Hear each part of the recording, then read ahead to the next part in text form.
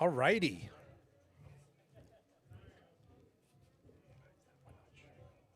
So how do you go live? We are live. Oh, shit. We are live. Oh, shit. What's up, Taylor? How's it going? Here's our viewer count there that you can see, and it'll start ramping up.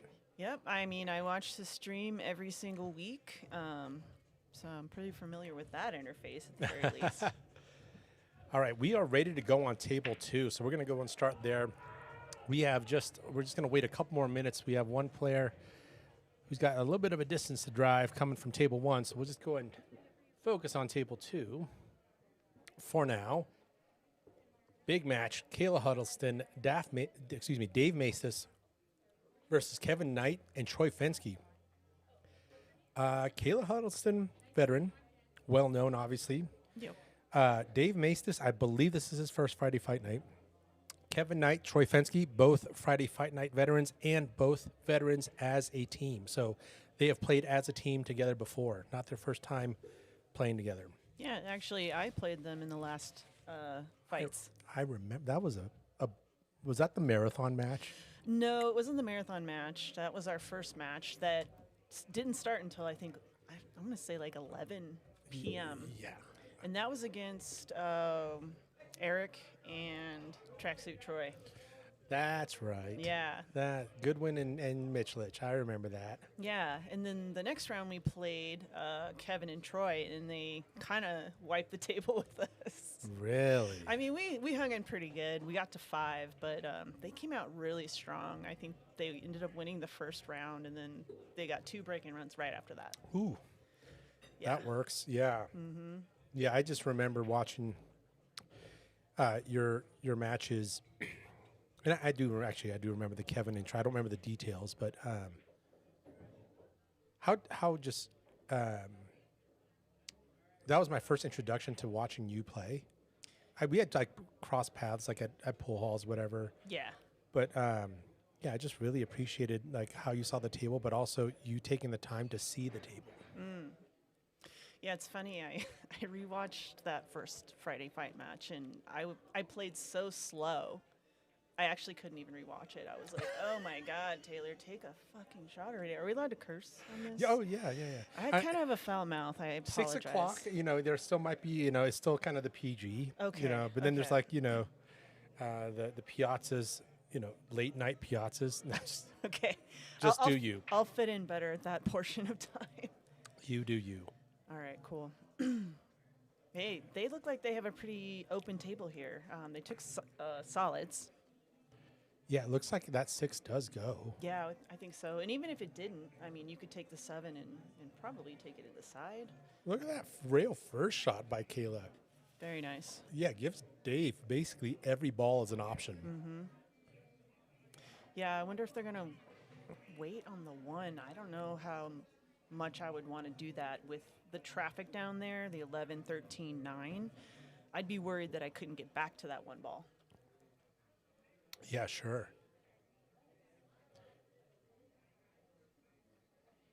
Looks like it's 6, 7, 1. There is the shot down in the corner for the 1. Those are tricky, though, because it's right on the edge of that pocket, so you have to get really perfect on that 1. Totally. To be able to take that shot. Yeah, it looks like she's also got the option here to like stun with some right here. Yep. And just keep it as a side pocket shot for the 1. But you're right. Yeah, like those are sketchy when your cue ball's like here, and then you've got this cut angle. Yeah. And that thing starts playing big. This is the other thing I forgot to show you. So if you mark something up, all you got to do is hit this afterwards. I don't think I'll be doing that. Oh, wait. You say that now. But for those who are just joining, I've got in the booth Taylor Wolf in the booth. Very proud to have her in the booth, but also very proud to have her as a Friday Fight Night partner. Let's go, partner. Hell yeah. I feel the exact same way. I appreciate you. Yeah. Tony's out there in Vegas right now, so. That's what I thought. He's playing in the Masters, right? Yeah, I decided to give him a night off. Do you know how they're doing? Well, actually, they had an unfortunate but unavoidable roster situation, so they could only play with 2 players. And obviously, with the Masters format, you know, you want 3. Right. So they're going to try they've tried their best between the 2 of them, and they did get eliminated, from my understanding. So did that mean that they only played 2 matches and hoped that they made enough points to get through? That's such a Tony and Greg thing to be like, dude, we could probably pull this off. Let's fucking go. it's definitely plausible. Nice shot. Oh, no. Let's get off this. Okay. Hey, maybe Dave has a jump cue. Yeah. We're just waiting. Allan and Ben are driving from a long distance, obviously, and we're talking about Friday. Getting off of work, rushed. You got the traffic, a long distance. So obviously, understand that making a 6 o'clock match, sometimes there's going to be a little bit of a delay. So we're just going to give them a few more minutes. Meanwhile, we've got Dave trying out that jump stick, as you were calling out. Oh, damn! Jammed it in. This is kind of a fun ball in hand to have, right? When it's like all the house cleaning is done. I love it. If my opponents get to the table for me, the one thing I want them to do is clear the whole table and leave like either one of their balls or the 8 on the table. And then it's like a shooting gallery, as you guys would say. Totally. It's like option 1 would be like they hit the 8 ball in early, and then option 2 would be this. Yeah, no, this is great. I mean, with ball in hand on top, getting a table like this without ball in hand is fantastic, but wow. And what a great way to get warmed up on a rack is, Kevin and Troy, obviously, like Caela and Dave gave it their best shot, but what a great way to try to just get your stroke in, no complex puzzles. Yep. If your speed wasn't 100%, like you can use this to dial it in. I mean, this is a great canvas right now for these 2. Absolutely. Probably see Kevin just draw back here. What's up, April? Nice. Bob, my dude, Mr. Bob. How you doing, sir? Bob saying, hey, Gene and Taylor. What's up, Bob?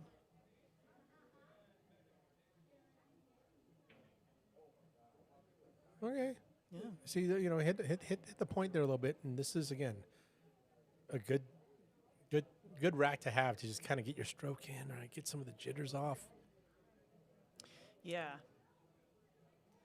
This is going to be taking them over to the left a little bit, so let's see where he takes this ball. Looks like he is putting some inside on it. Okay, yeah. That's still coming up. That's what's tough about doing that. And left them a pretty good shot on the 1 here. Yeah, this is about as... I mean, Caela and Dave are doing cartwheels right now in their head to be at the table. Absolutely. So this one's a little weird because, your ideal is to get on the 8 in the side, but considering this angle, I think it's possible because at this angle you can put a ton of left on this. Yeah. And then to your point, right? Like it's going kind of the wrong way. I also wouldn't be surprised if Caela just like, you know what? Let's just keep it simple. Yep. And the only thing about that is you need to be on the left side of that shot line. Because if you're on the right-hand side, scratch city. Sure. Okay. She's just going to give him a back cut. This isn't too bad. Not at all. Yeah. Considering that they gave away ball in hand on an open table, Dave is ecstatic to have this shot. No, this is a good shot. And they're on the board. Nice job. All right. Looks like we're off and running, I believe. No, I think we're still warming up on table 1. Allan is here. Oh, excuse me. It's on. Oh, okay. Shoot. It is on. Let's go to table 1. All right. Table 1, we've got Allan, Sease. I believe it's Cece. Maybe I'm saying, is it Sease or is it Cece? I don't know. I think last time you said Sease. Yeah, and Ben Garcia, who did have a pretty good looking win, in their first opening round, and this is our first look at Ray Cortez and Travis Buxton. Ray Cortez, veteran of this tournament, has played with other partners before. Robbie Desjardins. I mean, just strong showing, but now partnered up with Travis Buxton. Yeah, Ray and Robbie went pretty deep in their last run together. Yes. And Ray shot really well. I've played Travis Yes. before in Saturday tournaments, and he also shoots quite well. Travis, yeah, he's a. I haven't seen that guy in a minute, so it was good to see him back, kind of in the flow of things. Allan, last match. I mean, this is just kind of a testament to him being a strong player. But last match, he was so crisp. Oh, absolutely. Like his ball control, pocketing. Yeah, I was impressed. You and I played them in a scrimmage match one night. Granted, it was pretty late, and I think we had all been drinking. That's right. I do remember that. But yeah, I didn't get that energy or that confidence, that shot making from him. But man, when he got on to the stream, he just was like, bam. Totally. I was very impressed. So, hoping to see some high quality pool tonight. Yeah, it looks like we've got the 3-11-7 situation. I don't know if Ray has enough of it right now. That 15 might be playing big. I don't think there's stripes. I think Allan played a defense with that 13 and made the ball that was in that pocket. I see. So he's looking at the back cut 1 or the 2 or the 4. Potentially, yeah. Gotcha. He's looking Yeah. at the 4. Yeah, Thank probably you. the 4. Hey, Diane. South Dakota in the Okay. house. Look at, I like that. I think, if you have their ball's blocked, your ball's blocked, I think you need to keep your balls on the table. Agreed. Yeah, I think there's been a lot of those instances where we've seen, especially in this tournament, I'm going to make as many balls as possible as a collective team, and then you get into an oh crap, what now moment. Yeah. And then to your point, keeping the balls on the table, now you've got less to leverage with. And also, they don't have as many safety options. Right. You always want to make sure that they can't safety you, if that's possible. And I see all 4 players like on that wavelength of like, no, we're not just going to like, oh, it feels good to make a ball. Oh, crap. Now, they're going to, hey, I see where this is going. This is going chess match. Yeah. Really playing the long game. Gotcha. Exactly. Yeah, so we're going to bounce things around until. And to me, sometimes those are the most fun racks when I have to work really hard to outthink my opponent. And I've had some great opponents that really, really challenge me. And if I'm able to get through that, yeah, it's very satisfying. I am with you. I think, you see that in other, like there's parallels in other sports too of like a casual would look at a 1-0 baseball game at the bottom of the 8th and like, boring. It's like, no, those pitchers have been, like just on another level playing 4D chess. Absolutely. Same with this. Like, ball, you hear it at the Moscone Cup sometimes, right? Like safety, boring. It's like, no, everything doesn't have to be a 3-rail kick, masse jump shot Yeah. behind the back. Also, the pros play such incredible safes that it's like watching them make a really difficult jump shot when they Totally. lay down like the perfect safe. And, Totally. and their escapes from those safeties are just as impressive. Yes. Cheesecake. Agreed. Great matches indeed. Oh, goes in. Okay. Nice shot. But he wanted to spit out more. Yeah. I think the idea was good. I was just talking to Ben Garcia a couple weekends ago because I was playing in the Rumble in the Jungle. Oh, congrats, by the way, on the outcome of that. Thank you very much. Vanessa's the one that deserves the congrats. She was the one that could really hang in there and push through the exhaustion of that tournament. That was just awesome, just watching the shout-outs. Anyways, go ahead. Sorry to interrupt. Oh, anyways. Oh, shoot, what was I even... Oh, I was talking to Ben, and he was like, yeah, Allan's kind of like the thinker on our team. He's like, I just go for everything. And he knows that about himself, and I actually kind of appreciated that, He says just, look at that shot, wow. And look how he had forgiveness, that 15 carom, the way it was wired. Yeah. Wow. That was a great shot. Yeah, give him some. But, and it's funny because, like, I know Allan's saying that where Ben's kind of the methodical and thinking about it, and Allan kind of goes for it, but... I should say opposite of that. Oh, the opposite of that? Yeah. Oh, I see. Yeah. Oh, Ben's the one that's saying I go for yeah, it. Yeah, Gotcha. and these are his words, not mine. Yeah. Got it. But it was Cheesecake saying, great matches here. Totally agree. Rooting for Caela and Dave. Wait, Who's your 1300 doubles partner, and who's Cheesecake, dude? And you've obviously rocking a big fat Fargo if that's your 1300 partner. Yeah, seriously. What in the world? Who is Cheesecake? That's the mystery. All right, nice hit. Wow, jump. Good hit. Doesn't give a ball in hand. Looks like there's a shot on the floor in the side, potentially the corner. It's actually really hard to see the exact angles and available pockets on the video. Yes. Oh, okay. Goes for a safe. I don't hate that. Yeah, and this is, we talked about this. So could they have gone just full gas? Mm-hmm. Yeah, of course they could have. Yeah. And I like seeing this, like especially early game.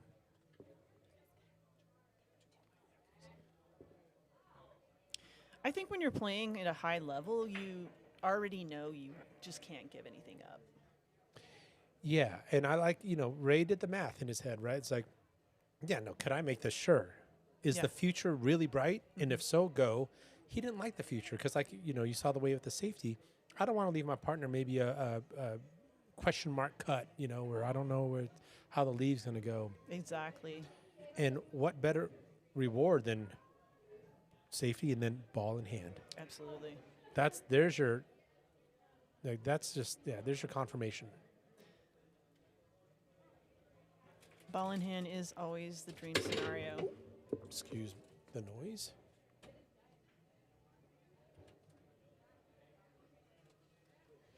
Chris, big dog. Sorry I couldn't be here last Friday. Congrats, dude. You guys look strong. Congrats, dude. Chris Solner, he and Bob Hale obviously in the Friday fight nights and still in it. And first blood goes to Ray and Travis. Yeah, Chris and Bob played great last week. They had some great runs. It seemed like they were playing more confidently than their first match when they were really playing a lot of safeties, which, again, we're not knocking safeties by any means. But that was the night that we were playing, too, and I watched the stream later, and it was just we were at 5, right? And they started their last rack when we were at 5 racks. Oh, yeah, and then they had a couple of those They racks. didn't finish that rack until we were winning 8-1 on the 8 ball. We shot the 8 ball at the same time. Yeah, we did jinx on the 8 ball because they had those last couple racks. It was just this tied up ball. It's like this rack that we're looking at now. Yeah. And they were just dinking balls. Yeah. It was nuts. It was nuts. Yeah, it was funny. But this last round that they played, they were in it. They were going for it, and they did great.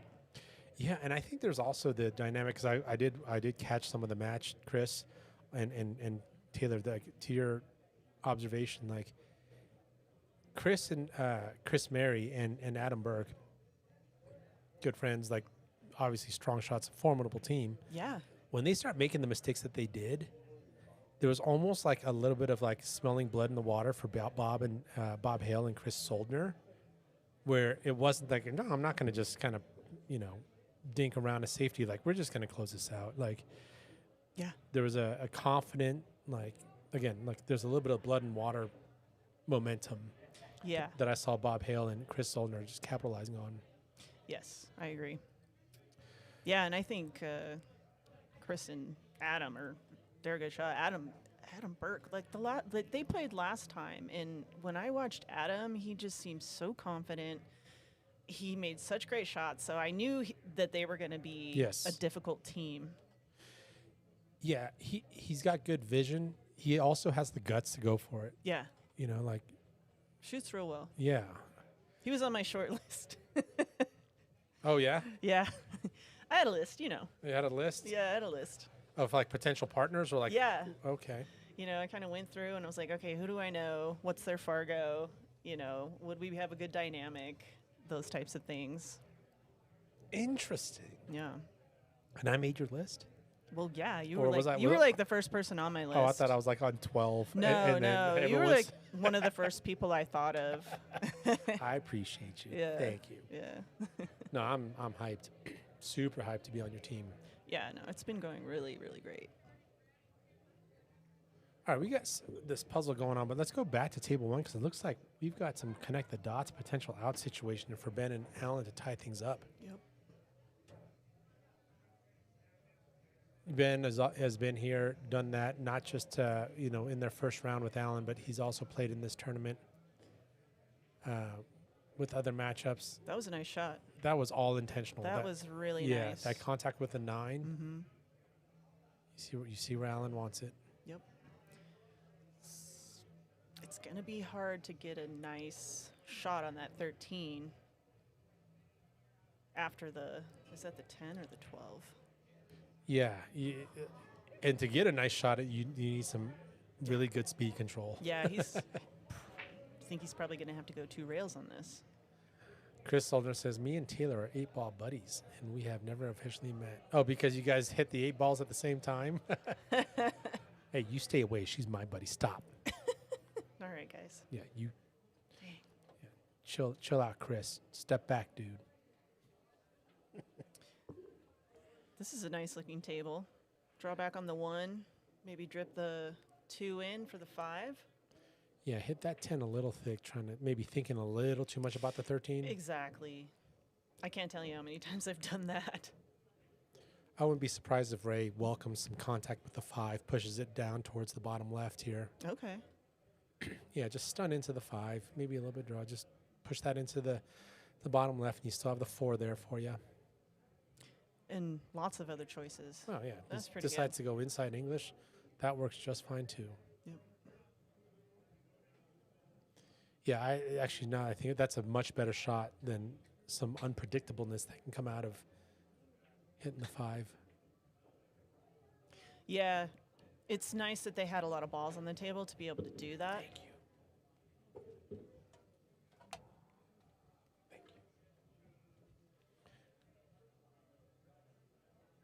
All right. Taylor Wolf's at the table. What are you shooting? I think right now I'm going to take the 4 to the 5. I don't want to leave that 5 for later. Yeah, because cue ball anywhere, almost anywhere, like period. I don't even have to mark it up. Yeah. It's fine to get from 6 to 7, or even 7 to 6, yeah. right? Whenever balls are near a pocket, that's like my least concern. 100%. But what I will say on that shot, I would have left as much angle as I could. I probably would have done more of a stun follow than a follow to the rail and out. 4 was there, so maybe just like a little bit more here-ish. Yes. Yeah. That's, I think, something that not everybody thinks of, but you actually want a pretty decent angle on almost every shot. I just remember watching pros play for the first time, and when they need to stop things on it, because they can stop the cue ball on a dime if they want to, and they would constantly, when I was just starting out in pool, not leave straight in shots, and I'd be like, what the heck? Like, they know how to do it. Are they just getting lazy? No. Yeah. To get to a cue ball somewhere else, especially on a bar box, you can get that cue ball anywhere you want if there's an angle. Just about. I mean, there's some more ideal angles than others, but yeah, that's kind of what I think when I play with a Scotch partner. I'm like, just leave me an angle, and I'll get us to the next part. Meanwhile, Ray's saying, well, this is a little too much angle, bro. I think Trav wanted to just kind of kill it here. Yeah. And those are always tough to do. I think the alternative was to kind of use this and use some insight to come this way. Easier said than done. But Ray here with, the 50-50, this is like the textbook 50-50 shot. Yeah. I'd say you could feel a little comfortable taking this shot. Well, they might actually do a combo, though, if they do get a shot on that 13. Boom, sinks it. Great shot. Boom, sinks it. Wow. Travis is basically, hey, bud, I could have left you better than that. Like, thank you. We are good. 2-0. Back to table 2. Still 1-0. This chess match rack here. Oh, look at that. Wow. What a look to go carom shot. Yeah, okay. So he was trying to make the 14 in the upper left. Yeah, but there was definitely like risk reward there. Yeah, and also I think anytime you're going to be just blasting the rack and balls are just going to go flying everywhere, I feel like that's really dangerous. I mean, you might hit the 8-ball in. Sure. You could leave them a really great table when otherwise it might have been really jammed up. Yeah, we didn't see what led up to that. Maybe any sort of contact would have sold out. So it was one of those like, hey, backs up against the wall. Yeah. But you're right. Like, that was a lot of violence. Like, there was a lot of chaos happening that could have maybe ended up well, but also maybe not. Yeah, it's hard to say. We kind of came in late, and I didn't really see all the options on the table. So that was just kind of like my immediate thought. What's up, Trent? Trent Shealy playing with Chris Parks, still in the tournament. They won their first match against Troy and Eric Goodwin that we mentioned earlier. Yeah, they had a pretty crazy match. I mean, Eric was breaking like an absolute tornado, and they had a lot of good runs. For the match you played against them? No, I haven't played against Trenton. Oh, you're talking about Trent and Chris, yeah. Isn't Trent's partner Eric Parks? Chris Parks. Chris Parks. Oh gosh, Yeah. I'm so sorry, Chris. No, dude, they were on one. Yeah. Yeah. Yeah, they were putting packs together. Manny Cortez saying, "Let's go, big bro." Nice. Yeah, that's almost as 50-50 as it gets. It was like 8-ball on the spot. Oh my gosh, that's the second shot. Kind of hitting it thick. Yeah. You're kind of concerned about the lead. Yeah. All right, so you'll probably see Kevin here just either roll it soft for the 8 in the side or just give it some juice and some pump. Not hard pump, but just good stroke for the 8-ball in the same corner. Yep. Looks like he's going to go soft here. Called it. Oh. Overcut. Dude, the nerves are real. They truly are. You lined that 5-ball up for Caela, on league night 100 times. Same thing, Kevin, 100 times. Yep. You get the cameras going, the lights on. Meanwhile, Ben Garcia sinks the 8-ball. Oh, wow, that was fast. That scoreboard's not right there. Excuse us.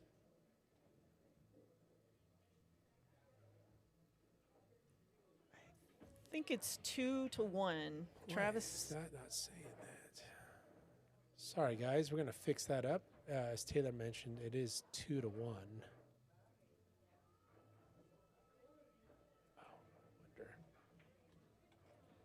I think I found the culprit. Sorry, guys.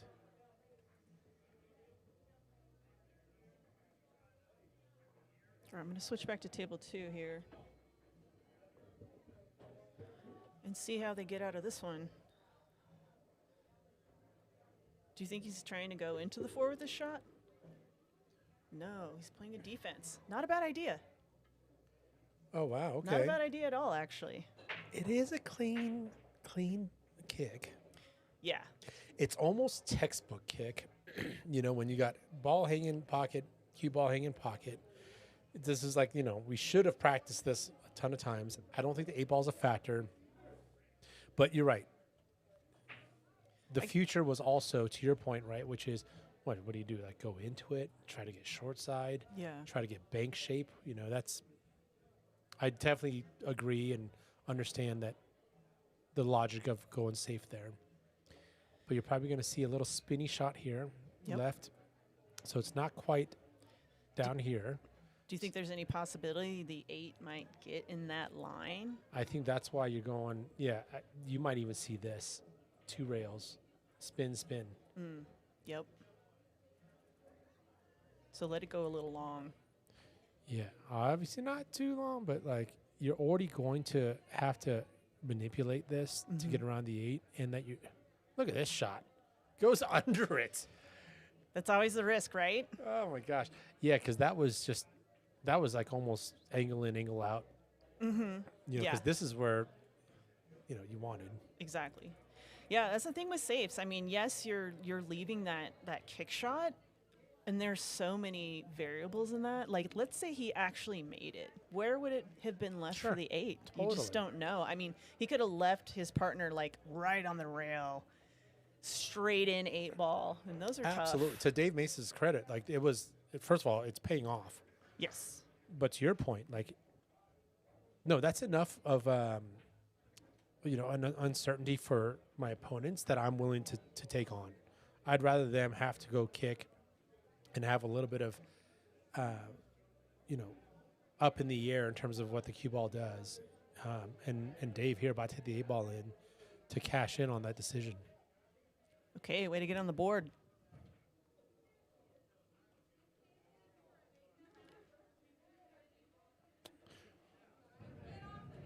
Okay, going back to table 1. So Ben and Allan managed to get on the board when we weren't even on that table. We were watching Caela and them work out their issues. Yeah, when Ben hit that 8 in and the score was not right, but we got that right. But yeah, it's a 1-rack game. I don't know if their stripes are solids here. Yeah. Hey, what's up, Adam? Hell yeah, dude. Dude, man, like, you've showed up. You've put your name in the hat multiple times for Friday Fight Night, dude. And you come with it. Yeah, there's certain players that get out on the table and you can just tell that they're comfortable. And they go several rails when they take a shot. They take a hard shot. They do a intense back cut with a backspin on it. You just know they feel at home. So right. And why that, like, really resonates with me is when I do, like, I've learned to, you got to go back and watch your match. And I watched my version, which is, like, not that. It's like babying things, like, you know, slow roll. It's like, dude, let your, like, stroke it. Like, go. Like, hit it like you're supposed to, like you know you should. Yeah. And as cringy as it is personally for me to watch that, it's not going to happen again. Or at least the likelihood of that happening again is addressed because I cringed at that. It's like, oh, my gosh, look at me babying these balls in when I should just gone and used a rail or two. I can feel it, like, while I'm shooting. I'm like, oh, I'm feeling tentative on this shot. I'm being timid. Yeah, normally I'm like, I'll do that stun follow and just bam. Yeah. Because you know it's the right thing to do. Right. You know it's in your toolbox. Exactly. And you just go. Yeah. I'm glad that doesn't happen that often, but when it does, I am definitely trying to be mindful of that. And I have to, like, kind of fake it till I make it. I, like, force myself a little bit to be like, okay, let's not, like you said, you baby it or, you know, you're worried about certain things. And you've brought that up before, and I really like it, which is the fake it till you make it, which is basically like you're not faking it because you know you don't know how to. It's like no, the right shot is like hit it with medium speed and go 2 rails, and just like force yourself to take that medicine and just do it because that's the right thing to do. Exactly. And don't like cop out with that slow roll BS, right? Mm-hmm. And then you do it a couple times, like okay, there it is. See, like that was what I was supposed to do, and it worked out. And to your point, I think something, you know, when we're feeling nervous about playing, it's really good to remind yourself of how friggin' good you are. I mean, you didn't sign up for this thinking, you know, I'm going to play and, oh, my God, maybe I'm going to lose. You're thinking, I got a shot at this. So when you're out there, you got to remind yourself, you play this game all the time.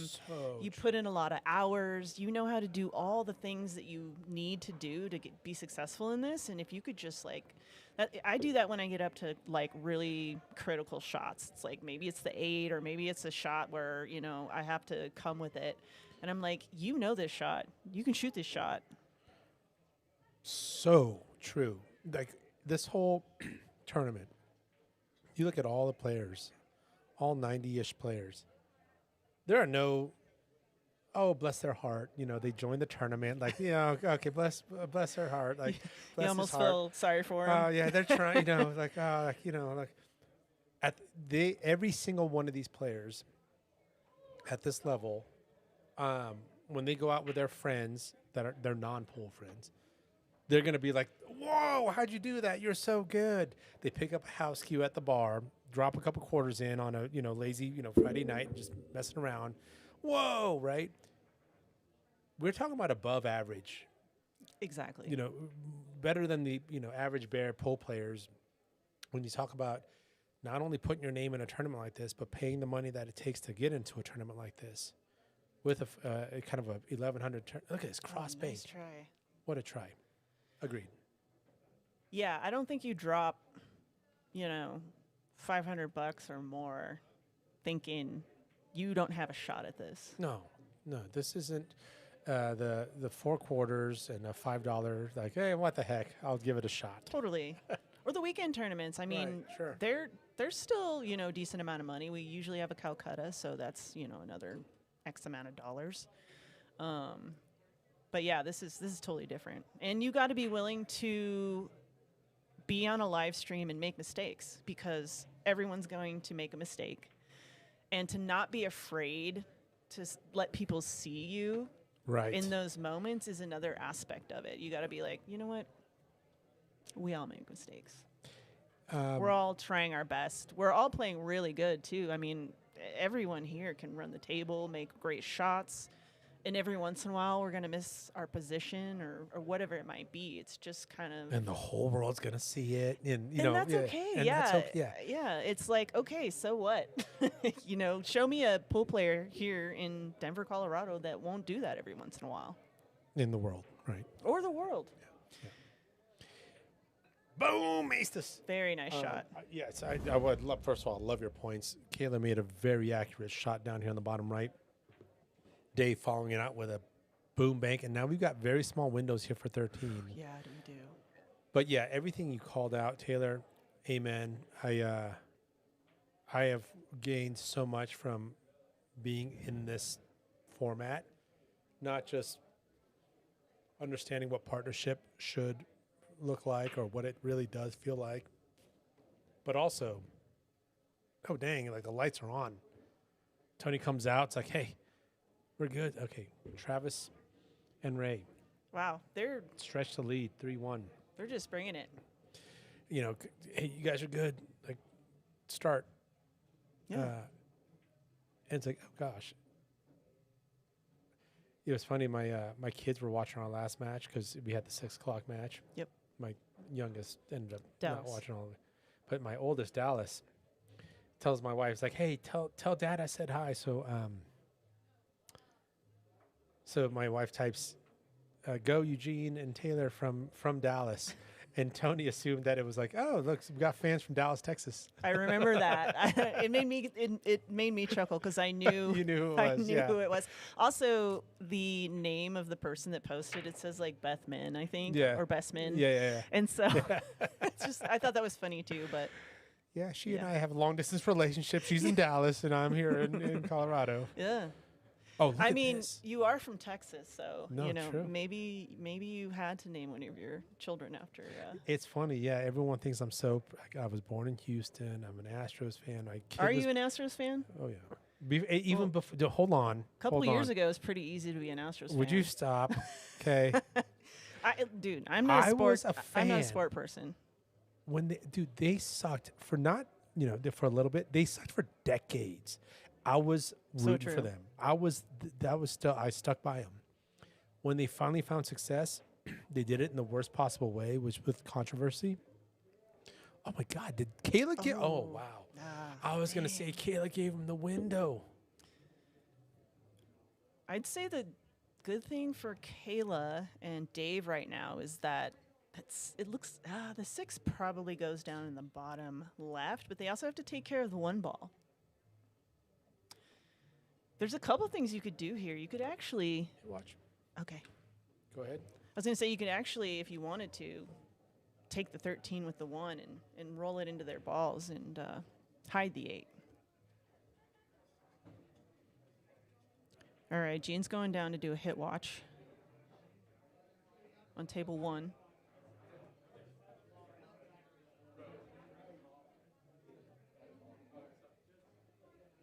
Taking a timeout here, Troy and Kevin.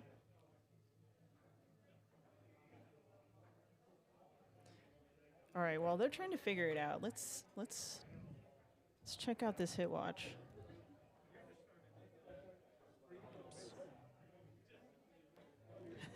Hitting all the buttons.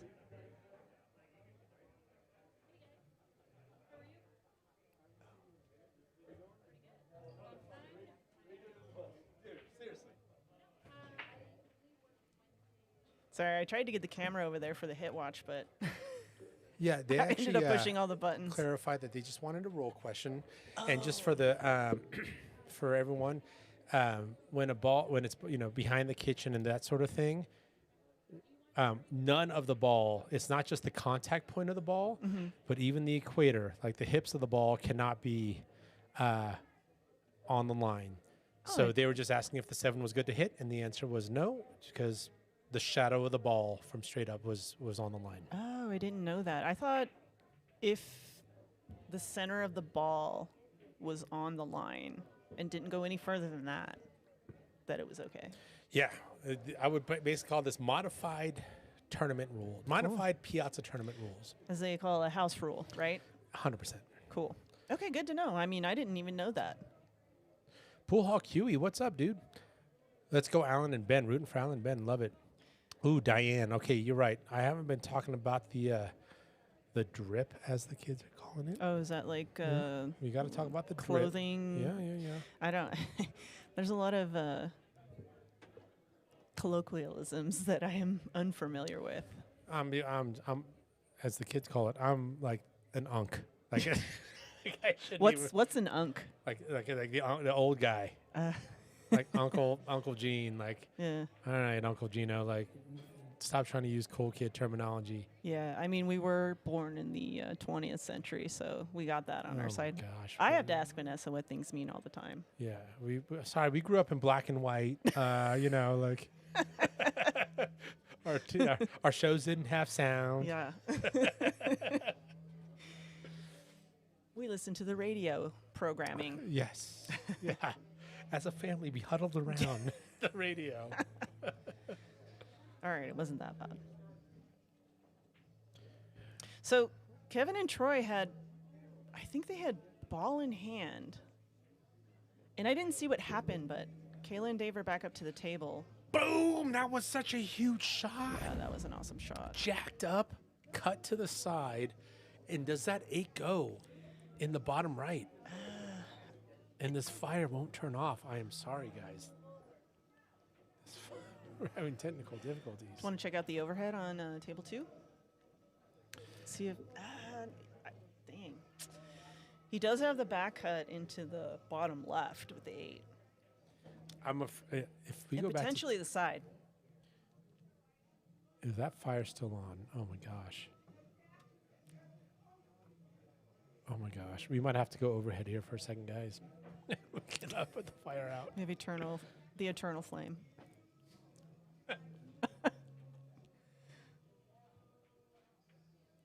Oh, he is going in the corner. Okay. I think he was trying to roll it in. Not a bad idea. And takes the pocket.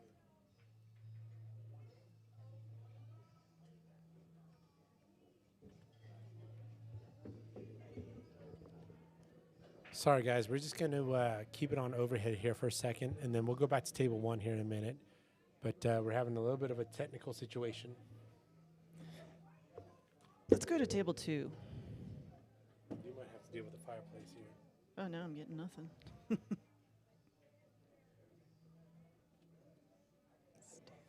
Okay, there we go.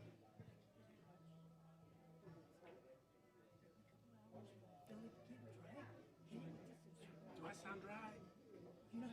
Yes. Dude, I remember when that happened. This will prevent it.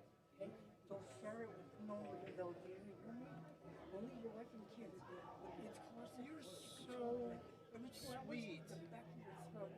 And it takes all that shit away. You are so sweet. Take that raspiness away and dry throat. Thank you. All right. Well, Travis and Ray have a pretty open table here. They're stripes. Okay. Wow, not leaving a whole lot for solids here. Pool Hawk Huey, was your wish to be on table 1, or was your wish to have everlasting fire? Who is Pool Hawk Huey, do you know? Are we allowed to reveal people on I the... do know who Pool Hawk Huey is. Okay, you don't have to say. Yeah, if I will it's- leave it to Batman to, or Batwoman to expose themselves. Batman or Batwoman? I've always really liked that name, though. It's pretty clever. Pool Hawk Huey? Yeah. Yeah. It reminds me of, is it Hong Kong Phooey, that dog cartoon from when we were kids? Oh, I don't remember that one. That's what it sounds like to me, but And meanwhile, it's 3-0. Sorry for the technical difficulty, guys. as Allan and Ben are talking about things here.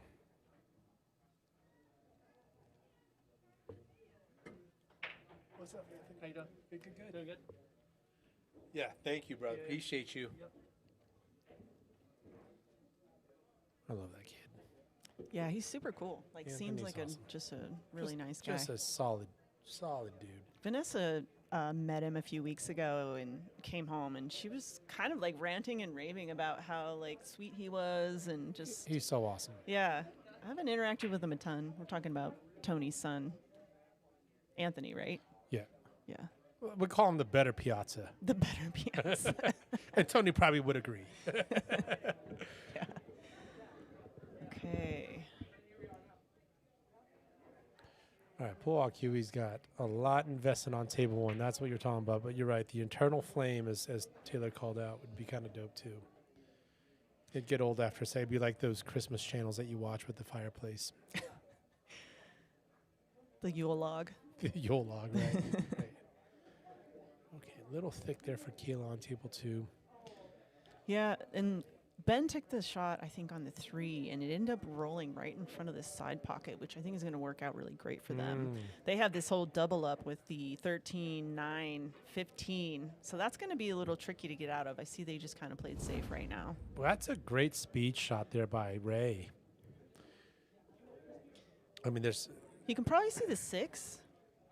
Do you think he can see enough of that? I mean, do you think he can skinny that 6 and 3-ball combo this thing? Well, you know, I don't.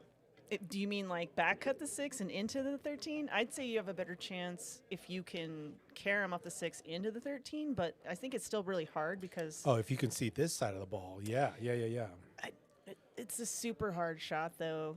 I think Ray's safety was real good, and at best they can see like a haircut. I think if I was in this position, I'd probably be inclined to maybe take the 6 into the 15 and try to leave my 6 down there. I wouldn't want to bump into the 13 super hard, but at this angle, it might not really be possible. And I love the vision. And I don't want to turn the commentary into like like we talk like this off stream too, but I just love. Yeah. Oh, good try. I just like that vision that you just saw too, right? Which is no good future right now. So how do I plan for the future? 6 into the 15, and in some way, shape, or form, right? Yeah. Has a incrementally better future than something maybe like offensive there. Yeah. I love that, and it's saved our butts a couple times. I think it's just part of the game.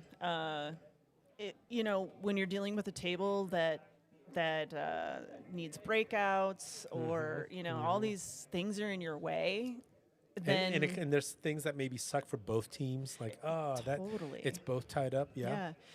I mean, the best thing you could do is position yourself for later, but then also make their lives worse off. If you can do those two things at the same time, I mean, that's just fantastic. Right. 2 birds, 1 stone. He opted for the jump shot, which I thought was interesting. To me, I'm not pulling out my jump cue if I can even see the tiniest sliver of a ball that I can actually hit. Yeah, and my threshold is I'm not even like if I can see a sliver like you said, I'm not even kicking at it. Yeah. Oh, same. Yeah. I watch a lot of people do that. Like they can see the ball, but they want to make it, so they'll kick at it. And I'm like, wow, that's a big risk. And it pays off sometimes, but it's probably a pretty small percentage of the time. Yeah, and to your point, that's the game, right? It's like, it's a 30-70. No good. Oh, no, that that's was no good. Yeah. Look at the speed on that shot. That was just really great shot. Ray is one of those players like that I feel really steps up, Yeah. like punches up come tournament time. Mm-hmm. And he's played enough of these where it's like, and then the cameras and light and action, cameras, lights, it enhances his focus. Boom. Yes. I know shooters like that where it's like you think that you would be nervous in this high pressure situation. Oh, they're going to fold. But they just get in it even more than they do under like league circumstances. Yes. They're really coming out strong here. I wonder what Allan and Ben are thinking and feeling right now. I think, good question, right? I think every rack that they're behind, it wasn't because they didn't have the opportunity to do better, right? Like they could have. This could be a totally different match. And to your question, right? Like, what are they thinking? Is how important is it to say like, gosh, this should be 2-2 or 2-3? How do we stay on the right side of being productive? Yeah. Asking more from ourselves and each other. Mm-hmm. Without just punching each other and throwing rocks at each other. There is a challenge when you're in these situations where you're playing a team. Obviously, they're doing well. You can tell that they're not nervous, and that's something that you don't want to see when you're playing this. And they're making good choices and they're making their shots. And then you get down two. I'm going to speak for myself in this. I'm like, okay, 2, that's surmountable. Or and then get down by 3. Still good.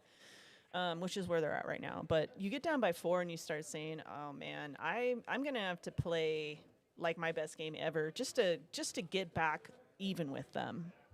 But the one thing I do, again, like I was saying earlier, if you're taking a tough shot or you're shooting at the 8, I remind myself, I'm like, look, I'm good at this. I can play smart. I can make shots. And if I don't let that go, if I just keep my foot on the gas and I keep reminding myself that I can come back from, a 5-0 situation because I've done it before. I think those are the things that are really good to keep in mind when you're in these situations instead of being, saying, oh man, we should be tied right now. If we could take like literally every word of that and put it into a plaque, like I think every pool player would have it hanging on their wall because you're right. It's, it's those times where it's like, hey, it's only 2 racks, right? But even when it's, okay, then it's 4 racks. And now it's a different level of bear down. And just like Paul Huey's calling out, they're about to bear down. Yeah. What's up, Bobby Disco? I saw you, bro. Yeah, sometimes you have to slow yourself down. Like, again, I'm not knocking on Allan at all, but taking that jump shot, that's one that you wish you would have had back, because that you probably could have not given them ball in hand and made them work harder for it instead of kind of giving them that opportunity. Yes, and Paul Huey, amen, Taylor. Yeah, exactly. I spent $20 on that, the scratch off ticket. Mm-hmm. Didn't win. Would you like that $20 back? Yes. But I went for it thinking that I could win more. Sure. That jump shot risk was X. Exactly. Reward was this, but here's the percentage of you getting that reward. Yeah. After you shoot, it's like, actually, give me that $20 back. I don't want to scratch off ticket. Yeah, I don't want to. There's actually something I would have done differently with that $20. I will say, though, when I do start going for shots like that, I think I'm in the situation where I'm like, okay, look, these guys are going to have an open table. Even if I hit my 6 ball right now and don't give them ball in hand, they're probably going to get out. And that's another thing that you could be thinking in that situation where you're like, okay, they're probably going to get out anyways, so I might as well go for this hero shot. To your point, the risk reward also included, like, hold on, like even if I dink to, a kick and touch the ball, it's sell out all day. Yeah.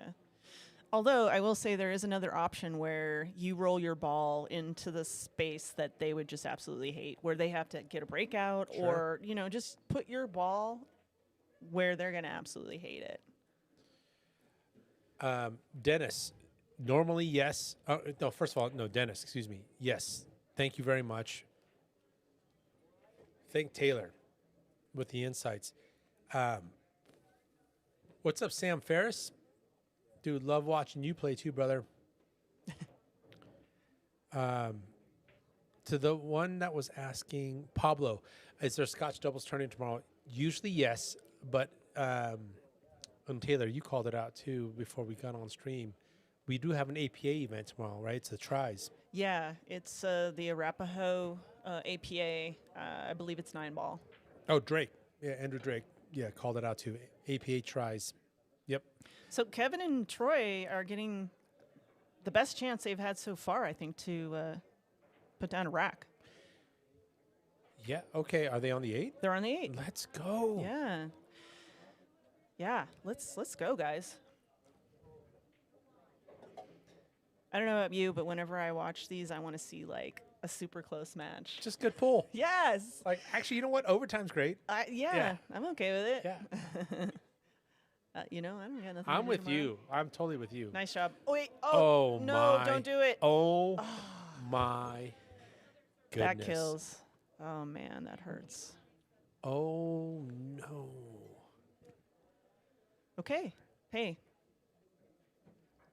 And that happens. And then, well, hold on. I like where you were just going with your vibe, which is now we're going back. I'm going back to the stool. Come back to the stool. I just hit the 8 and I scratched. And I'm going back to our stool and Yeah. I'm sitting next to you. Yeah. Hey, look what we just did though. We just got there. We got to the 8. We saw a clean 8. Sometimes we mishit a ball, and the scratch happens. And I know this sounds like this like what do they used to call it, the cleavers, like this. So like, hey, great shot. Did you have fun? And as long as you had a good time, blah. Are you It's- talking about the TV show with the yeah, cleavers? yeah, the cleaver. Just like that syrupy sweet. Yeah, like kind of hey, not good real. try. Yeah. Here's a participation reward. It's like, no, Sure. that effing sucked. Oh man, it does. and I'm suck. about to go back to the store and just like stew in some negativity. 100%. I mean, I speaking from experience in recent streaming, you could see it for yourself. I missed an 8-ball shot in our last match, and I was really upset because it was like a shot I felt like I could make, and it was really gonna put us way farther ahead. It was gonna be like, I don't know, 6-1 or something. I know what shot you're talking about. And for a good couple minutes, I was like super upset with myself. But I gotta say, I think emotion is a very normal human thing, and we're gonna have these experiences, and I think it's okay to be pissed off for a second. Let me curse, let me, feel the way I feel. But then honestly, I let it go. The next time I'm on the 8, that ball's going down, and I'm not gonna worry about it. I'm not gonna be afraid of it. I love all of End that. of story on that one. To deny yourself that, which is like, stop, be robotic, poker face, Yeah. ba ba ba ba ba. No, that's actually not real. It really isn't. And It's not going to happen. Like, you could maybe poker face your way out of it. yeah. But inside, if you're still like, tumbleweeds and just like, just messed up, like, it don't matter. That next routine, that next get down on your shot, the next pass stroke is tainted. To your point, this is real. Let emotions happen. How are you dealing with that? Okay, are you going to leverage it? Are you going to squash it? That's okay. Nice touch there. Very nice. Are you- Perfectly. He knew he had that 15 to stop him there. This is looking like a great table. I mean, 5, 2, 1. 7 though. Oh, the 7. You have to have a really good angle on that 1. Here's where it gets really tricky. You have 4 balls left, but only 3 to kind of break that 7 out. I wouldn't be surprised if they go for it now. I mean, if he just goes kapow, Okay, yeah. just like the mouse works no good. But I see he's putting some right He's- English, yeah. so this could be it. no, he's rolling forward. Let's see what he's. I was bring thinking with. more of a stun, just like a kapow, like break speed. Yeah. Yeah. Yeah, just stun, just 90 degrees. Like like you're aiming this way, 90 degrees is kapow. This one's tough because he's hitting it pretty full. So it's actually pretty hard to get it to come really fast into that stack, I'd Yeah, say. he's going top English. So You're he's, right, yeah. He's not So touching he's it. he's probably trying to get on the 2 right now. Yeah, he's not touching it. So I'm guessing that Troy's going to try to leave him below the 1 so that he could potentially break that 7 out, because they're taking their balls right now. So they're just going for it. Yeah, and the tough thing about that is, let's say you are in the zone here for the cue. It's still a coin flip on like that 7's going to hit that kind of, okay, do this. Okay, maybe. Yeah. You had a chance to rip at this, right? Yeah. Like it was like that. Like you had a chance to rip at this, and let's say it didn't work out great right now for the 7 next, you had the 2 ball, Yeah. Yeah. right? Breakouts are super unpredictable. I mean, even if you understand how the balls are going to hit each other, like what speed transfer there's going to be. I mean, something like this, when you have 3 other balls surrounding your ball, you don't know what you're going to get. And Yeah. you might be in a bad spot. Yeah, we're not hitting this 1 ball in by no means. Thank you. Like there's no reason to hit. Like you need this 1 ball to stay in a good position, the last thing you're doing is hitting this one ball and you're on the wrong side of it. I think so. Yeah, your cue ball wants to kind of go off this way. Yeah. There's no breakout. So what do you think right here? I mean, would you just dink the 1 and leave it in front of the pocket, or would you? I don't think he can see the 7 to kind of knock it out of there. No, that's a good question. Is there something you can do where you rub off this side, hit the one ball into there, and cause just the Oh shoot! Wow. holy cow, goes for the jump. Was that necessary? The jump? I thought he could see it clean. Danny girl. So here's where I think you and I think get along real well on the felt. And I think this is something. I think he called that. Did he call that? Oh, what are you talking about? Table 2? Or table 1, excuse me? Yeah, he just did a 3 rail. I think he called it. Look at. Oh, my God. Big old smile by Ben. Wow, that was an incredible shot. Dude, I missed it. Oh man, so the 3 was up by the side pocket. He went into it and it went 1, 2, 3 rails into that pocket. The 3 was by the side. He went 1, Yeah. 2, 3, and then Yes. called this. And I saw it Nice. rub off a ball. And then did he Wow. just swerve that too? Yes. Holy cow. That was fire. Undeniable fire. Jeez Louise. What did oh, my gosh. Okay, all right, let's get back in this, guys. Boom. Okay, sorry. Let me put the scoreboard up. 3 railer, excuse me. Yep. 3 railer to a swerve shot to Wow. a 2-point game. I think I might be wrong, but I think the cue ball also moved one of their balls out of the way so that the Wow. ball went into the pocket. You guys will have to correct me if I'm wrong on that one, but that was something. Speaking of something, this was a great save by Caela. Good conservative play there. Well executed. Humongous break by Ben Garcia there. Holy cow. Wow. How many balls did he make? 1, 2, 3. Oh, just makes 4 balls on the break. No Yeah. biggie. Leaves the cue ball on the table. 2 of each, Jeez right? Louise. Holy cow. 4 balls on the break. And now I think the only puzzle they want to solve, let's go back there, is the 5 ball. Yeah, the 2 is going to need a pocket. They're going to need to clear that out.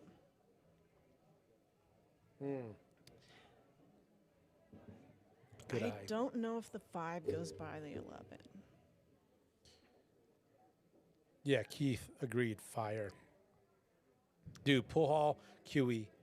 That's a positive sign, dude. Not only did Allan have the guts to hit that 3-wheeler that I totally missed, but then Ben, he was laughing like this was like, hey, awesome shot, but of all places, this cue ball to leave. Yeah. Then what does he do? He swerves it. That's sick. Yeah, that was an awesome out. And if we're talking about momentum, to Keith's point, there was definitely a shift there. So Troy did what I was kind of saying earlier, although he had to give a ball in hand, but he's making the table much worse for them. They don't have a breakout ball in that area right now. But I'll tell you what you can do is just kind of put the cue ball behind one of those balls and knock it out. I think the one thing you don't want to do is knock the 7 to where it's hanging over that side pocket. Yeah, I like your point, right? Which is like there's a separation here where you can use that 13. Okay, you got a rail. It came back to the rail. Yeah, nice shot. I got to figure out who Batman is. Who is Cheesecake? But I love the quote, Cheesecake. If you're afraid to miss big, you will never pop big. I love that. Okay, and Intentional foul. they're making the table harder and harder. So if I'm going to do an intentional foul, I'd be, looking at killing soldiers. Yes, and it's kind of funny if you're the person that's trying to play defense against this team, and then they start knocking in balls that you could use as breakout balls. You're like, oh, you jerk! How dare you? Like, why are you ruining my perfect plan right now? The plan was just fine before you did that. And I actually have a lot of respect for people that do that because you don't see it coming necessarily, and when they do, I'm like, okay, you're good at this. As a sportsman, as a sportsmanship perspective, Yeah. that's awesome, right? It's like, God dang it. Like, you know Totally. the game too, and you're good at the game, and Totally. you thought about something that I thought I would have thought of. I was hoping you didn't think of. Yep. I will say though, if you do get in those battles with people where they're messing with your stuff, you're messing with their stuff, and you end up getting on top and winning, that's a great feeling. To Right. win a safety battle, that feels good. Meanwhile, Allan just hit a carom shot. Wow. A carom shot to the side pocket, and Ben follows up nicely. And look at this. A little rub on the 13's fine. Oh, wait. Does that 5 go? I hope so, I for mean, their sake. They were leaving it for that, so it must. But a little rub on the 13's fine.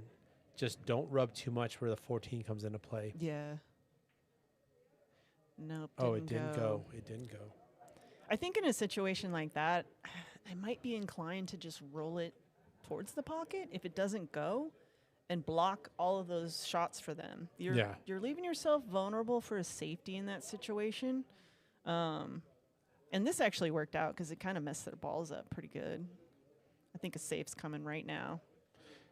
Yep. And everyone, stay tuned. We have a 9 o'clock match coming up, and it's a banger. Let me just pull up. I just want to make sure I get It's everything Martin Cano and Peaches. Yeah. It's such a who are good they match. playing? Yeah, I was really looking for that one too. I love watching Martin shoot. He's just Dude, he's a gone, smooth operator. Yeah, he's gone so deep in the tournament, been in the money. Peaches and Martin Cano versus Austin and Dvon. This is going to be a really good match. I'm going to stay neutral as possible. I've played with Austin in this tournament multiple times. You didn't just play with Austin. You won with Austin. Yes. He is a friend. He is just kind of he's in the same categories as you, Taylor. Like a friend, awesome like pool knowledge, like oh look at this kick shot. Nice try. Like a pool nerd that I can appreciate this game with. Anyways. Thank you. That means a lot, Eugene. I do appreciate that. Yeah, well, Thank you. Appreciate you. So that was actually an intentional safety as well. So we kicked at that 12. Probably wanted to make it, like we were talking about earlier, how you want to just start knocking their options off the table. Yes. And you don't see people doing that often enough, I'd say. But it's such kind of a forbidden part of like pool strategy. Wait, what do you mean? First of all, number one, foul on purpose. Number two, like not even aim for your ball. All of a sudden, like you like blue screen. Yeah. And like your computer crashes. Yeah. Like no, that's a good strategy. I probably would have taken that shot in the other direction. You could have made some really good separation there and not even worry about putting the 7 in front of a pocket. Great call. Although, you can take these safety battles as slow as you want. You can position one ball at a time if you want to. Yeah, and that's a great thing about this style of play in 8-ball. There's no 3-foul rule. Like we could dink around all day. Mm-hmm. There could get to a point where it's going to be very clear and obvious there's a stalemate situation. So what happens if there is? If both teams agree stalemate, it's where we racking. Like okay, cool. So it's just a start over. Teams agree, and that's good. Yeah. Okay, I like that. That hasn't happened to me yet, but it's happened to me in other tournaments, and so. Going back to table 1 here, that great shot there by Ray. That was a very calculated splash by Ray. Ray wanted to not just pocket, but he wanted some. Mm-hmm. He wanted some splash. Yeah, that was a good shot. And here they are taking their soldiers off for them. See now, sorry, I'm on table 2. Yeah, we can go back there. Let's watch Travis's shot here. I think we can just tell if this shot. That was a nice shot. Yeah, and you know what was tough about that? He wanted inside, and we saw it, right? It swerved, and it almost hit it too thick, and that's what you got to adjust for. I did. I thought for a second it wasn't going to There was a slight, I'm over-exaggerating the line. Yeah. But what a well-played shot, and I like their chances here, but you wanted to go back to table 2? We didn't have to go back to it. I was just pointing out that, at this point, when they try to separate the 15 and the 7, they take a chance of putting the 7 in front of a pocket. It doesn't do you as much good as it. Whereas early game, as you were calling out earlier game, that was the time. Yeah, yeah. And now your options. Look at your options now. I mean, I think that obviously they're still in control of this table. So we're just gonna have to wait and see what happens with those 2 balls. Nice out by these guys, though. Yeah, that was such a clean shot too by Ray. Yeah. That little stun, roll it, a couple of inches. It seems like a very straightforward shot. It's not. Like it takes focus. Boom, 5-2. Wow. Hey, these guys are cleaning up the table when they get the chance. So, yeah, just so for everyone watching the stream, you can call safe and pocket your own ball. So let's just say they said the cue ball was here. They called safety first, and they were stripes, and they pocketed this ball. They would not have to shoot next. It was a true safe. You can pocket a ball and be safe. All right, this is the moment I've been waiting for. I want to see where these balls end up. Oh my gosh, Cheesecake is toying with me. Hold on. By the way, thanks Eugene for the support in the Piazza's Open. This Cheesecake. Can we get showed another up clue? In the Piazza's Open. I feel like this is like a murder mystery thing. Can we do 20 questions on this one? I almost feel like I'm gonna be at the end of the movie like, what's in the box? What's in the box? Cheesecake's got something. He's about to drop oh my gosh.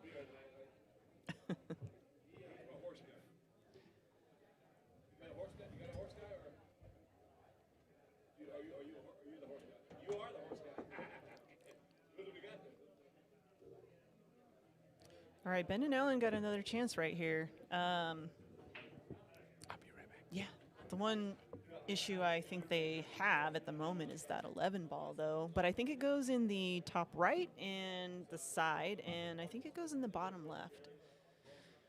Let's see if Ben tries to get him on that 11 ball right now, while Caela and Dave deliberate how they want to play this safe on table 2. Okay. All right, Ben tries to leave him the 11 in the upper right. Let's see if Allan goes for this right now. I'd say you kind of want to because it's going to be hard to get back down there later.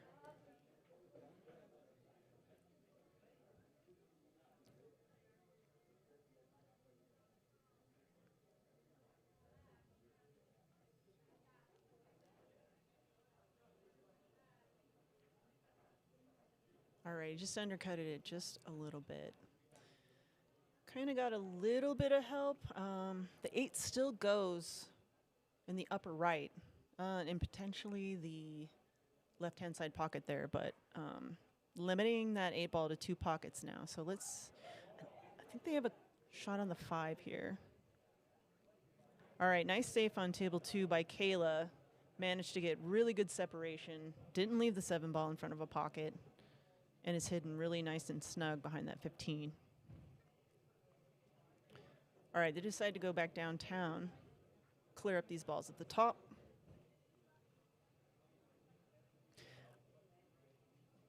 I think they might want to leave at least one of these balls as a key ball for the 8. Either the 3 or the 4.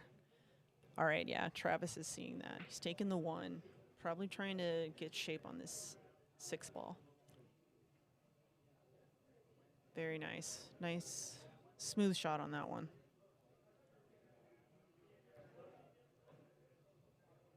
All right. I think he's going to go 6-2.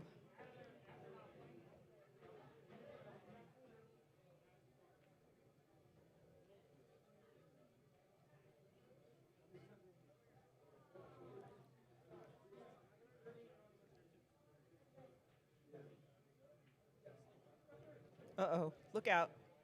All right, good to go.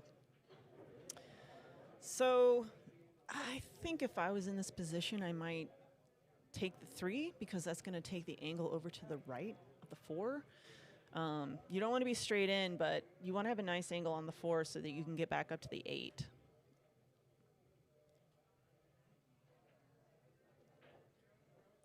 Okay, he's going to bump the 8. That changes things. He looks pretty straight. He probably can cheat the pocket some. Maybe over to the left and maybe do... he might want to go 2 rails on this one. Top right. All right, that's what he's doing, but he ran into the 8. All right. I think we got a cut in the side here.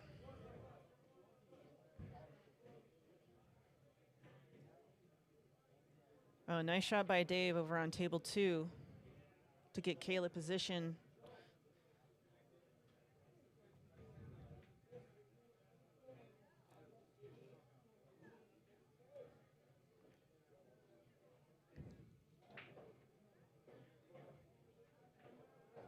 Uh-oh. Caela draws back for the 8 and hooks it behind the 7. All right, another opportunity for Troy and Kevin here. They worked really hard on that safety battle, and I don't know if the 7 goes by the 8, but they're getting a chance right now. And he tries to bank it. Uh-oh, look out. Okay, all good. Nice try.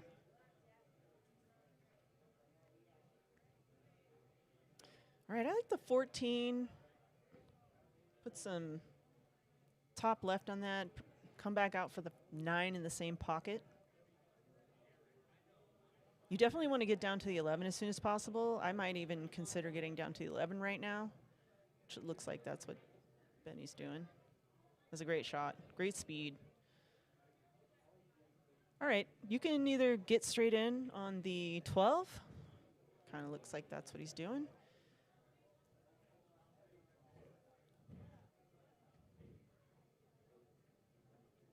All right, didn't get exactly straight in, so let's see where Benny puts this ball. Oh, he's just trying to come back out for the same pocket.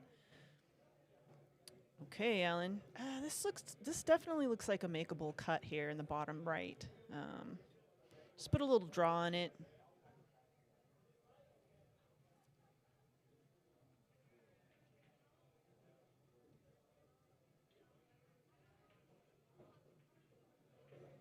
All right, great shot, Allan. Nice job.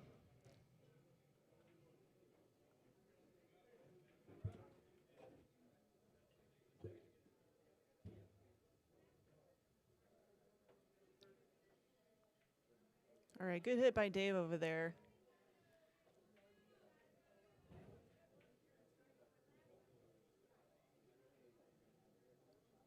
All right, nice job, guys.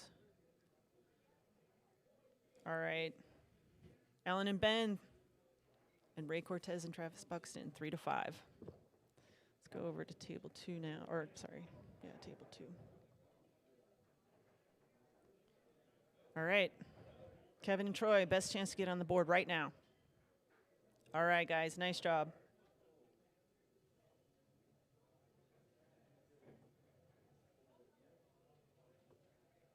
Oops, sorry about that, guys.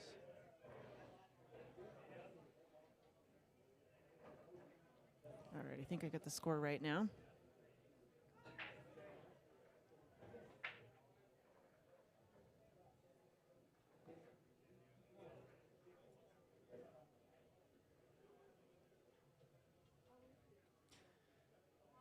So I notice these breaks are producing clusters on the left-hand side of the table here. Seems like every break, all the balls are over there.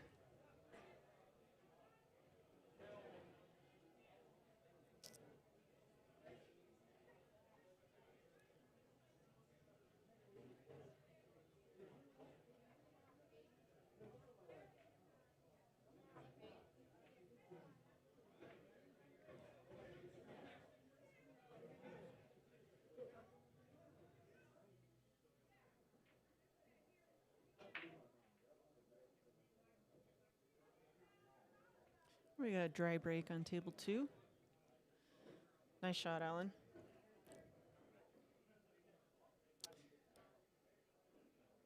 This is a pretty good looking rack. You got to get the 3 out of there. It's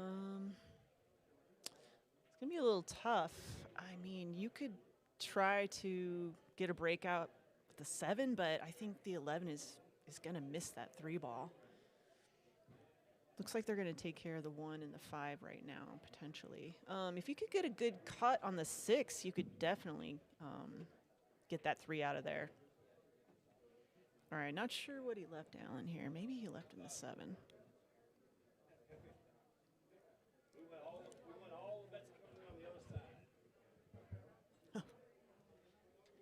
All right, thank God Gino's back. I've been talking, but, you know, it's not the same as having an engaging conversation. I'll tell you right now, if you were talking and I wasn't here, stream quality went up by 3,000%. That is so not true. 3,000%.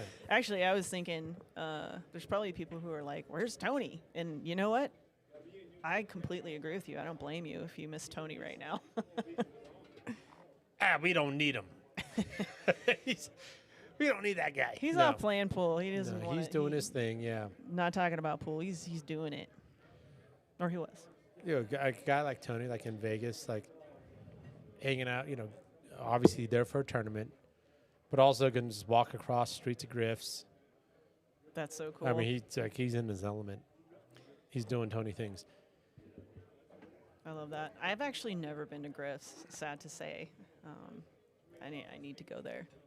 Yeah, the couple times I've been there, like all of the things held true, which was like sweet pool hall, good action, and you just like look across the table, like next to you, and it's like, oh, that's a pro. Totally, yeah. Oh, okay, hi. I've watched a few of their streams as well, and yeah, I didn't even know just like a regular, and I'm not saying this is a regular pool hall. I know this place is really famous, but I didn't think you could just get pros to come to these locations. But man, these It's guys, cool, huh? these guys are down to play some pool, and they're like, it's where I'll be there. Yeah, and like the Rolodex that I'm going to use an old unk term called Rolodex. Thanks, Adriana. both teams are taking timeouts. Yes, she is. You're right, Adriana. Vega Bomb, you ain't wrong. Taylor's killing it. But, dude, Tony's Rolodex is crazy. I remember, like, my favorite story is, like,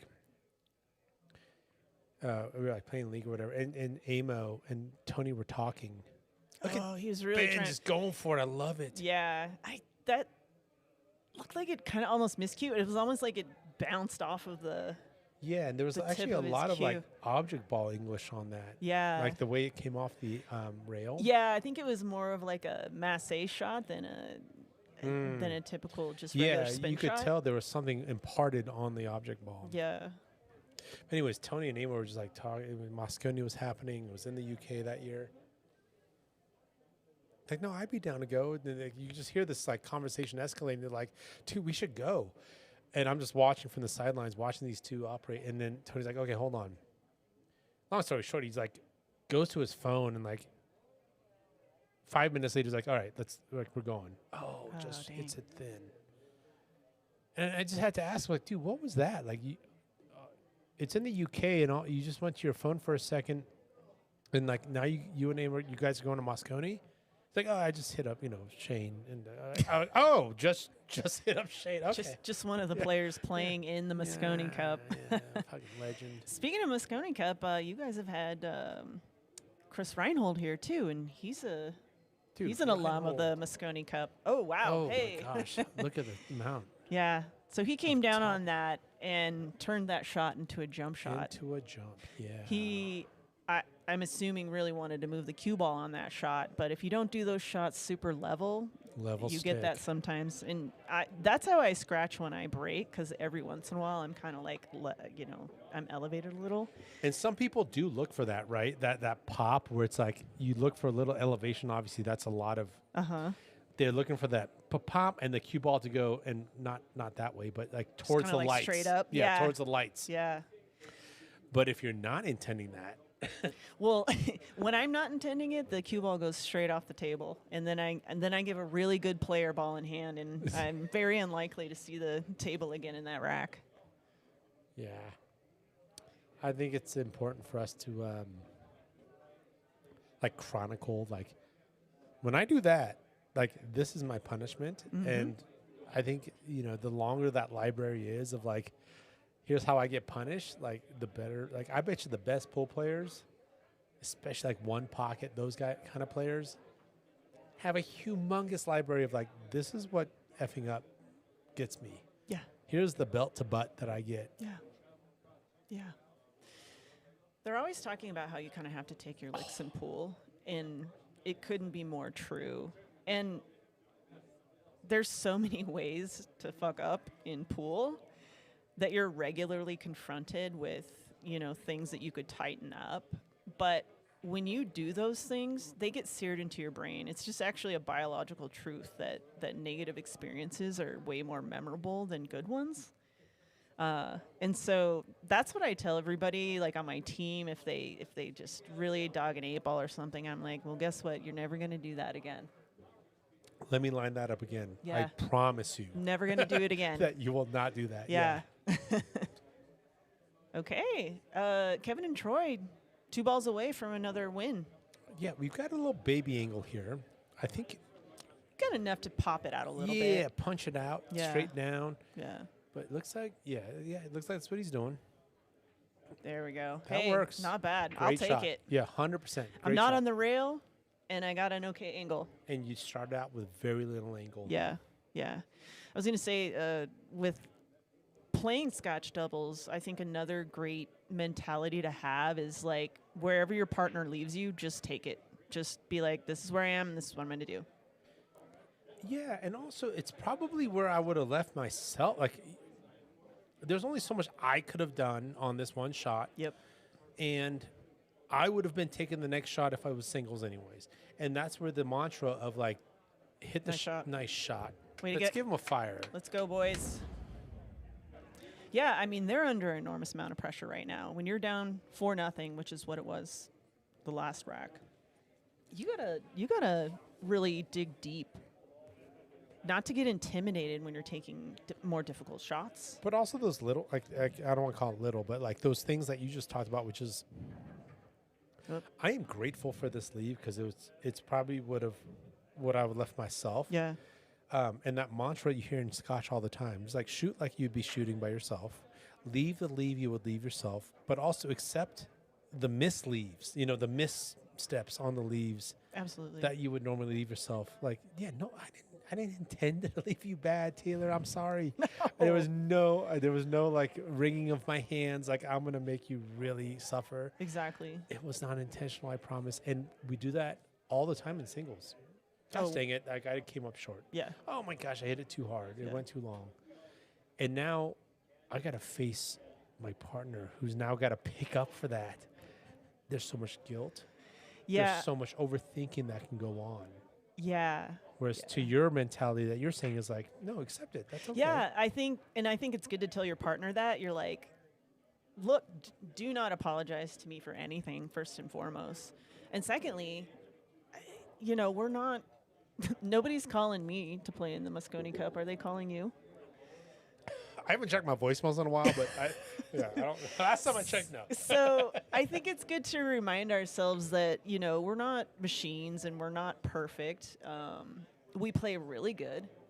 We can go on serious runs, but then there's going to be these moments where we just roll a ball an eighth of an inch and we just screwed our partner over with the lead. Yes. And so to be mad about that, I mean, I think it's ridiculous. So I all that to say, it's good to let your partner know, hey, don't worry about it. Yeah. We'll recover. We just missed the 8-ball. We worked to get this rack, and we missed the 8-ball. Okay, look, we're going to get the next one. Yes. You just triggered something in a good way. Like, when my kid brings home, like, artwork. Mm-hmm. And he actually wanted to make it about, like, me or whatever, right? Do you realize, like, as anyone would, like, oh, my gosh, thank you. Hugs. Big old sloppy kid, like, thank you. Like, big old squeeze. Because the intention was right. Exactly. Now, if I was an art critic, I'd be like, you suck at this, dude. First of Dallas, all, I hope you're not listening. the to this. perspective is off, and the shadows and, the proportion. Yeah, yeah. Hell no. Like, it was like there's an embrace. Like, Taylor, I'm going to show you a piece of art, and you're saying, dude, I appreciate what you tried to, like, you did it for me. Yeah. Right? And thank you, right? Like, and the same likewise, like, you tried this thing, and it was 2-rail shaped to the XYZ, and it came out like this. And sometimes it's spot on, and sometimes it's a little off. Totally. I mean, that's actually a really great analogy.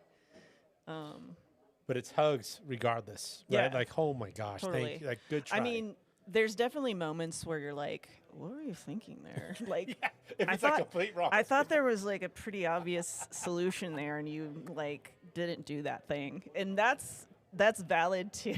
Right. I think the most we say to each other is, "What were you thinking right there? Did you see this?" And Yeah, we're I like, "Oh." And it's still productive. Yeah, no, It's not it's just fine. it's not just a stab of Yeah, I've heard stories, and I couldn't possibly tell you who this could apply to, but their partner will get really upset with them, and I don't know. Maybe there's a situation where that's warranted, but it does seem counterproductive because you kind of have to keep your mindset positive and you have to stay in the game. And if you're worried about disappointing your partner, I think that adds pressure that you don't need. Agreed. Meanwhile, nice draw. I believe that was maybe an overdraw by Buxton there, but it totally That worked worked out. out. Yeah, Yeah. there was forgiveness in him taking that shot. Yeah. Um, Do you think he'll just roll it in for the 9? I think he's Down gonna. the- I think he's Oh, I see. he's going- going bottom. he wants to come around it. What he Yeah. was trying to do was come around it, right? Yeah. He's got a shot on it in the bottom Yeah. right there. So that kind of worked out, but man, that could have not Yeah. worked out. And with the 9 so far off the rail, I think you have a pretty good chance of making the 9 in the bottom left there. But this is a good ball to get to the 14. Yeah, this is almost all make, and just you don't have to go break speed. No. Your cue ball's gonna hit about first diamond off the side. But I also don't blame Bucks. Taking a second look. This is not a gimme. Yeah, and I wonder if the 8 is coming in to his mind at all. Is he like, am I going to sliver the 8 right now if I go for this ball? Sure. But I'll tell you what, if you're unsure, this is a perfect safety ball too. Just stop it right there, right behind the 8. Even if you want to go off the 14 first, right? Boop, boop, boop, like right here. Yeah. Although I will say the 14's in a great position, and the 9. Oh, my hug. Hold on. I'm going to give him some. Yeah, great shot. He went nasty on it. Yeah, He just went jail. Yeah, not giving him much to work with here. Dude. Can't go one rail. He's got to, they've got to go down table first. Yeah, they're going to have to go. That's gross. They're going to have to go 3 rails to get a hit on this one. Oh, that's gross, yeah. Nice shot. Yeah, I mean, it just so happens, too, any sort of, I'm going to extra swerve. Dude, no. This and this is both in the way for both, swervy extra English shots. Yeah. So they've got to go south first. Yep. I think for me, I'm lining this up for a 3-railer, most likely. Yeah, which 3-railer do you like here? So my end point before hitting either the 3 or most likely the 3 is this diamond right by the side pocket. Yeah, So you've yeah, got you 3 come down ball. low. Yeah, exactly, just like that.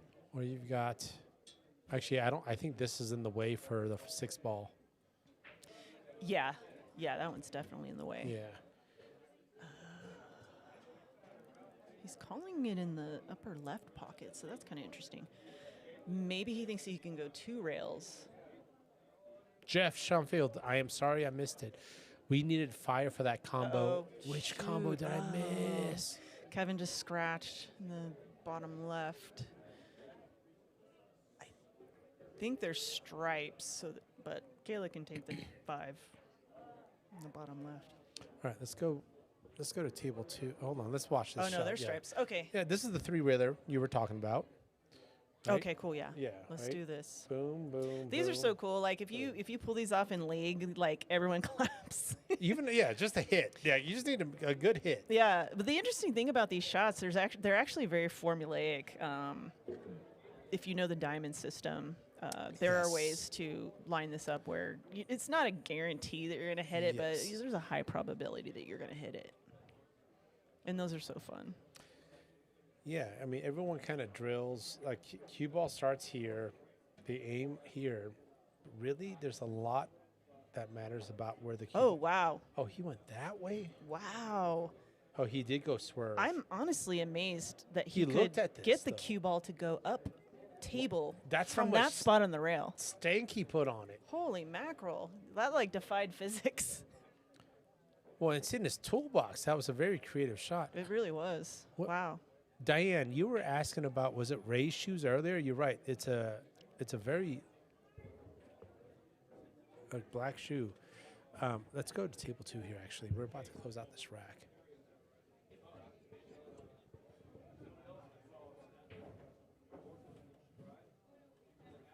Oh, okay. He looks displeased. Oh, I think there's stripes over on table 1. All right. You think Caela's going to leave him short side on this 8 ball? Yeah, Yeah. no need to go. I mean, you Why can not, go right? 2 rails and back out for the 8. Yeah, but why, yeah, right? but Though, yeah. Like on a 7-footer, you'd make this shot on a 15-footer, but there's no long shots on a 7-footer. Especially when the 8's off the rails so far. Totally. I mean, that makes, okay, I think she was trying to go 2 rails under. Not too bad, though. This isn't a super steep angle. This is still very makeable. What an interesting way to get short side on the 8.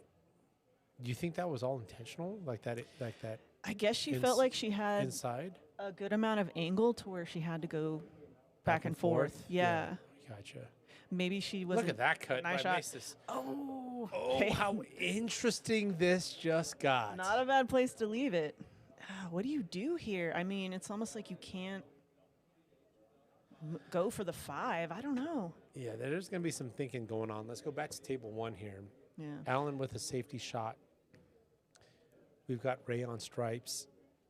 I think we've got either a clean look, a baby swerve, or a baby jump. Yeah. And Ray can jump really good. 100%. I've seen him make some incredible shots with that too. stick. I agree. I don't know, Jeff, if that hit the point. Because that came off like Taylor said, like defied physics. That was. I'm gonna watch that on the replay later and be like, that was just. How do you get that angle to happen? But I think Jeff's call, which is like, it hit the point. Did it hit the Like point? a piece of the point. That would easily explain like how it defied physics. Yeah, I swear it hit the middle diamond. Good hit there by Ray on that jump shot.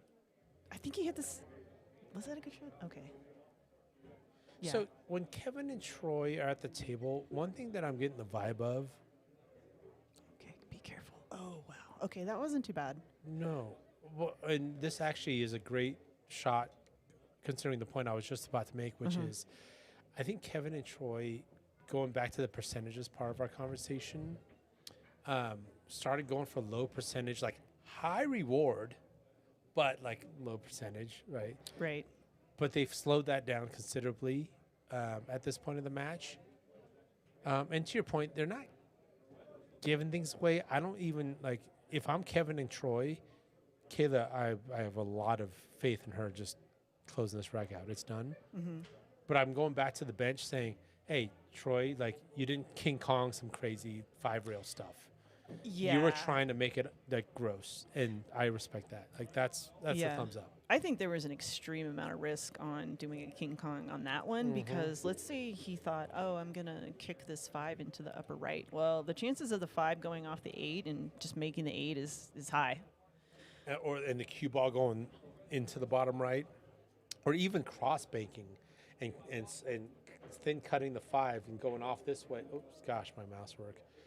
Yeah, just the risk was very pinball-y. And look, they're thinking about this super hard, so you know it's tough. I think there's a very real possibility that there's a scratch here. Meanwhile, 6-3. Wow. Oh, she's not going for it? No. I wonder if she's trying to leave it up on the 5. That's not Caela terrible. wants that back. No, she wants that back. You think he's just going to draw it 100%. Draw it in the side pocket? Even if they go forward, like I think the angle, even at this camera angle, Yeah. I think the cue ball wants to go this way. Like Really? Caela wants that back. I see the my cue ball gosh. going up table more. It looks like he wants to put top on it, though.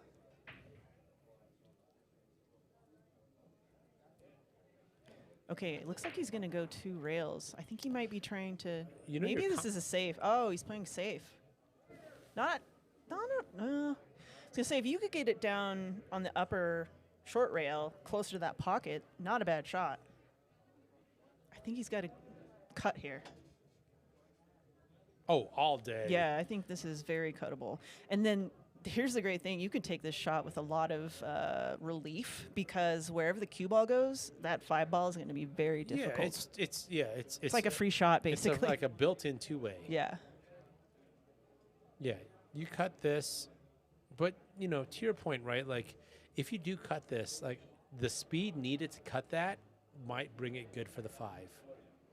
Yeah, potentially. So pick one. Do you want it awkward for the 5, or you try to make the 8? Because if you try to do both, it's not happening unless the 8 goes down. Yeah. Right. Yeah. That's they where a think lot of about people can things. kind of get into trouble too, is like you're like trying to do 2 things at once when there are certain situations that you should know, look, I just have to go for this. Well, even a two-way shot, there's 51% a cue or object, Yeah. right? Yeah. Like, choose that, right? Like, that's the main focus. Yeah. All right. Looks like Dave's loading up a lot of left-hand English on this, which I think he's doing to avoid the scratch. Of course, I think we know that that is going to spin the 8 ball more closer to the rail on its way in. Yeah, as easy as it is to draw lines on a computer screen, this is a tough shot. Like, is. if we were lined up right now, put the balls in the same spot, that's a haircut. That's almost right angle, thin cut, and then cue ball travel, and to what you were calling out, Taylor, sellout potential with his cue ball travel. Yeah. I like the speed there. Yeah, good speed. I really like the speed Yeah, there. yeah. I mean, even in a situation like that, if you really wanted to be patient, you could just bump the 8 ball closer to the pocket. I mean, the 8 ball's in an awesome spot now. Who's up on? So I don't know if this is going to be engineered or not. Even if they're on the rail as they are, even if the natural angle in, angle out is here, Yeah.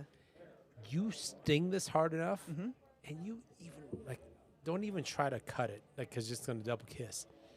You right English this a little bit. You can look at this gap. This gap matters. You can sting the heck out of it, Yeah, if I were going for and it this still bank, goes. yeah, Even if angle in, angle out is here. I'd be putting a ton of right English, and I would be hitting it super hard. Yeah, and even if you can't get the right, yeah, he called it. It's tough though. Just I sting mean, this isn't This an is easy break shot. speed. This is break speed. No, he's not going break speed. Oh yeah, he is. No, he tried. Yeah. Okay, is this gonna get weird? Nope. All right. All right. Looks like another rack for Caela and Dave. Let's go back to table 1.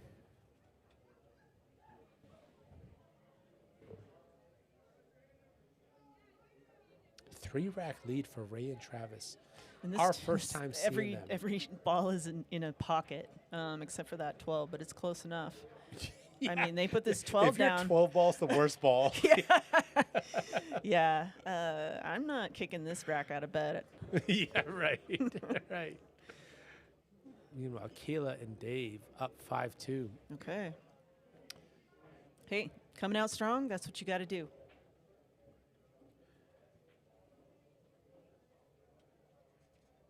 Although I don't know about you, but this seems to be kind of like an issue with every team, is that, you come out, you run the table the first rack, you get a break and run, and you're just like bam, bam, bam.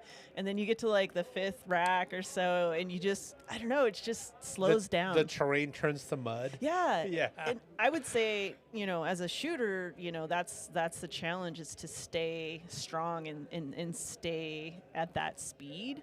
But then it's also comforting to know that no matter how strong your opponent comes out, they're probably going to slow down too. I love that. I used to, like, what I would say was like, oh man, they went, like, I'm down 0-5. Like, they went 5 in a row. It's like, well, that just showed me that's possible. 5-0 is possible. Oh, yeah. But to your point, like, it is interesting that there's almost like a phase. Look at this left outside that. Yeah. What a cool, like, almost like a trick shot. That was pretty. A slow roll, heavy left. I think that this is me, and this is my jam, is to just make this as gently as possible and leave you for aim a the side. side? Yeah, Sure. Sure. I just am trying not to move 100%. the cue ball at all. And When I know. Yes. When I and, know I can get you that shape. And we would fist bump for you leaving me the shape if this was our situation. Yeah. Thank you. I mean, maybe I wouldn't want to be out of the pocket like this, but But Yeah. even then, you could see the full, you know. And he Engli- makes a great shot. Yeah, you can see all the English on the hill. Wow. On the hill. On the hill, it's 7:43. Almost a 2-hour match so far.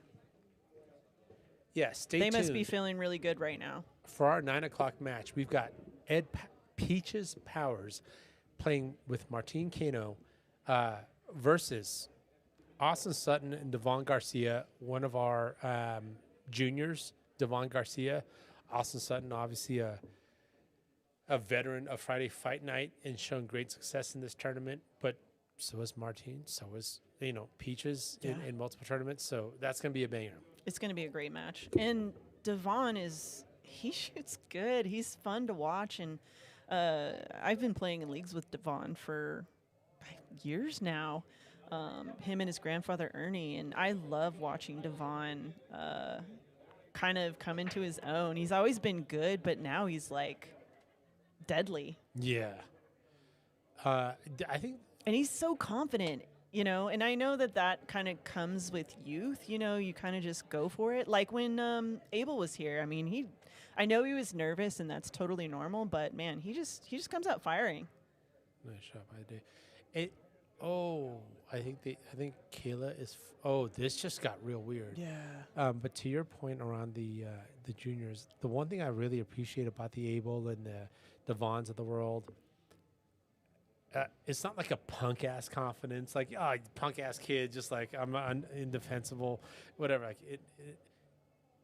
there's no. I've done this. I've put drills in. I've Absolutely. focused on this, and I need to go 3 rails with this sleeve, and I go for it. Yeah. And sure, sometimes it doesn't pay off, but there's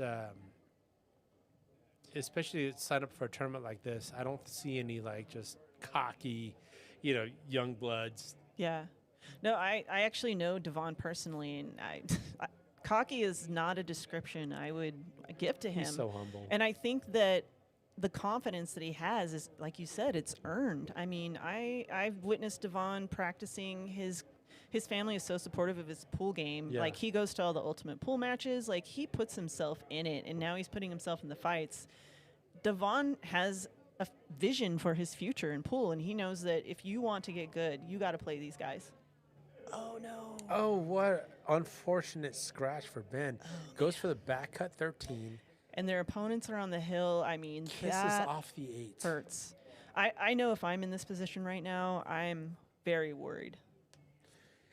Yeah. It's not to say that this out is easy. The 4 and the 5, you really got to take care of. I think I'd probably take the 4 to the 5 to the 7. You got the 1 in the side with the 7 and the 3. And then you can get down table for the 8 and the side later. Yeah, and just for sake of just devil's advocate and Please. conversation. I love a devil's advocate. Yeah, so you this know. is I love this. This is fun, right? Yeah. Did you say 4-1-5? I said 4-5, 7-3-1. So how about 4-1, and there's like a lot of forgiveness, in this zone for the 5 this way. So 4-1-5. Okay. Again, this is just let's just have a conversation while he's thinking about it. He's going 1 first. And that's totally fine too. The only thing I worry about is where the 1 is, where the 5 is, and where the 4 is. Especially any ball that's around another ball. Like I'm getting those out of the way immediately. I think one of the biggest things that not only opened my eyes when I've been in this booth with Tony, but at the same time understood that when you and I first started playing together and practicing as partners was like, oh my gosh, did we just become best friends? Was this is sketchy. Yes. Like, this is not cool. It is No, sketchy. it's in the middle of the table. They can go into 6. No. Dude, this is not cool. Like, No. address them. Yeah. Random strays. Like, here we go. What are we doing now? You got the 7, but can we get that on worked. we get on the 4 from here? It could have gotten ugly. It real could have quick. gotten really ugly. Pattern choice is monumental in these games. Yeah. And not to have just like a love fest all night or anything like that, but to your point earlier, like you said, oh, are we best friends now? You and I hadn't spent really that was a great shot, really any time together before we decided to be partners. No, and I was so happy and pleasantly surprised of a couple things. one, that when we went out and played our first match, I mean, we were just mentally in sync. We didn't even Yeah, have to yeah. like talk about it that much. Yeah. We I would called agree. timeouts when we had ball in hand, and we worked it out together. And yeah, it was. I was like, wow, what an amazing, pleasant surprise. And you're really great at position play as well, and that's critical. Just like leaving each other angles. You Thank know, you. simple but Thank you. super, super important. My position play, but has a success rate of like 20%. So thank you. That's that is that is so not true. No, I don't think we'd be running these racks if your position play was that bad. No, I've been having a ball. Oh man! Look So- how it ended up. Yeah, and hey, I'm thanking my lucky stars right now. Okay, so what do you like? Let's say you see all of the 12 ball or 10 ball, whatever that is on stripes. Yeah. Or are you starting off the 11 coming off the rail? Or I think you can see this. If I can see that ball, that's my ball. Yeah. Although I'm And asking your myself, leave is both balls. you think so? Yeah, it depends on the angle. I think he does have enough angle to get really good on that 15. And I think, he decides to roll it in for maybe the 15 in the Interesting. side. I think Ben can come around on this one. 3 rails. Okay. And that's the other thing that happens sometimes, which is like my most like confident / accurate shot was to roll that in. Whereas like stunning it, you could have left both balls for Ben. Yeah. I think I probably would have stunned that. But again, we can't see the angle the way Right, that they do. Right. Yeah. And so it can be hard to tell from the 100%. booth. But I know Ben can get around the table here. Nice speed. Absolutely Did you perfect. see that right English there? Yeah, that was He great. just defied physics, and that's what made him so nice and straight for Allan. Yeah. there. And these guys, they got their backs against the wall, Wow. and they're putting this together. So, hey, yeah. that takes guts, man. The natural path wanted to get a little awkward. Yeah. Ben's right English there was the key to that And the speed. 3 ball out. When you got to go 3 rails, there's this thing in your head where you're thinking, oh man, I got to Sting pump it. this. Yeah. Especially if you are hitting your object ball really fat, you're like, oh man, I got to just jam this. But he hit that really, really nice. Okay. So it looks like don't let the scoreboard, like if you guys are just tuned in, don't let the score like throw you off here. Kevin and Troy have been there, done that, and you just told They the story. have. Yeah, Taylor, you've told the story. It's like Kevin and Troy did their job, and you guys were out of the tournament, whatever. The score doesn't, I think, reflect obviously potential. Yeah. I think potentially any match is overtime. But I think there's just some decisions, and we've called it out a little bit earlier in the rack, which was like, hey, do we need to like keep making balls, until we're like desperate and like, okay, now we stop making balls. Yeah. The hardest thing to do is being down and saying, if and when we need to go conservative, we're going ultra conservative. Oh my God. It's so hard, when you're down. It's like, oh, the ultra conservative doesn't put points on the board. Well, it does sometimes. You can, I mean, the ultra conservative in some ways becomes a war of attrition where you're just Yes. whittling your opponents down. Every thought-provoking move that you have to impose upon them, it drains them. Yes. It drains you too. And it's so hard when there's a -3, and you're like, we got to run out. We got to run out. We got to, Yeah. table run, break and run. Yeah. Like, go. It's like, no. What if slow means fast? Yeah.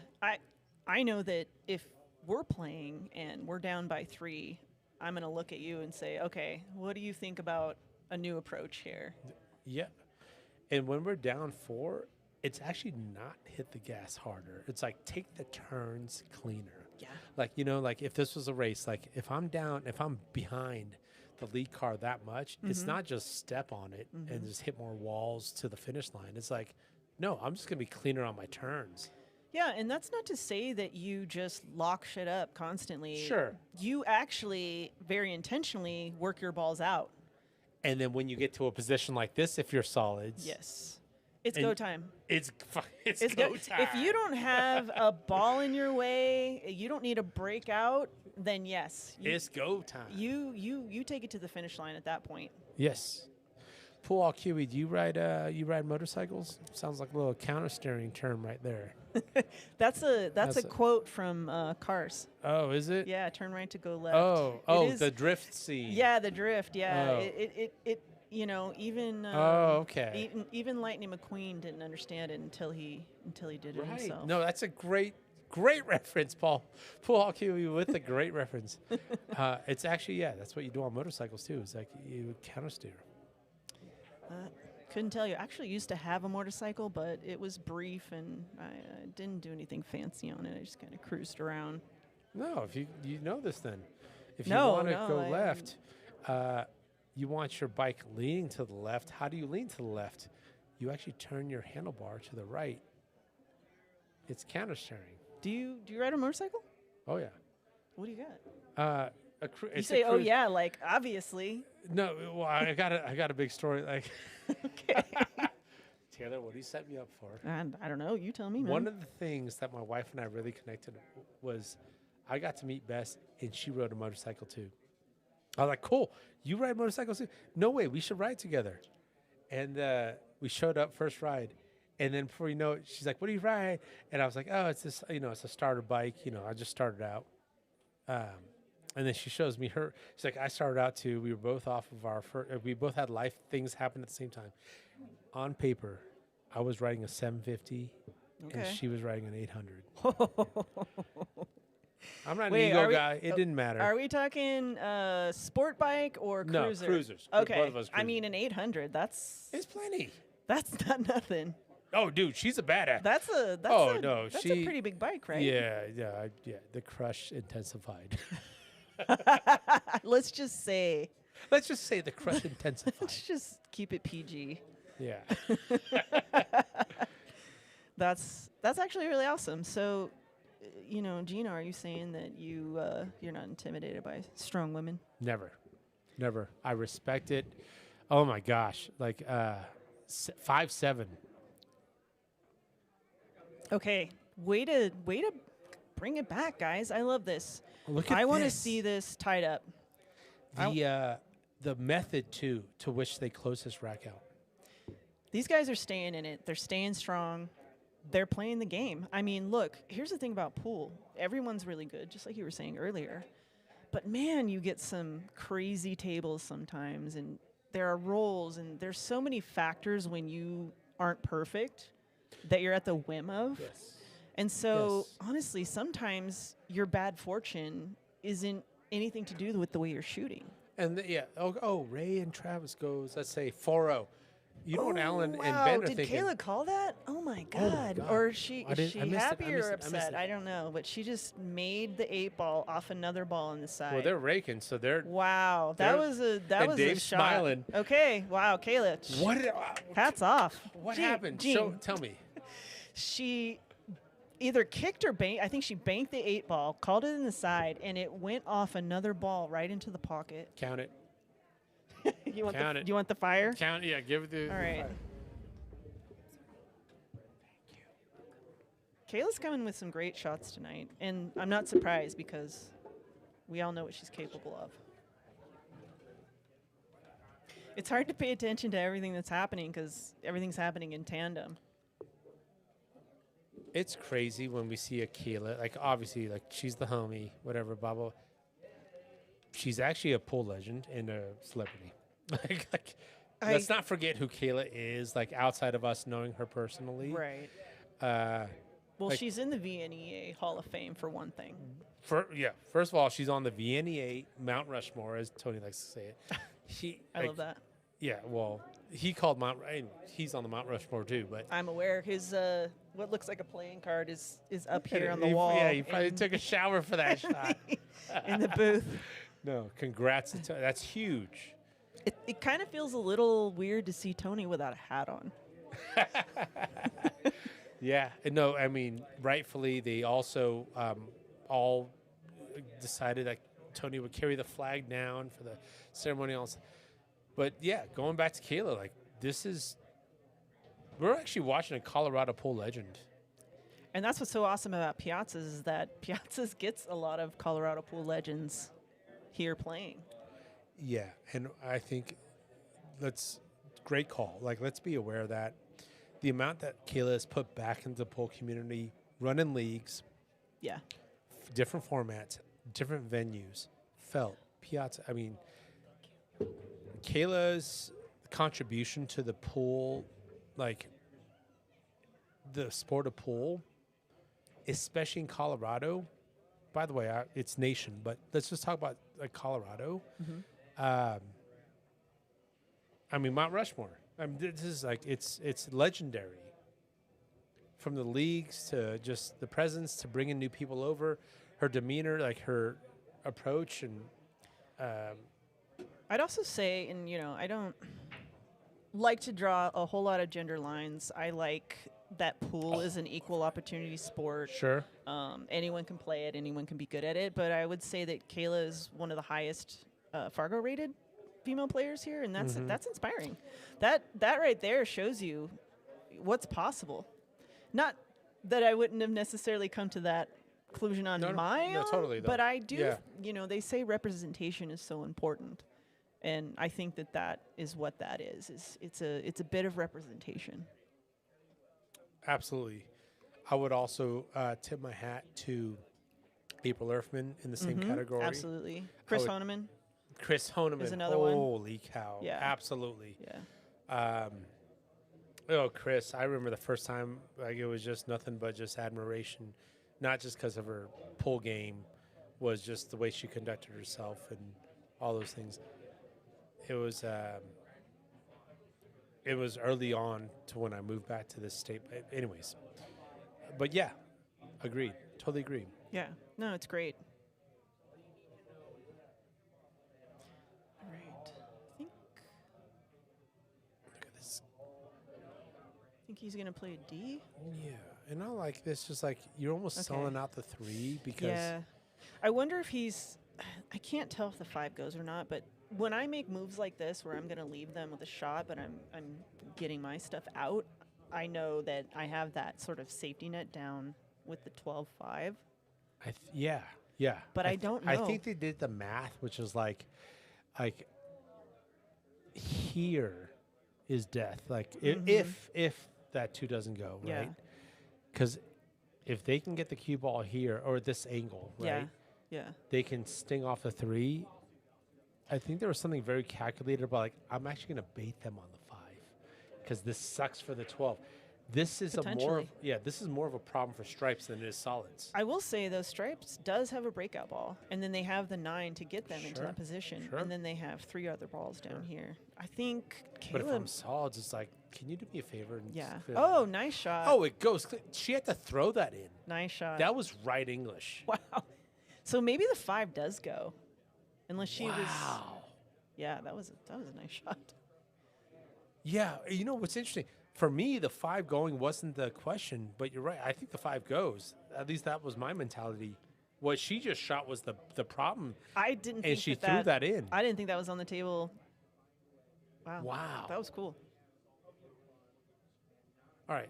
All As right. Dave thinks about things, let's go Yeah. back to table 1. Yeah, because they're on the hill over here. This is a. Every shot matters. with Allan at the table. Actually, I think that's Travis. Oh, excuse me, Travis Buxton at the table to close things out. I think they're solids. So it's definitely not an easy go here, especially where that 2 ball is. And the 6.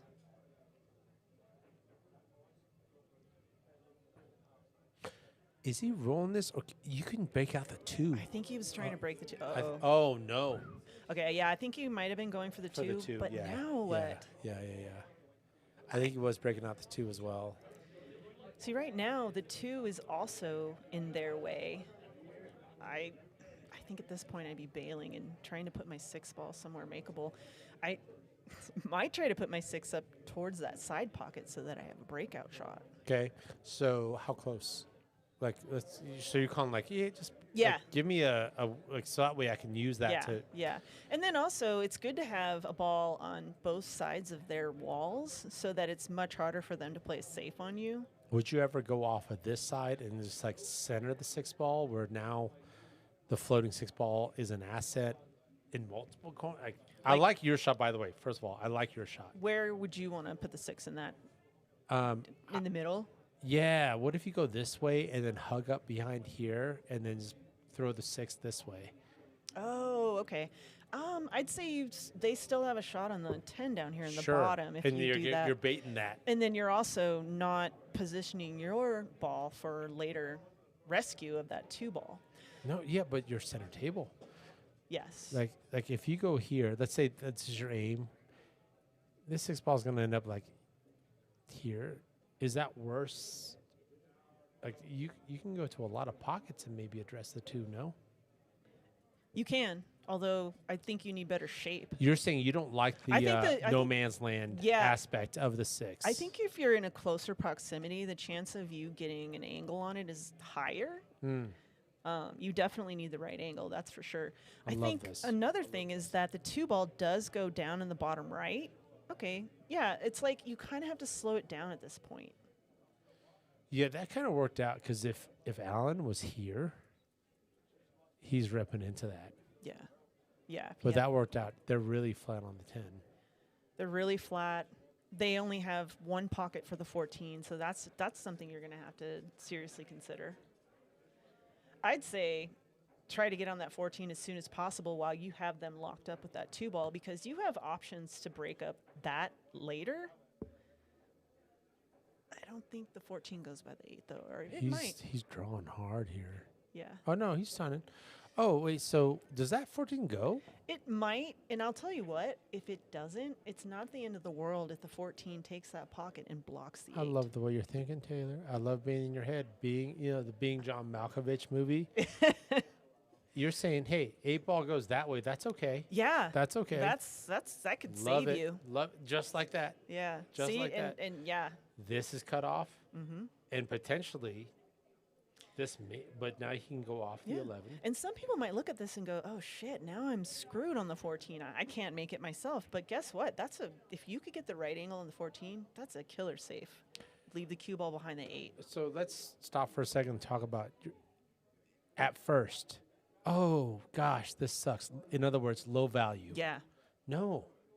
It's a high value ball. Yeah. Not only are you blocking a pocket, but your ability to get safe off of that, I could just duck behind the 8. Yep. Oh, or it's like, actually, there's breakout potential. Like I can go this way off the 11. Yeah. It's not a low value ball. No. I would say be happy you have that. Yeah, beyond just blocking the pocket. Yeah. And now I'm blocking the 8. Sure, they could get short side and take the 8 in the upper left, but as long as I'm blocking that 8 in that pocket, I'm moving the 9, 12, 15. Yes. I don't care if I open up the table for them at that point. Great call. Skater link. Come on, Ray, you got this, brother. All right, Skater, what kind of skate are we talking about? Talking about skateboards? That's what everyone assumes. Maybe it's ice skates. Maybe it's rollerblades. What kind of skates we got? Skate rink. I'm going to guess, whoa. Did you Did call he that? call that? He went Did he call that, though? off the rail carom? Oh, yeah, he called it. He was checking on leave. You know what? I hope he called it. Awesome shot, but there's just so much struggle left in this rack if you're solids. Exactly. And now, look, he just blasted the table wide open for Ben and Allan. But to your earlier point, Taylor, this is still an asset. Yep. Right? Yep. Like, if the 15 wasn't there, obviously he'd rip into it. 15's there. Making the 6 right now and getting shape on the 8, I wouldn't say it's impossible because anything is possible in pool, but it seems extremely unlikely, and they're going to leave them an open table. Yeah, and I don't think this is there. I don't think off this that way is there. I think it's too close. Yeah, I think you're right. Because if it was there, that rip is still there. Like as if the 15 wasn't there. Like that rip into that is still there. Yep. But I don't think this is a tough spot for Ray to be in. Very tough. And this is not a knock on Travis. That was a great, let's make something happen shot by Travis. Yeah. Wow. Yeah. I'm I'm impressed that he went for that. Yeah. And I like the thought that, Ray's putting into this. Like, yeah, should we go King? Like, that was King Kong. So, like, do we keep it King Kong or, Yeah. like, how do we hit the brakes here? Yeah, if I was up to the table right now, I'd probably be standing there for 20 minutes trying to figure out what to do. And I would love every minute of that, Taylor. I appreciate you that. do you. I love to see the wheels turning. Oh man, do they turn? And then I talk to myself when I'm out there too, and do a lot of like weird movements. Oh, is that right? Yeah, you see. Yeah. Well, I'm gonna ask a question. Maybe I don't want to hear the answer to. Like, when I'm at the table, do you talk to me? Like under your breath, like No. this dumbass dude's about. What's he doing? I can What's this guy's deal? I can honestly say I don't. I just wait and see. Well, first of all, I'm thinking in my head. I'm not mumbling anything under my breath. I pretty much just talk to myself exclusively in these situations. Hey, not bad. Okay, yeah. I still Allan think, shot what are they going to do? hangs. He took away short side 8 with that shot. Yeah. To your point, like that's not a bad miss. Not at all.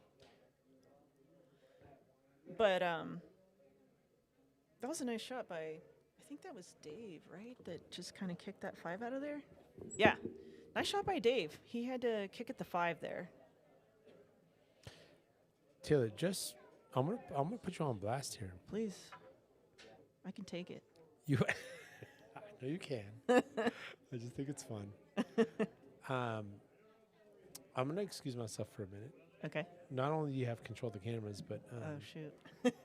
you have had control of the fire button. I just want to see what your fire threshold is all I'm saying. Oh, okay, sure. No, I hit the fire once. Oh, did you? Yeah, I think it was when Caela made that 8-ball bank All right. carom. That will be under consideration. Be right back to you. Is there going to be a test at the end of the night? Exactly. Was that a foul on ours? Did you guys see it? Nope. Can we back up, or how does that work? Do both teams need to talk Neither about one of us know what happened. So he missed, Oh, both teams the shot that questioning? Dave just made with the 5? he missed his ball, and then it went 2 rails, and we don't know if it hit his 5-ball first or our ball first. Is any one team the shooter? He said calling he it? doesn't know either. Okay. So we can look on this. on Yeah, the I screen. can't. I definitely can't say definitively, but I did see the shot, and when he hit it, I was like, "Oh, nice shot," and that was my first reaction. But We'll be right back. yeah,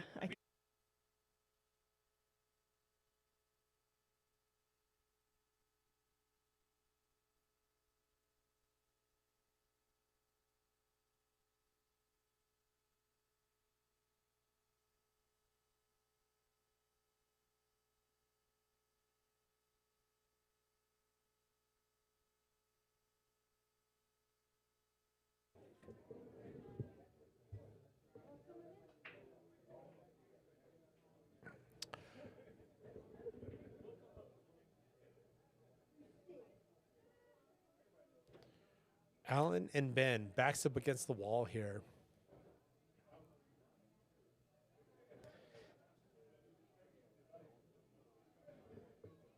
Table 1, if we look at the 13 ball, if that 13,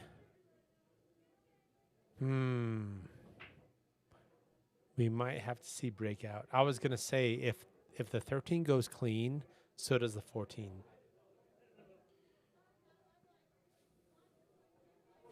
Just to keep everyone updated, a little bit of questionable situation. So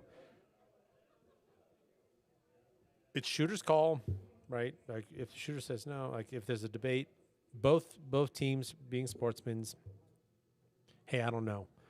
So both teams are going to go and take a look at the footage. And I told them, hey, if you guys can't come to an agreement, we'll go, to the replay. But you guys go ahead and try the replay themselves. They've obviously figured it out. And they're both moving on. No contention there. It doesn't look like anyone's up in arms. Off the 12. Oh. Does that 13 go? We're going to keep it here on table 1 just because we're on the hill here for Ray and Travis. And Allan and Ben have their backs up against the hill here. Options, right? Like that 13 doesn't pass as far as the angles I've seen is concerned. Is there any love to go and like splashing this off the 9, right?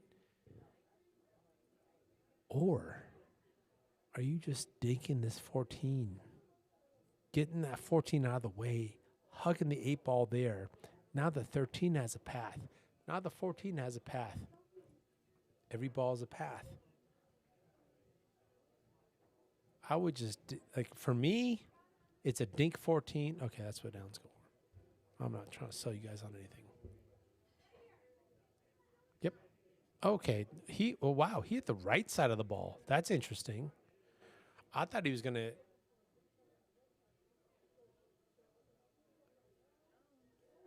Huh. And actually, now that I saw the balls roll, like there was going to be potentially some double kiss there. Oh.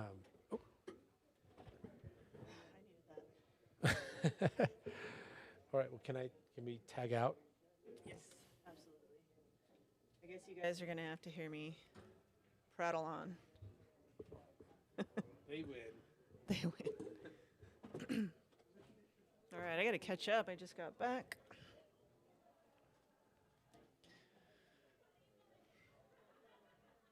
All right, Ray and Travis trying to put down this final rack. Good hit. Oh, dang it. Okay. I think, okay, first of all, the 12 goes in the side pretty nicely, so I'm typically inclined to get balls that are in the middle of the table out of the way. But they also have to deal with that 14. So, yeah, it looks like Ben's going to take the 14. I don't know if he's going to go forward and then get to the 12 or do the combo after that. Okay, looks like he's setting up for a combo.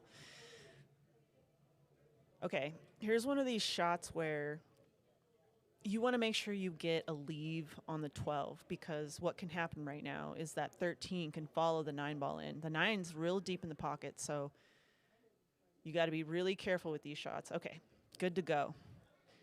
Okay, all Ben needs to do is get Allan on that 12 ball, and we'll be good to go for them. I'm glad these guys are sticking with it. I'd prefer to see a back and forth than, just like a shutout.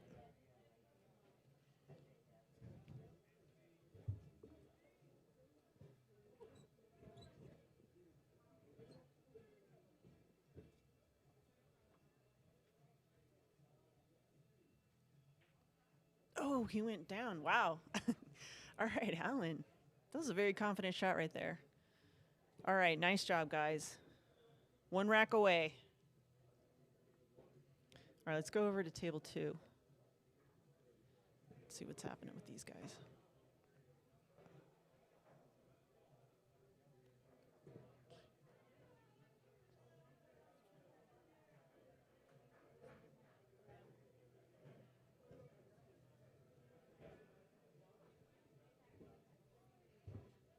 I'd love to see Allan and Ben get to 7 so we get to go into overtime for that match. Although, if the next round is playing on table 1, they're probably hoping that this ends. Although it's only 8:17, so we got some time before the 9 p.m. match. All right, Caela's going for this bank, it looks. Although, okay, no, she's just going to play safe. Opens up the 8. They got a shot on the 9. I think what's going to be tough here is that 12-13 ball. There's enough gap between the 13 and the 12 to where you can combo this shot in, but I think you're going to need to be taking this shot as soon as possible. I don't think you want to take the 9, 10, and then attempt to do the combo because sometimes you lose the 12 ball and the cue ball.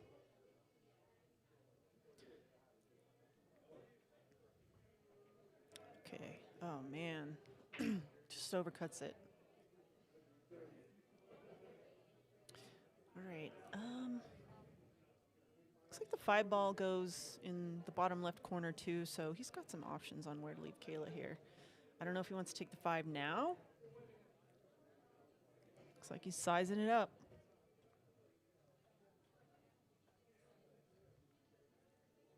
All right.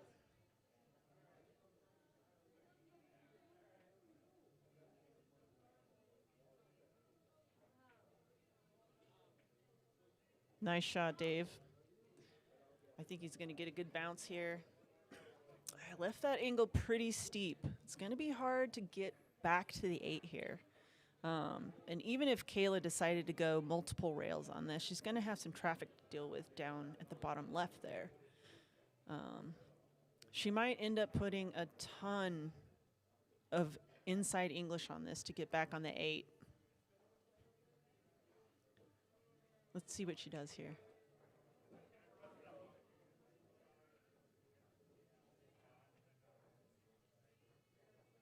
By yourself? Gene's here. I know, but where the fuck is he? He had to go to the bathroom or something. Oh. Yeah. How you doing? Good. Yeah? Yeah. What's new? Anything? Yeah. I'm glad Caela and Dave home. Oh, nice shot, Caela. Yes, that was beautiful. Wow. Okay. Why don't you get back to your thing? Leaving a tester for Dave here. Okay, he's going for the back cut bank.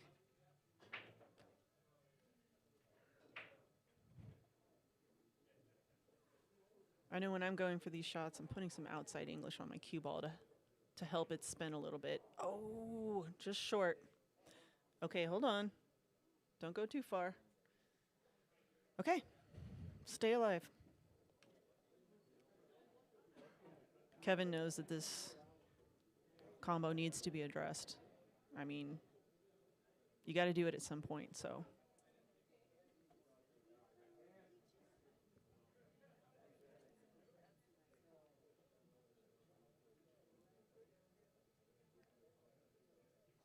Nice shot.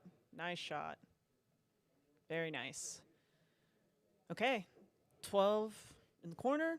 I'd say 10 in the side. Looks like he has enough angle to stun out for the 10 in the side. 9 ball, 8 ball. I mean, this is pretty simple. Okay, he's going for the 9 ball. That's kind of interesting. I mean, to me, I would immediately think that that's my key ball. I mean, granted, the 8 you could probably hit from anywhere on the table. And now I'm not sure what he left Kevin. He's sizing it up. He's asking himself if the 10 goes by the 12. That's tight. And it's either that or the combo. Looks like he's just going to try to skirt the 10 by. If you hit it slow enough, there's a possibility the 10 could slide in. Wow. Just kind of surprised at that pattern choice.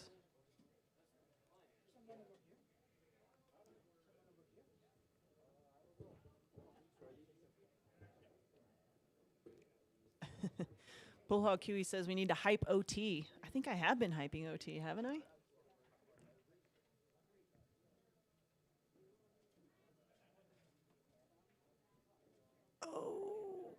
Oh man.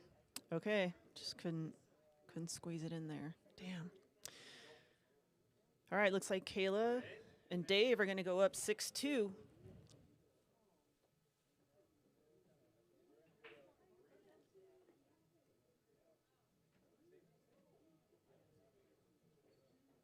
All right. And there we are, 6-2. Let's head over to the other table and see what's going on.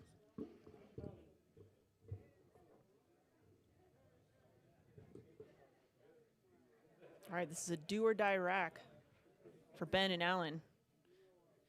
Ray and Trav's been on the hill for a minute here, and Ben and Allan refuse to go down, and I love that.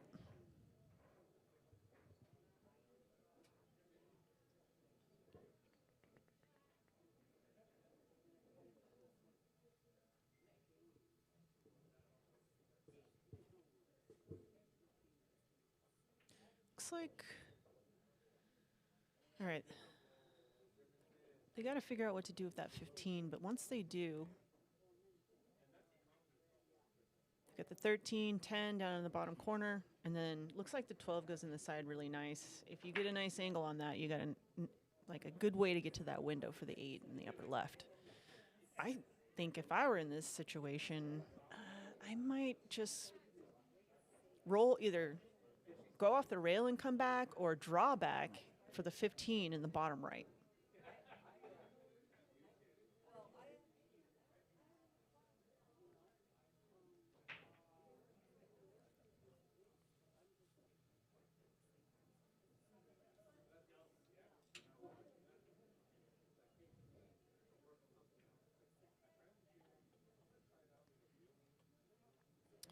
Cody, didn't he take the 9 ball there to clear that pocket? Shooting the ball by the side. Just didn't pull it back. Yeah, I hear you. I mean, the 9 ball on that last rack could have taken in places for sure. I mean, you could have hit it hard enough to come down and take the 10 in the side, and that might have been his plan. I think he might have hit it a little fat, and that's why the cue ball didn't really go as far as he liked.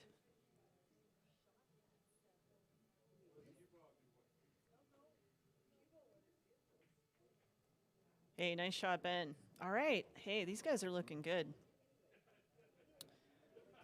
I think I'd probably be taking the 13 now, let it come up table just a little bit for that 10 ball, and then out for the 12.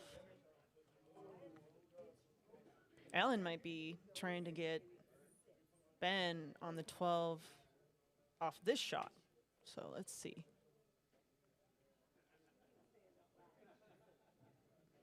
All right, left him a little steep. If he does take the 12 right now, he's going to be traveling up table. I like the 10 better. I think the 10 is natural to get you on the 12. Even if you come up too high, you can come off the rail and back to the 8. This looks pretty good. I think you can stun this over. Obviously, that's where he wants to get it. But even if you went too far and you just hit stun and you don't hit draw, you could run into the 2 and still have a pretty good shot on that 8 ball. All right, we got some sweet relief here. Gino's back in the booth, so you don't have to listen to me talk as much. No, Gino's in the booth. That's a downgrade, Tay. Yeah, I was just talking to Maria out there. She's got so many good things to say about you. Oh, that's nice. Hey, Clean out. Look at these guys. Clean out. 7-7. We're Nice overtime. job. Overtime. What just happened? Hey, you know what? What I miss? They pulled off something really difficult, which is being down, having the other team coming out really, really strong, and pushing and clawing their way back up to even it out. And now it's anyone's game. It's a race to 2-0. It's a race to 2-0. Yeah. Yeah. Holy. Nick MFing LeBlanc, first of all. It's comeback season.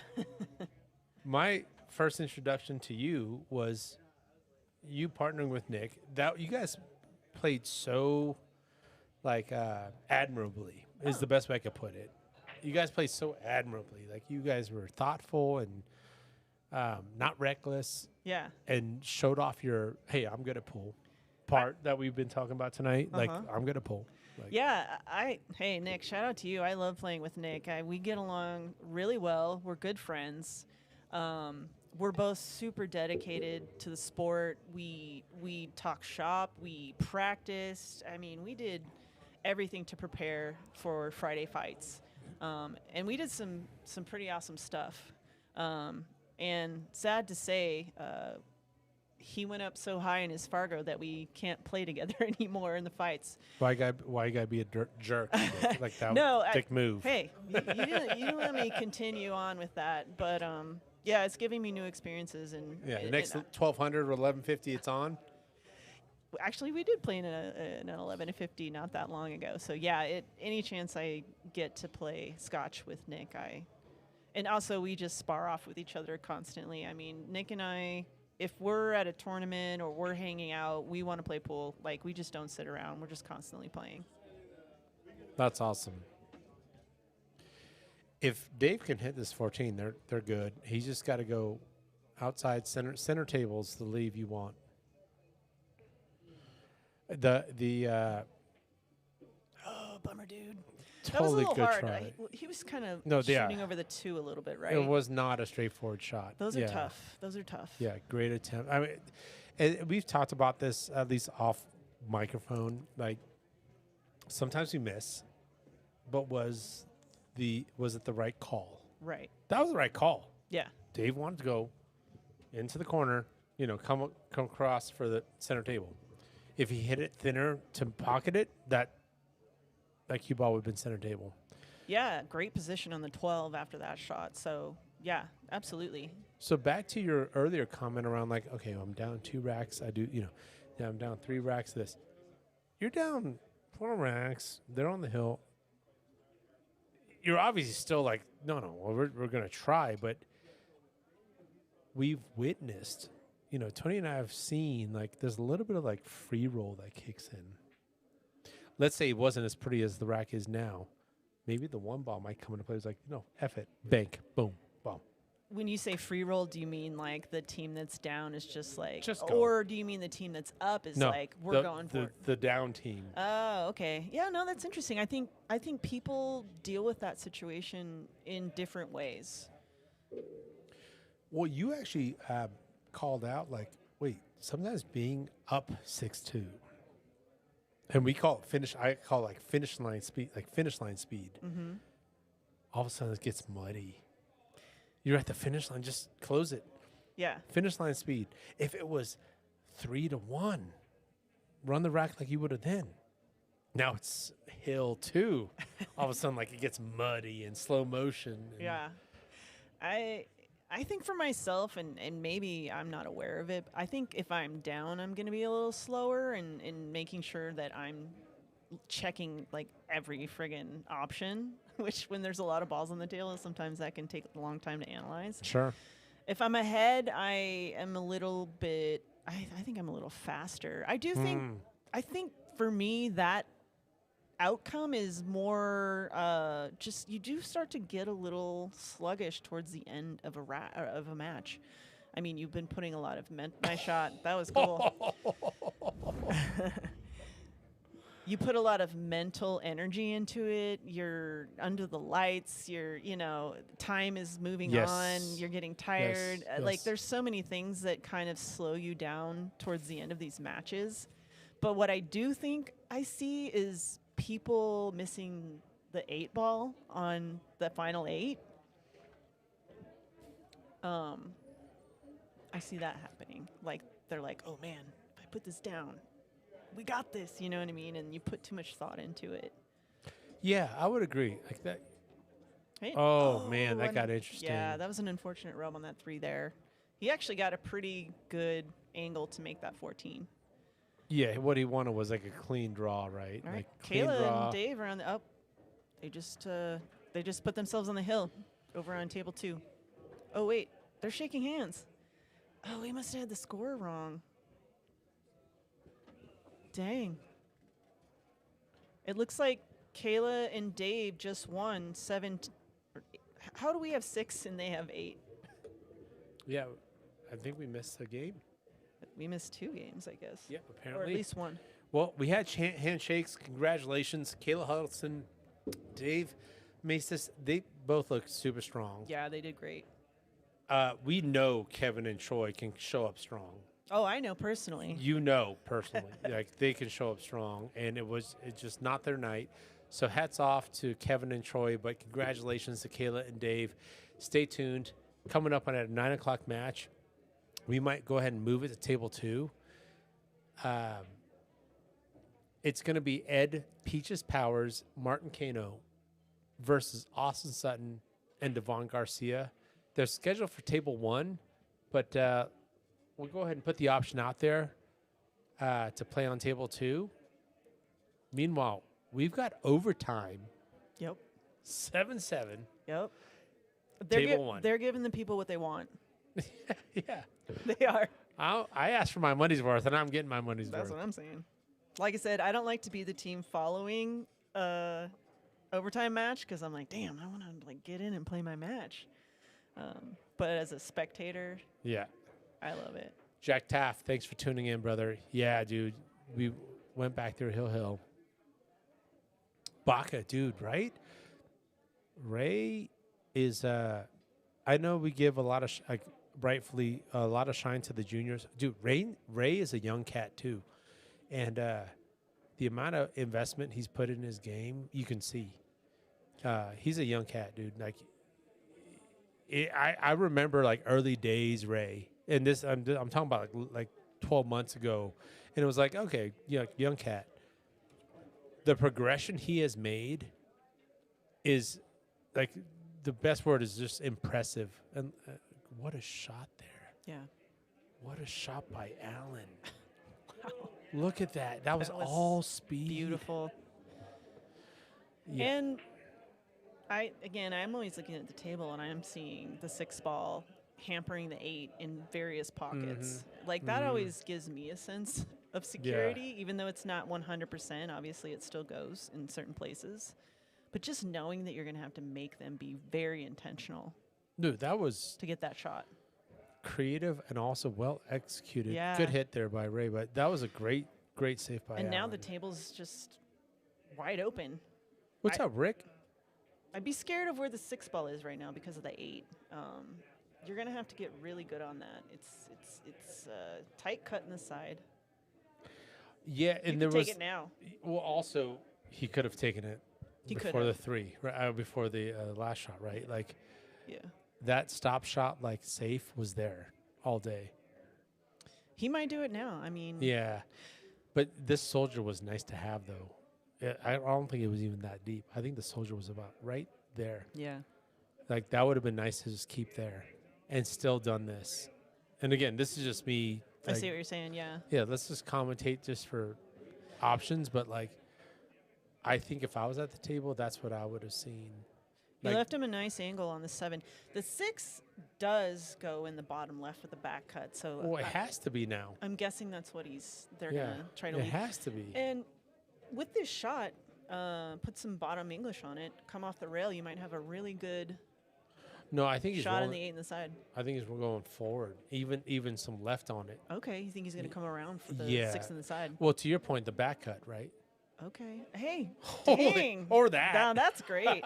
Hey, I'm not mad about this. Or This is- one rail. This is being this close too. You don't have to hit it very hard, so you have that angle that's going to go to the rail, but it's not going This is to. natural. Yeah, Yeah, it's not going to go like way off the rail though when you hit it harder. Nice shot, Allan. Wow, That was pretty, huh? Shot by Ben. Okay, look, these guys are on the hill now. Holy cow! I What mean- just happened? What a great feeling What just happened? when you grind it out and then you get on the hill and you're like, I could win this rack. I could win this match right now with this rack. You know, I don't know what the stats are. We need more like Piazza's Friday Fight Night interns. Oh man, I would love it if they had stats. There's only been a small handful of teams that have gone 8 racks in a row. There's also been a couple of biggest comebacks. Yeah. And yeah. this is actually almost one of those. It depends if they get this 9th rack. Or, yeah, Yeah. the 9th point here. Wow. What this is dramatic. I love it. And I'm not surprised also, by the way, it's Ben and Allan. Like, Yeah. you saw their last match, how strong they were. Yeah. I think this just serves to show people what staying in the game means. Not just physically being in your chair. No. Did I preach? So what does that mean? No, seriously, I love this. I love this. Like, what does that mean? It means if you stay mentally with it, you don't give up. You never give up. Even if they, like earlier when they had ball in hand and they're on the hill and Ben and Allan still need 2 racks or something Yes. like that. You stay in it. Mm-hmm. And look, it pays off. You stay in it and you get to potentially advance right now, Love it. you know? Love it. And the pros talk about it all the time. You know, you can never really count anyone out. You know, I've seen Fedor Gorst come back from huge deficits. And, you know, when you see that stuff, you see what's possible for yourself. Love all of it. And now you're Ray and Travis. Hold on. Like, can we Oh, stop man. this? Like, Yeah. guys, stop. Yeah. Like, we're having a different conversation. I cut, can cut it out. I can also say how I would feel if I were in Ray and Travis's shoes, Sure. where you know you've got their back on the ropes. You know, you're in command, and it slowly starts to slip through your hands. Like that comes with a feeling that is unpleasant. And what are some of the symptoms? Like, was that an intentional miss, or was that hit it thick? I don't think that was intentional, but I could be totally wrong about that. Oh, Solids is still okay. yeah, If I'm Ray and Travis, yeah. having been on the wrong end of comeback and on the wrong end of the hill, Yeah. I'm okay with this. Yeah. Dealing with that is not going to be easy, the 12-3 for either team. Yes, Duke, I agree. Well said, Taylor. Preach on. What's up, Duke? That's absolutely correct. You ain't out till it's over. Period. Dude, how many we've all got those in our poll resume, right? Yeah. Like, that we remember. It's like, no, I came back. Mm-hmm. And it wasn't just Oh, wow. oh my. Holy oh shit. my cut. That was like a twofer. Wow. Oh my God. I wonder which one he called. The down in the corner I or think the it was the cut, but you're right. side They were pink? both dope. Yeah. Wow. They were both nasty. That was pretty cool. Oh, sorry. We're just practicing on table 2 there. I'm just going to go double check to see if they want to go ahead and get started. Yeah, yeah. Well, I'll just We got sit here actually, we got 20 with the minutes. folks.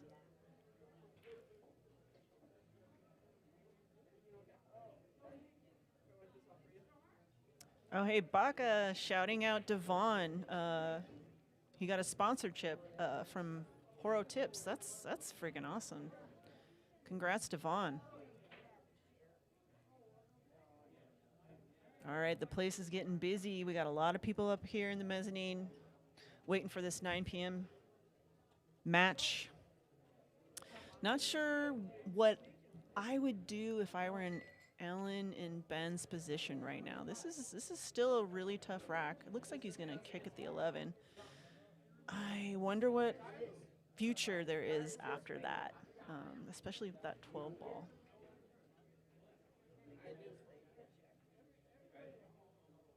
Okay. All right, still kind of have a mess there for that 7 ball, but I think they have a good breakout situation right now. Just roll that 7 in, and then you got that nice back cut on the 3, and you can actually go between the 11 and 12 and hit that 7 out of there.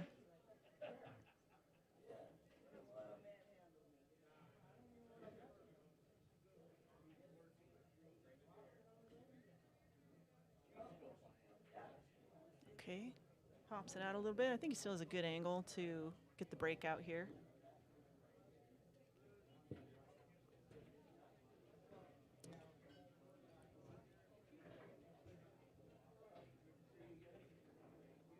Okay, nice breakout. Okay, oh shoot. Okay, so he accidentally hit the 4 ball in there, and now they don't really have a good shot on anything. The 7 got tied up with the 11. They opened up the 8 more, so that's kind of nice. But man, what do you do right here?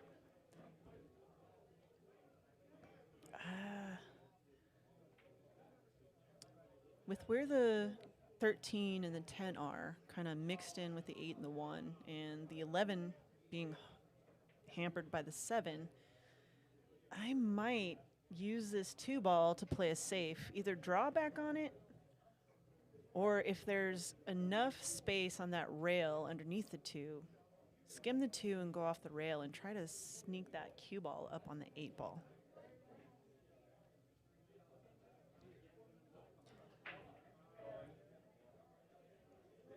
You might not want to do too much with that 2 ball. It's a really great key ball.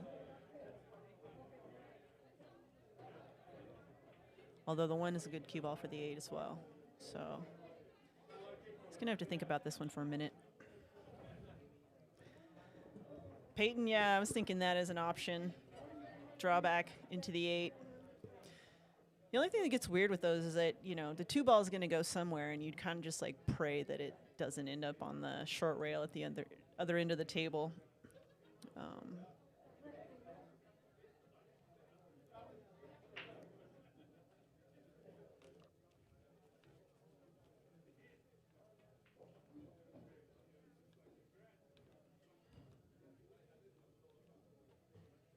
right, we're all going to observe together while Travis decides how he's going to play this.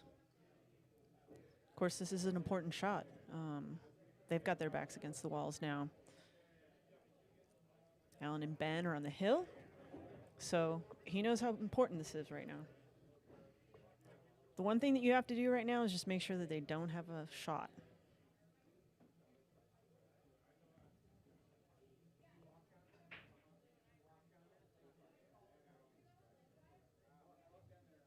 Another thing, I see another option, which is to just sort of lightly skim off the side of the left side of the 7, bump the 11 to the rail where the 12 is, so double up the 11 and the 7. And this would be a speed shot, but you're going to be hitting the 7 relatively thin. And if you hit it with a nice speed, you can actually put the cue ball down on the end rail up top.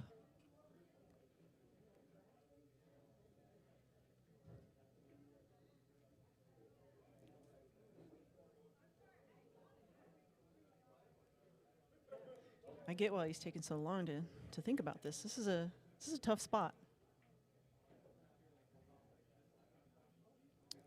He's calling a ball in the bottom left corner. Okay, I think he's gonna try to bank the 7 down in the bottom left past the 2. Okay. Oh, cue ball. Okay, well, Ben and Allan might not be in the worst spot here.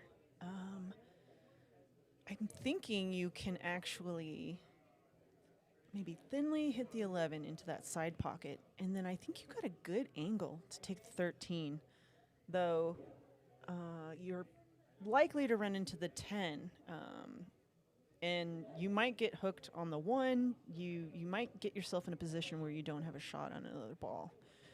Taking it right now is a great idea, actually. Leaving options on the table when you're taking a shot like this is really important, because I think we don't know where the 10 ball is going necessarily. Oh, man. Got behind the 1. Always thought that was a possibility. Allan can kick to the bottom short rail and try to make the 11 in the side, but it looks like he's trying to go to the long rail first. I just can't tell how much he's on that 1 ball.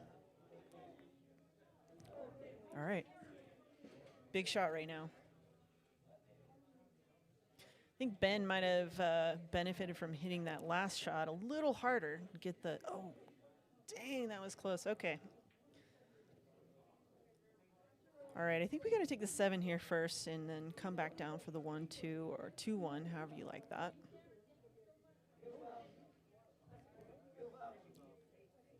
So if Ray and Travis can pull this one off, we're going to go 8-8, in which case the race is going to be to 10. Oh, wow. Okay, that's a surprise. But hey, you know, how many times have we all done the exact same thing where we have ball in hand, we think we're just going to hit it, kind of just plunk it in, and it lays up, you know, and I think what happens in those moments is that we move our eye away, or we're thinking about the leave. You know, we just for the tiniest split second take ourselves out of our shot routine, and these types of things tend to happen. I think the 12 goes by that 7 nice and easy.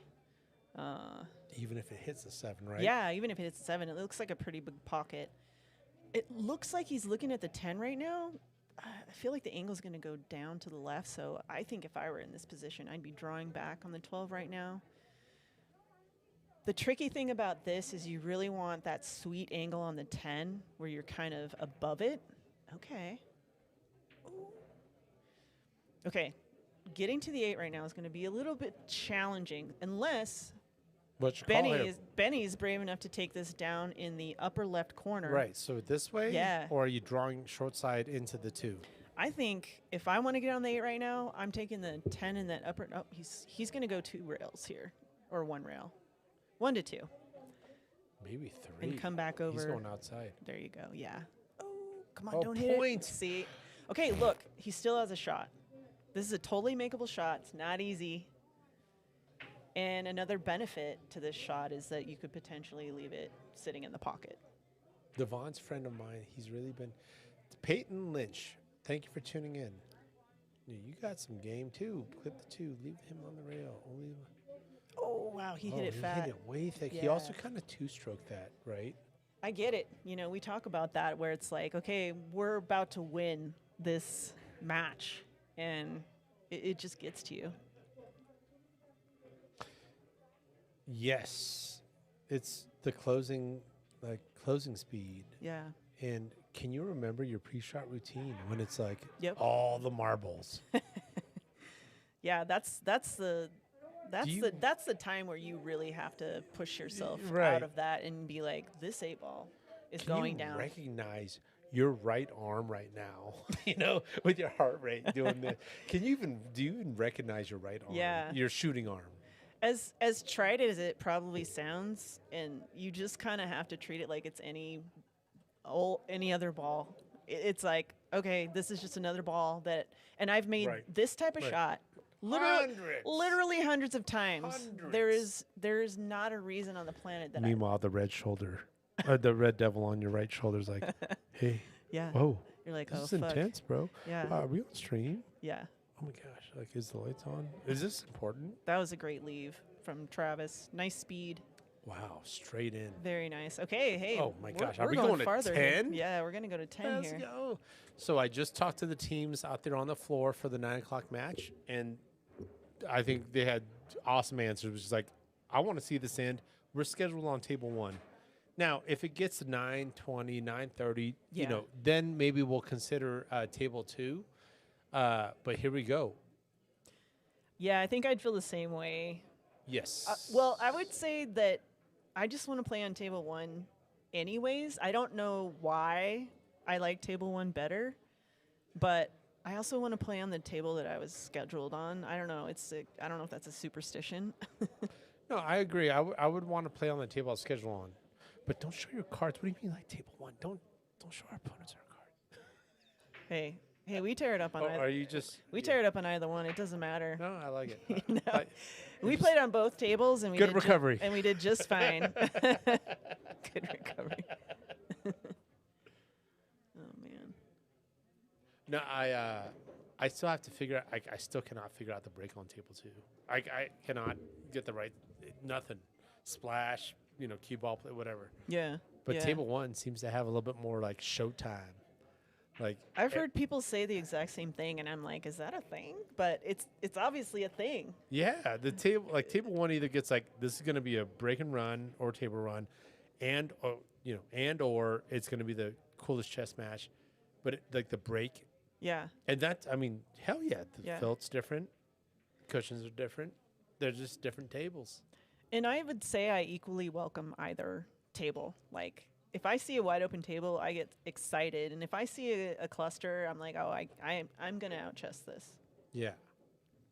I think table 2 has statistically more clusters Really? and less. If I had to guess, we're about to hire like 10,000 ESPN interns, and they can statistically break down 10,000. every rack on Friday Fight Night. I Yeah. would say table 2 has a lower percentage of after the break getting a shot. Okay.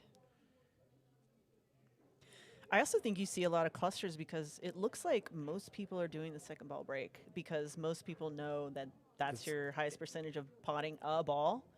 Even though you might have to deal with a tougher table, you're more likely to make a ball. Yes, and I would subscribe to that. Well, I would describe it a little differently. It's like there's good potential to make a ball, but also I'm okay if I know that it's muddy. Oh, Because if I go yeah. head ball break and it's big splash, it's table runs all day if I don't make a ball. And I think that's another factor that comes into this. I mean, people are playing smart in that way. They're not looking to just give racks away to really good teams. Yeah. Break, everybody go for the first or second. Doesn't If really work. if you're gonna be, if you're King Kong, your head ball break is like splash wide open, Yeah. and then 2-3 balls go down, and in a bad break, one ball goes down. Okay, that's one thing. I think most players, and I think we've traded enough notes, not maybe outspoken and out loud, but people are watching and scouting. Mm-hmm. Second ball break says a ball went down, we can control the narrative. Right. But if it doesn't go down, it's not heyday splash open like here table Yeah. run on a platter. Yeah. And that's a very calculated move. And hey, this game is complex and you know, these are the oh no. Oh no. That's game Oh, over. Dang. Is that not game over? Well, Ray and Travis are supposed to be at 8, and we're going to 10, so it's 9-8 right now. The score's just wrong. Sorry, I'm not helping with that at all. When I Oh would my play in the God. APA, and you know use like the score app to keep score, I would tell my team like, don't give me the score No, keeper. I um, cannot keep you and score. I are not on speaking terms right now.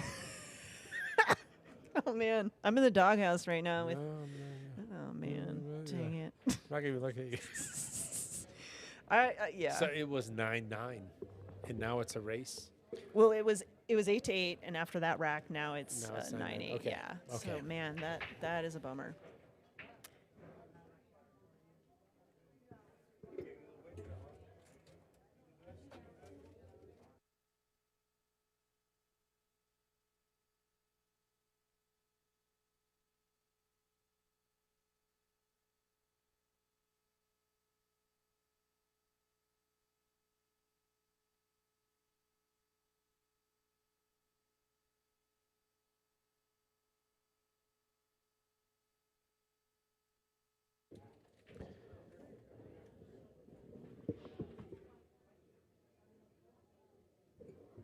Diane, I just confirmed out on the floor. It is 9-8. Allan and Ben are up. Well, QE, he answered our question. Oh, I don't know what QE is. Oh, QE. Oh, what a cool way to say QE. QE. Wow. I'm hooked on phonics. Jeez. Right over my head.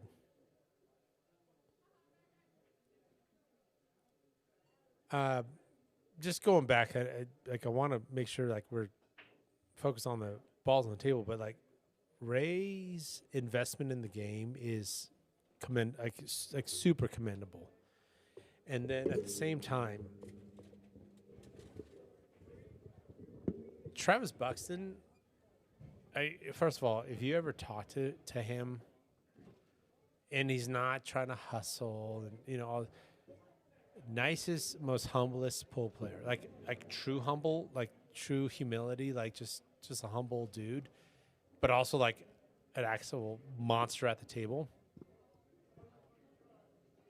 Yeah, he shoots real nice.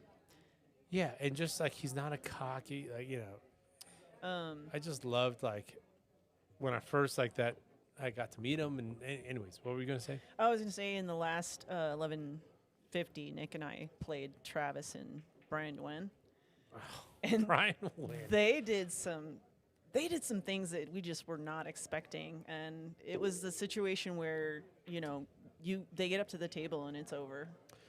Oh, that Brian Wynn guy. I've got some opinions on that guy. Oh, If you're yeah? listening, Brian Wynn. No, to that dude. He's pretty dang good. He's pretty, So, he's pretty It was a dang good match though. I mean, they didn't like destroy us. We actually, I think we went hill on that one. Thank you. So at least there's that. I think they might have ended up winning that tournament. Yeah, I believe it. There's Leo One Dragon. Good evening. Just want to say hi. I was already, I I'm know, already man. cocking my fist back, dude. Hold on. Thank Hold God. on. Leo's going to go Leo. And good thing you guys didn't have to play us. Hey, no, real talk, though, Leo. So happy to hear about your journey, brother. I'm still going to classify this as you talking crap, dude. I'm going to give you a. Yeah, I think they're Nah, yeah. calling us out. Do you I'm guys gonna- want I'm gonna, to? You I'm guys gonna- want to meet in the back alley and play some pool? Yeah, I was going to say, I'm going to uppercut him in the gut. I'm going to do something nasty. Okay, these guys are on the hill, so I think we're Yeah, gonna look at tie it this. up here. Or Straight and leave. sorry, not on the hill, but on the 8. And now we're going to 11. Okay, let's do this. Boom, what an out. Way to stay in it, guys. Leo, real talk, dude. Happy to hear from you, man. So happy for you. But at the same time, you're talking some nonsense, dude. Bring it on, dude. I got nothing but love for Leo and Kiki, dude. Yeah. Oh my gosh, those guys. It is also my favorite one to like just talk poop at, like these loud MFers showing up to the pool hall. We're trying to play pool here, guys. I don't know. I watch the stream a lot. I hear you talking shit with a lot of people on this stream. Ryan Henry comes to mind. Oh my God, do not bring up the R word. They're good to go on table 2? Okay. All right. All right, they made a decision. We're going overtime, so we're going to go ahead and play table 2. I get it. Nice break. Oh, what a break. Heard that one in the booth. Well, there you go, right? Head ball break. Uh-huh. And there's the gamble. If that 2 didn't drip in, life sucks. Yeah. This one's interesting Oops. because you have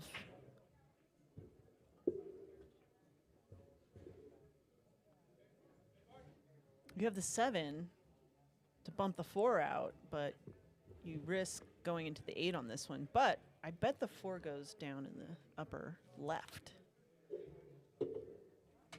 once you move the 7 out of the way.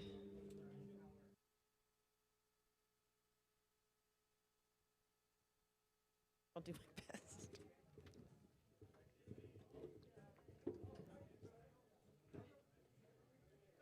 Of course, the table is open.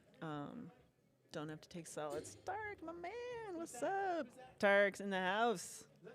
Tarek and I are playing in the upcoming Jack and Jill. Thanks for the invite. Well, you know, Gino, we're too high. Oh, that's a good comeback. Yeah, so, you know. Good comeback. This is my comeback for everyone. I'm sorry I can't play with you anymore. We're too good. Dude, I try to guilt trip you so hard. Yeah, and you can't. It doesn't even work, man. Just try me. Okay, they decide to take stripes. Not a bad idea. I think you can roll down for the 11, and if you get a good angle, you might even be able to bump the 7 away and give yourself a little bit of a easier path to the 8 later. Okay, just trying to rail first that one. All right, these guys got some work to do.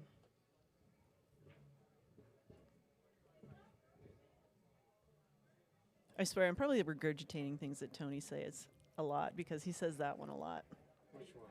Oh man, these guys got a lot of work to do. Well, it's because you guys both know pool. I mean, isn't that a table sometimes? Like, we got a lot of work to do. I feel like it's like a real thing. yeah, and then you know, when you're in the scene for a long time, you end up picking up this vernacular, and everyone kind of says a lot of the same phrases and things. You're not wrong, but I also think those things come up because it comes up a lot in the sport. I It's don't know almost if your like- mic is on. Oh, no, I'm not trying to be on. Oh, okay. Oh, you're right. Okay, I like that from Allan. Taking that pocket, fixing a problem for himself. The 7 probably still has an option in the bottom left. The 1's out of the way. Didn't leave them much. I'm going to go get table 2 started. So with the 11 and 7 kind of tied up a little bit, I might think about moving that 14 out of there to a better spot.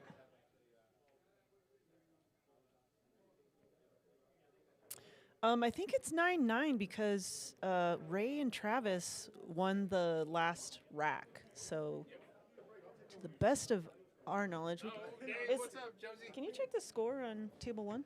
It's definitely 9-9, right? 100% 9-9. Okay, yeah. We just checked the score. It's 9-9.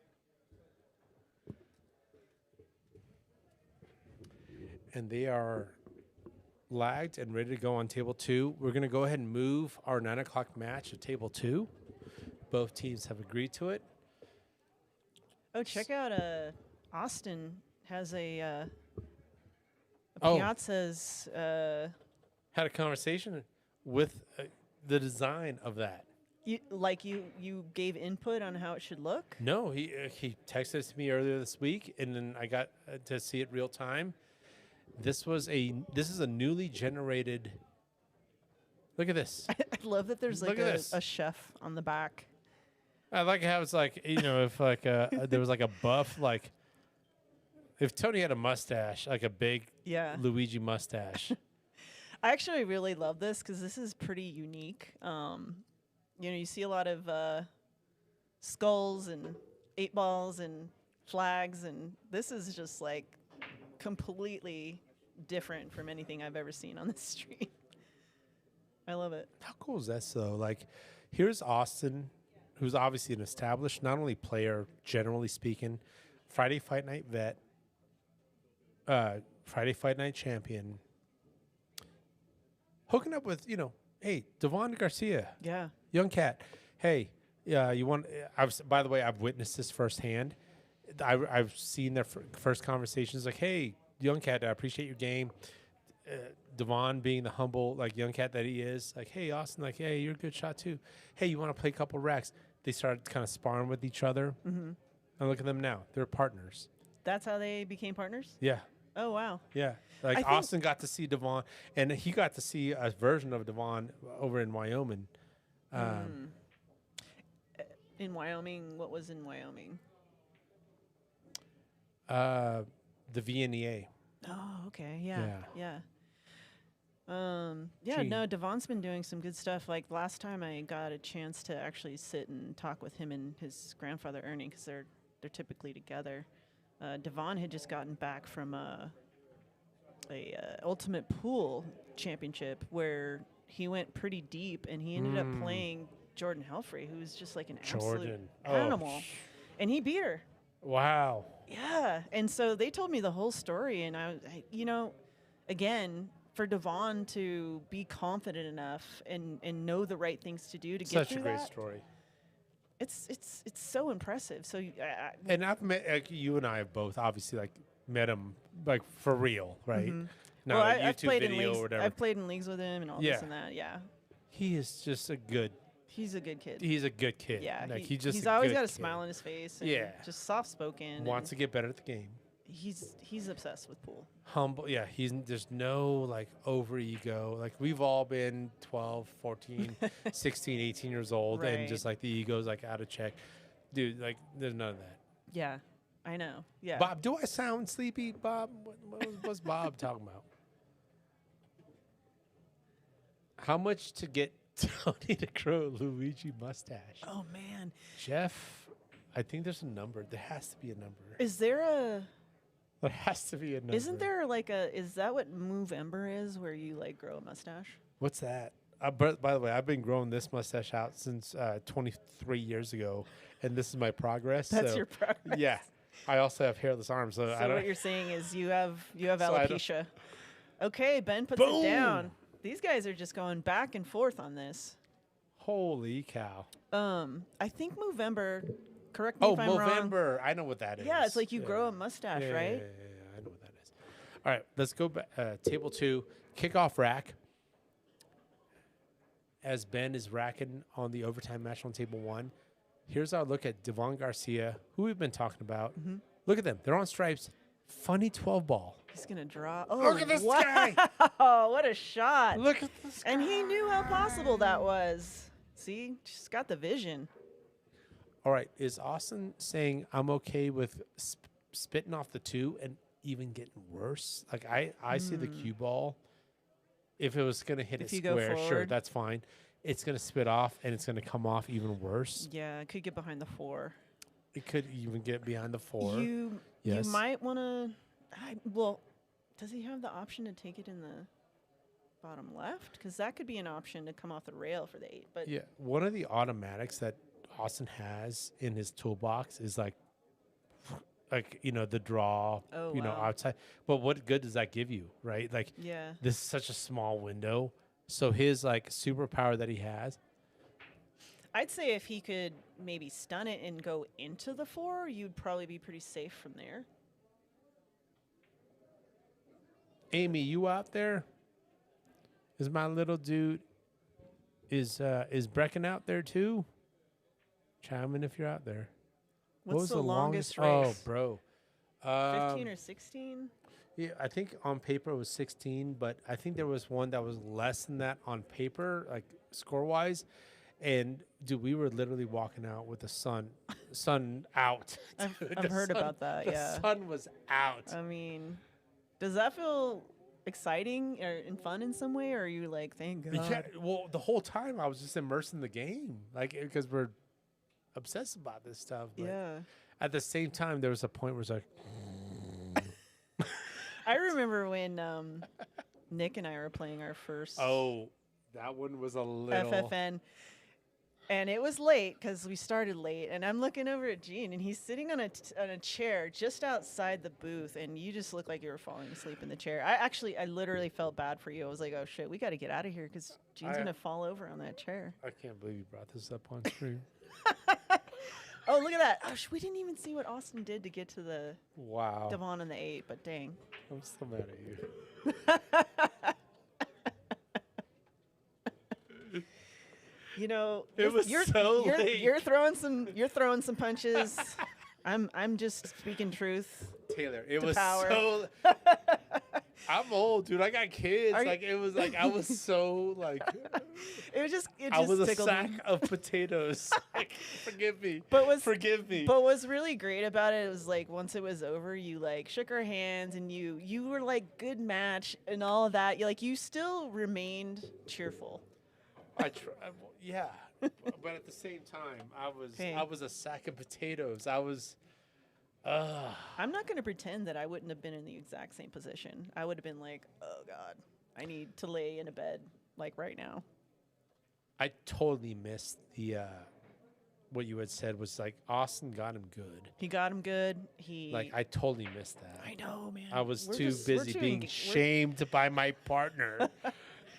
Oh, Look at man. that sting shot by Allan. That's not an easy shot, guys. Yeah. He's not happy with that, but Ben can work with this. Mm-hmm. You go forward, you can come into this 9. Yep. I mean, the fact that they left the only 2 stripes the way they did, this was their game plan, which is use the 10 to break out the 9. So he's gonna go rail and just Yep. Hope for something good. yeah, cross your fingers. Yeah, I thought maybe they were a little flat. And Yeah. the cue ball actually ended up going over to the right. So Yeah, if I'm Allan, I'm hitting a ball in. I am not effing with that 9. What That- goes good here? That's Yeah. 4 balls good for a breakout. 3 balls good for a breakout.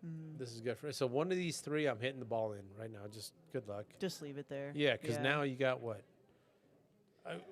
You're gonna separate this. Yeah. You cause any separation, Yeah. and now you're. I think there's this thing that just tricks your brain where you feel like you have to touch your ball. Look what he just called. Rail, carom. Wow. He called. You just go for it. He went rail, carom off the 5. That's what he called.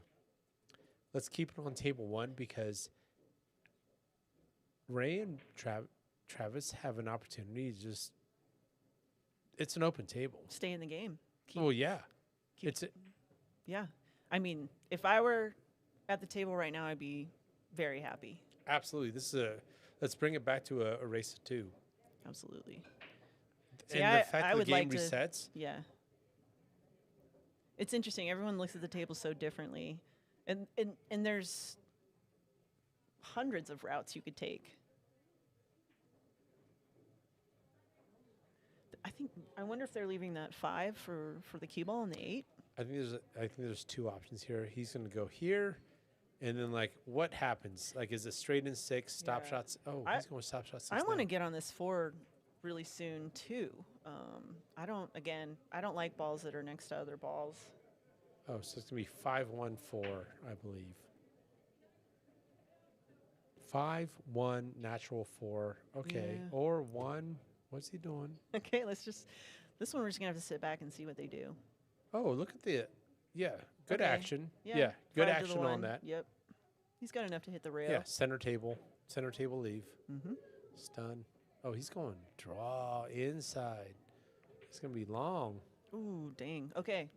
Still good. Yeah, still Got good. It's got a good angle on here, though. I don't think you can hold for the 8 in the upper left at this point. Hey, can we talk about this for a second, though? Sure. Like, Ray obviously had that in his toolbox, but, like, that speed, that left, that bottom. So we're talking about 2 hemispheres worth of fucking English. That's a technical shot. And he pulled it off, by the way. Yeah. Well, By the way, if he took 2 of those things out, he was right there. Yeah, I think when people put left on it, it widens out that angle and brings you up table a little bit more so you don't come across the shot line too quickly. If I see my partner being able to do bottom, if I see my partner being able to do left, if I see my Oh, look at this. Oh, my God. What a shot. for the win. Holy mackerel. I mean, Allan Wow. probably jumped out of his shorts right then to shoot that 8-ball. Wow, guys. Nice job. Oh my gosh. That was Hey, our first match. That was a hard-fought win. Just wow. Hats off. and Ben had to take that bank shot elevated. Well, That was not an the easy level shot. of confidence he walked. By the way, how quick that shot was Yeah. was not recklessness. It was confidence. Yeah. He walked into that shot saying, "I see this. I know this. Yeah. I got this." There was not a, "Oh, look how sloppy or how fast or how one stroke." Yeah. There was a confidence on that shot that was just like, "This bank's in," and you- the leave is there. And you have to, right?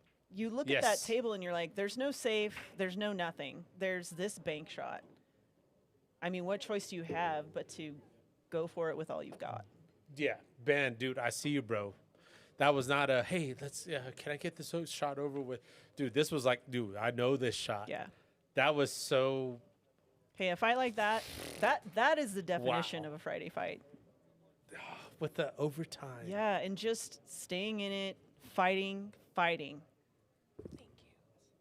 Yeah, and also let's like hats off, like holy cow, like what a fight. I think both teams would have come back and said, like I've been in enough like after interviews, if you would call it that, where I get to talk to a team player or team, both of the players after a Friday fight night match, win or lose.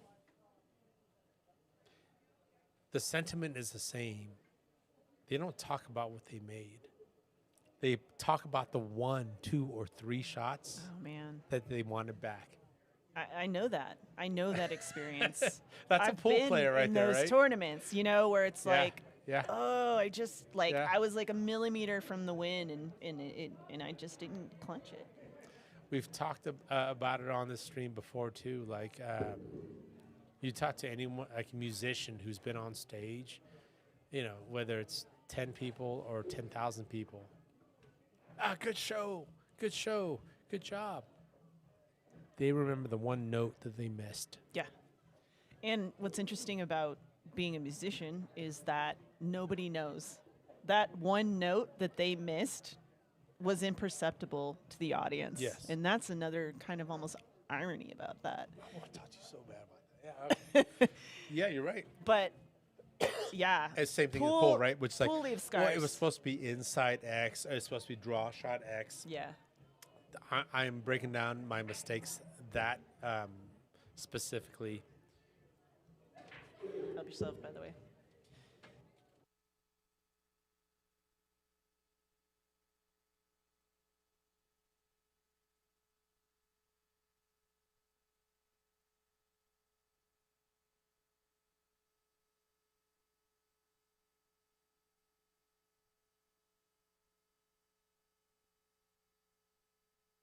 Appreciate that.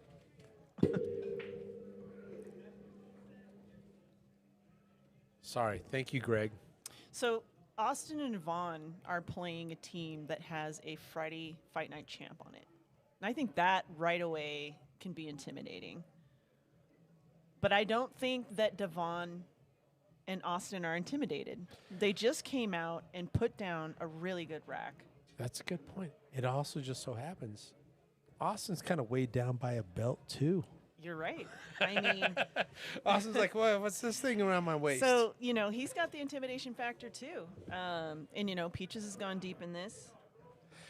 Greg, Adam, thank you guys both. Sorry, I've been busy. First of all, I just appreciate, and if you guys don't mind, I'm going to give some love to Taylor. Taylor, awesome job. I love your insights. So awesome to have you in the booth. And I feel like a great restaurant server because I said that as soon as you took a big bite. That's okay. I can eat and talk at the As same time. soon as you take a big bite, it's like, hey, how's the food? I'm gonna take small bites so that no matter what, I can just stick it on the side and speak. But let's talk about these teams, though. So Martin Cano, been there, done that. This guy is not cowering because it's Friday Fight Night. This guy's made money off of this tournament. He's tried different. He's been in this tournament with different partners. With Greg, he's been there, done that. Okay, they just took a timeout and opted for that safe shot. So that's Yeah.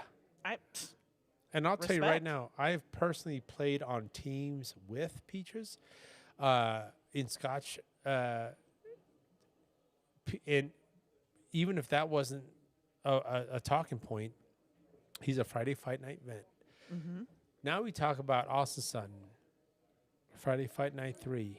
Actually, he was actually earlier than that. He's actually even tried the Friday Fight Night singles, Friday Fight Night 3, Friday Fight Night 4, and then some. This is not his first rodeo, and he happens to wear a belt for Friday Fight Night 4. Wow. He is a champion. Yeah. And his partner, and I think we've talked a lot about Dvon, We have. a very aspiring Colorado junior, a great. We got a winner here in the booth. Not to cut you off, but Oh my gosh! Hey, how's it going, congratulations! Way to Hey. make it dramatic, buddy. what a Yeah. grind out there. Congratulations! It was a wild game. Hey. Wild game. How'd it feel out there? It was pretty nerve-wracking tonight for some reason. I don't know. What are you walking away with? I don't Oh. know. Just keep fighting Don't back. let your partner know. I got a different set of questions for this No. guy. So, seriously, what so do- was it nerve-wracking because of what was happening on the table, or just period in general? Yeah, there were so many tester spots, and I was Hold just, on, though. I saw you guys shoot Like- a couple weeks ago. What was different about tonight's match versus? You know, Someone running late. yeah. Man, I'm just kidding. I tried to kick him out of the booth. I tried to. So you're already feeling the stress on your way Yeah, I in. was feeling the stress. I just had all my No, finals it's for tough, right? college too, so Let's be real. Still We're talking recovering. about it's a Friday. We're all clocking out for Yeah. whatever respective thing we're doing. You guys are actually traveling from a far distance. yeah, it was about took an me hour and a half to get here. An hour and a half. I Because of left at traffic, 3 and yeah. got here at 3:47. And that's on Or a good day. 4:47. On a good day, right? That's not rush hour. So, anyways, congratulations. Yeah, That thank you. was a battle. Yeah, that It was a battle. great match to Anyone watch. could've taken it, Being honestly. downhill to 3. Yeah, yeah, That was yeah. a comeback. You Yeah. got- And that it shot, looked like it was that last one shot way. to get Allan straight in on the 8 was, that was awesome, dude. Beautiful, beautiful bank shot. Yeah. There was a What lot was of the crazy score shots. when you guys were at 3 and they were at their 7-3. highest? So then the race became, you guys went 2 to. I think we won 4 games in a row, and then they won. Then It went back and forth. then went So back it's and like forth, you guys yeah. went 2 to 6. Something like that. Yeah. Yeah. I don't. It's probably not the biggest comeback on Friday Night Fights. Well, we were actually talking about it. It might be up there. Might be one of them, yeah. I think the Casados had some big comebacks in the past. Yeah, I've heard about their comebacks, yeah. No, but I don't remember what the score was. This badass had a pretty fucking handsome partner and went 8 in a row. Yeah. I don't know, is that good? Wow. No, congrats. Are you Like, hitting that on was me? Dope. That was. It's a grind, for sure. Shout out to my buddy Archit for giving me a jump cue to play with for today. Word? Okay. Get your shout outs in. Yeah. Congrats. And Thank you hats for- off to your opponents, too. Thank you for commentating. Yeah. Thanks so much. Always good talking to Yeah, you. good job, guys. Nice job, guys. Hey, way to get to round 3. Even getting through round 1 is not easy. So to get to round 3, clap. I love Clap for Ben. that. Dude, yeah, I love those guys, dude. Yeah. Yeah. Ben I is, don't know Allan very well, but I know Ben, and he's yeah, a cool Ben dude. is like my speed, dude. Yeah. Ben's the dude. Look at this. Nice shot. Yep. And at worst, block the pocket. And now they have a way out here. Hold on, let me look. I was doing this interview thing, and I want to just see who chimed in.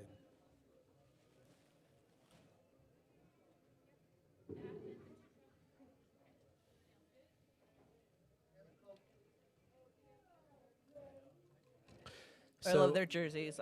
These are my favorite jerseys I've ever seen, and I'm not like into jerseys, but I just love that graphic. No, it's cool. Oh, look at this. Okay. Wow. I didn't think that was necessary, but it works. Oh, can he see the 10, or does he have to swerve this? I have a feeling he can see it. Straight up? Oh, yeah, level stick. Do you think he's going to go down to the rail? Yeah, Yeah. yeah, for sure. Nice Wow, shot. nice shot, Austin. Oh, my God. I mean, Oh, my God, ball in hand shape. That's like an okay leave, I guess. If you left me that, I'd be like, jeez. Austin's not a horrible partner, dude. He's a pretty good partner. Yeah. Oh, I didn't know that they still had the 9-ball. Shoot. Oh, pull haul. There you are. Oh, Dvon. Hey. Pull haul Nice Kiwi, try. by the way. Batman just took off his mask. Do you know who it is now?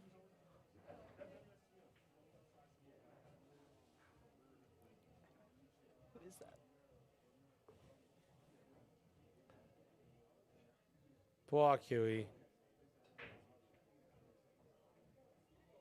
Thank you for taking off the mask. How do you pronounce that?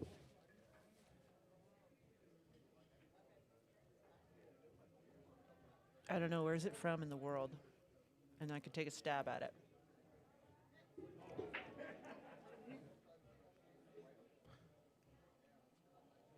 Do you see Austin going? Yeah, he's going bottom. He's going side pocket here. Mm-hmm. Look at this. Coming up just a touch short. Yeah, that's all right. Good look, though. Yeah, I wouldn't be surprised if Dvon just fires this into the upper left. No, yeah, he's all, Okay. yeah, it's side all Just day. doing the back cut. This is a pretty, I don't know, it's hard to tell from here, but looks like a pretty intense back cut. And Yeah, he's okay. going top. Cue ball's gonna end up here. Okay, yeah, he knows Yeah. he knows his angles It's, well. yeah, he knows where it's going. Nice job, guys.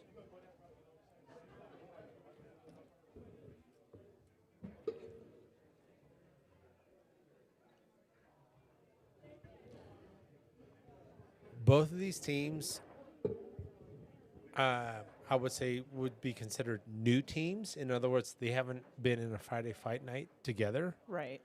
But this is our first look at Ed Powers Peaches and Martin Cano. And this is always a hot debate, which is like, hey, do you want a first round bye in a very important big money tournament? You know, there's only, quote unquote, only 48 teams. You get a first round bye. Yeah. Or by the time you get to this round, you've got a spar session in. What would you rather be? Ed Powers and Martin Cano, like, hey, we didn't ask for this. It just so happens. This is our first match. Yeah.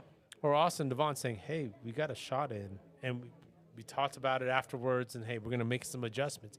You're getting a version of Austin and Dvon that's different than their first round match. I would agree with that. I'd say it's difficult to decide whether I would want the first round bye or not. I think there's merit in like you said, sparring off and in getting a match under your belt with your partner. But a free ride is hard to deny the positive of that. Going to the next round, yeah, Yeah, sure. I mean, just automatic next round. That's not necessarily a bad thing. Yeah, it's interesting too. Everyone deals with their partnership in a different way. Some people are practicing with their partner regularly, so they're Yes. getting that sense Yes. of how they would play in the fight, even though you can't replicate that outside of the fight. You Right. might spar with people, but it's just not the same. Archie, thank you for the clarification. No, you're absolutely right. And to your point, Bruce, like Martin Cano has played with Greg Arabit. Not just gone deep. No. Won the whole thing. Took the poster home. Yeah, as a matter of fact, Champions. You played them. I watched that match. You guys did pretty good. Like you guys pulled some stuff out. Was that but you we and didn't- Steve? We didn't pull the banner home. You didn't pull the banner home, but you didn't get annihilated. Nah, I appreciate that. But you're right. Like when you look at like Martin's one of those players like this is not a knock by the way on Peaches or anyone or Greg Arabit. Yeah. He can find the right talent at the same time if he I got to say this the right way, but like if he just happened to get random drawed, he knows the right way to adjust. Okay. Yeah. I don't know a ton about Martin as a Scotch doubles player, but I've seen Martin play as a singles player in Napa tournaments, and the guy he's really good. I mean, Yeah. you can just tell by watching him on the stream. You know the players that are comfortable. They know where they're going. They don't shoot hard. They just make it look like the cue ball is sliding around the table like it's made out of butter. Yeah. Meanwhile, it's like there's a little bit of like defying physics, and it's like, whoa, Yeah. oh, we got there. Okay, cool. Or you see them shoot it so gently, but then Right. draw the entire length of the table. Larry Romero is another person that Oh, shoots like Larry, that, where I'm yeah. just like, wow, they just make it look so effortless. But Yeah. that's any sportsman, sportswoman who puts in a ton of time with their Yeah. craft, and then they make it look easy, and they make people like us This is believe how you that. throw a curveball. Yeah. Yeah, it just does this. So, yeah, I feel you. Martini, I only met him once. I only talked to him for like 2 seconds once, but he seemed really like a good guy. Harper. Hey, Harper. Uncle Peach. Let's go, Uncle Peach. I like it. When we watch Awesome play, I think it's what we were talking about like 3 hours ago in the first match when we first kicked off the stream, which is like, hey, you know that boring pool? Mm-hmm. Oh gosh, like it's 1-0. It's like, oh, that. Austin is a good example of like, if this game looks like boring to you, like that's by design. He's making this game look boring, and that's a compliment. Mm-hmm. If you could make this game look boring, that's a compliment. Like you're doing it right. That's special. He's on the wrong side of the 5 here. The 8 might go by the 14 there. Oh, well, it clearly does with the Yeah. leaf you made. And I actually really thought that was a great shot by Dvon. I feel like Dvon could have powered it up and come off the rail and back out for the 8, but he decided to just keep it super simple. And knowing that the 8 can go in the top left, yeah, that it all makes sense. And knowing that Austin can hit a side pocket shot. There's people who are. Yeah, maybe it's only half a pocket. Hey, you can squeeze it in there. No, yeah, Oh, exactly. Yeah, Didn't even have to hit it soft. Austin didn't leave that on accident. Yeah, totally. Okay. Wow. 3-1. They're coming out strong. But I know Martin and Peaches can do some stuff here. They just need the right opportunity to get it going. And we'll Yeah. see some stuff from them. This is not a knock at all on the 6 o'clock matches, but there was something about Austin and Dvon versus Peaches and Cano. Mm-hmm. There was something about this that felt like one of those like heavyweight matches I where there agree. was like, preliminary, you gotta. This is huge. I agree Like, with that. Peaches and Cano, this could be like the other way around score wise, and no one would be surprised. Absolutely. This could be Austin and Dvon up 3-1. No Mm-hmm. one's surprised. Yeah, and again, just like we were kind of saying earlier, it doesn't always have to do with how you're shooting. It's just what you've been given, and sometimes it's crap. Yes. So the felt says, right? Like Yeah. the felt gods say, this is just how the balls went. But hey, we got a dry break here, so if Martin can get this going, maybe he takes the 2 in the side, and that's it. Yeah, if you're solid. So now, have we not come to this? It was like, oh my gosh, dry break. Oh my gosh, they went splash break. It's open. There's north side, south side. Yep. And now we get overzealous. Oh shoot, just undercut it barely. Yeah. All right, now we're seeing that stripes are really kind of at a disadvantage here. We've got the 6-3 blocking that upper corner, and then we have a double up here. So, I mean, this is when they get to steal it from you.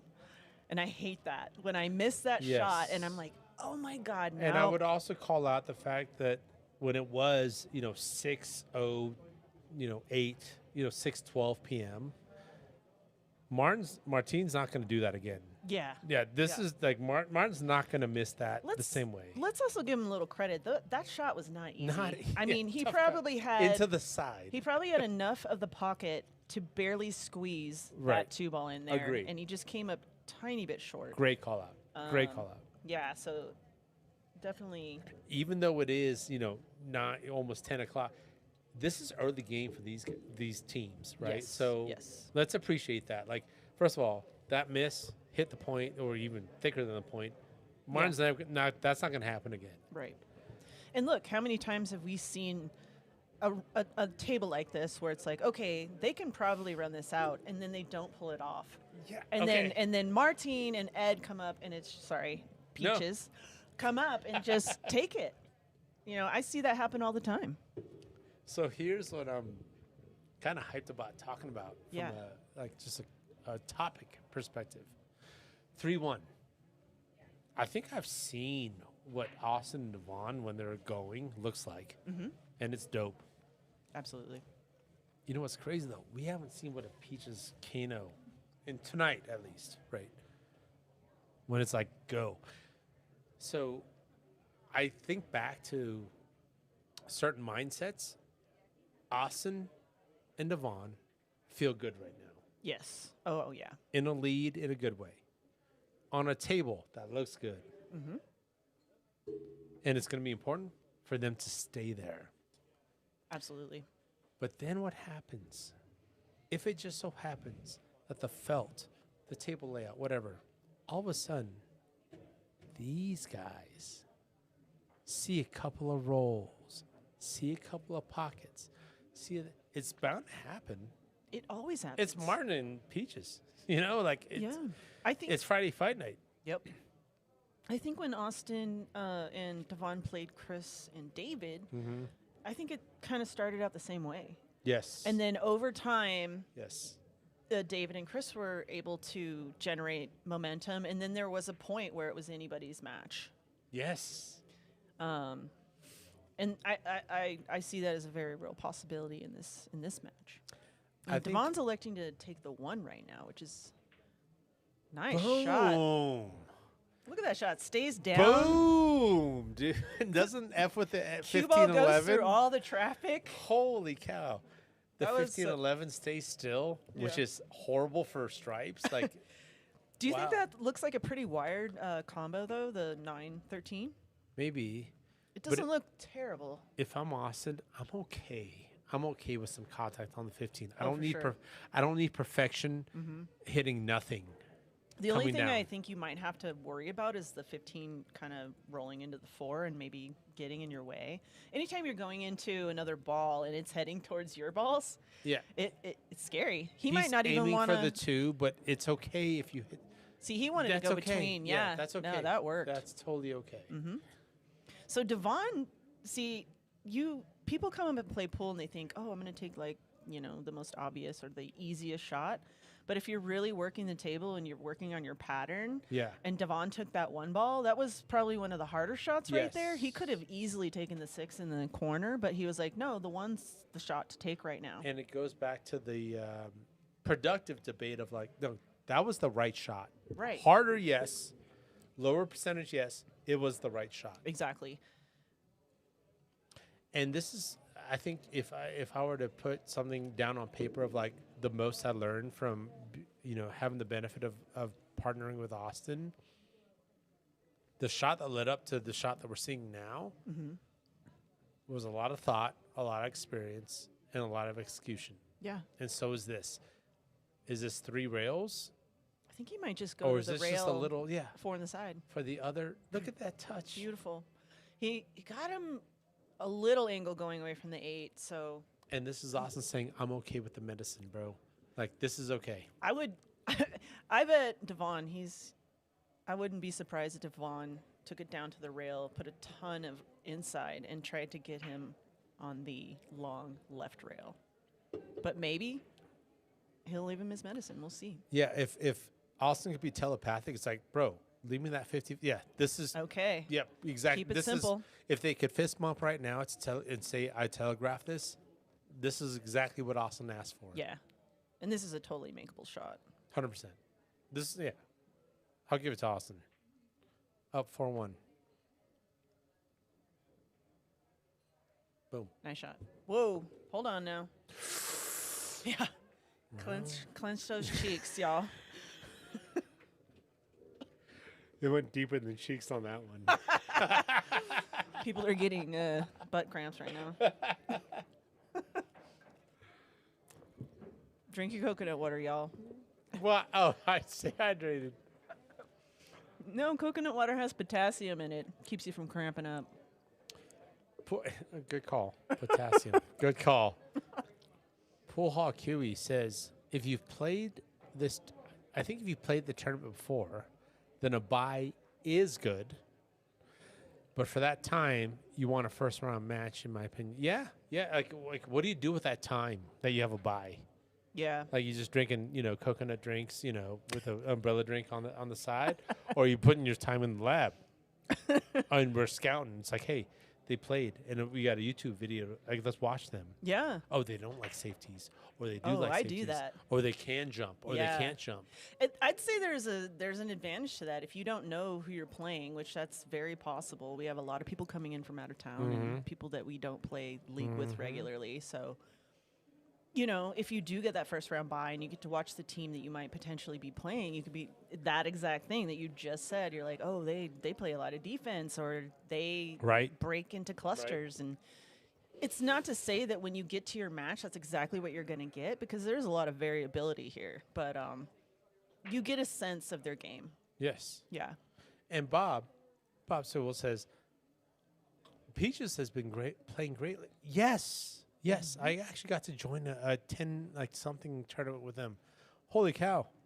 And we just happened to lose in the finals against this dickhead named Bob. Oh wait, it's the same guy. Oh shoot! Holy shit! Oh, It must shoot. be the kids must have gone to bed since Chino's calling people by name over here. Oh, it's so great to call the coolest and nicest guy, who was just Bob, like a D-word.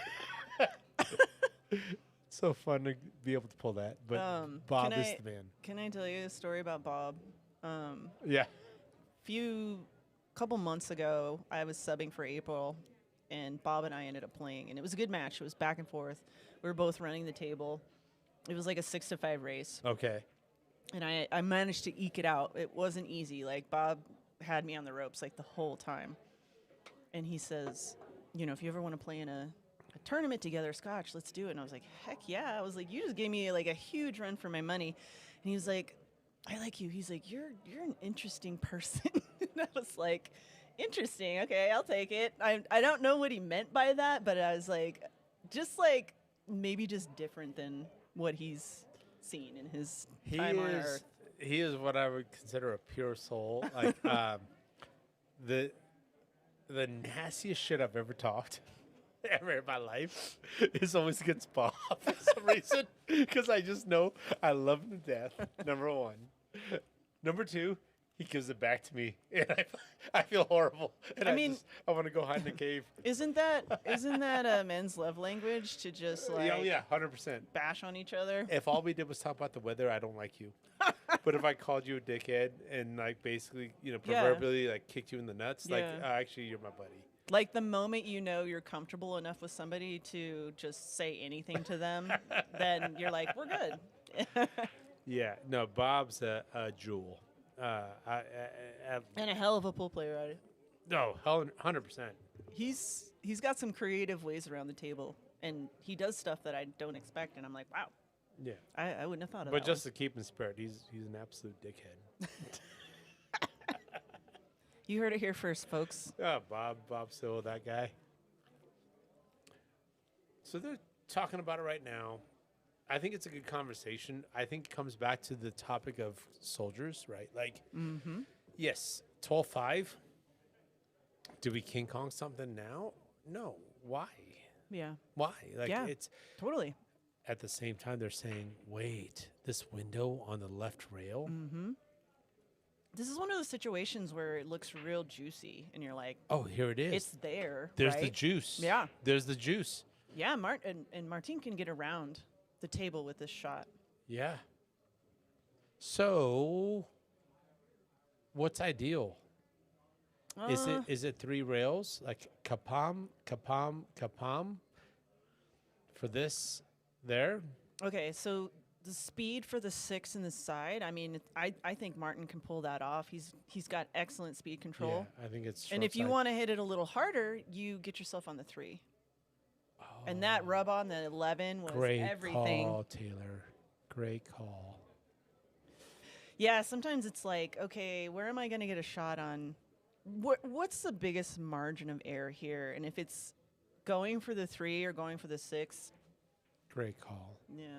Okay, see, That, I knew and- we were going to see these guys do some stuff. Yeah, and that 8 ball I think goes into 5 out of 6, maybe 4 out of 6. Yeah. Let's see where he leaves Peaches. Okay. Okay. there you Oh, go. Keep it goes on simple. top. Oh, it goes on top left. Nice job, guys. Was this a table run? 1, 2, 3. Yeah, 2. Good call, Tay. Boom! Wow. All right, way to get in it, guys. Love that. Yeah, good call. What a good response, right? Yeah, you need to show them that you're there and that you can do the same thing they Yeah. can do. Yeah, we don't have to wait till the semifinals or finals to say like, hey, like we're legit. Like, no, right now, we're legit. Absolutely.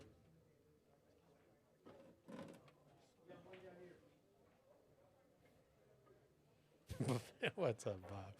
You know I love you, but I don't. Bobby's got some bets going. Ooh. Hey, shout out to Bobby Disco as well. Not only has been putting time into the booth, but go check him up on social media. He's got some updates on some services and pool coaching that he's providing. So hit him up. Bobby, love you, brother. And you know what the hell you're talking about, dude. You know the game. All right, second ball break for Martin here. Looks like the 10's going to roll in. Okay. Okay, yeah. good. Good call.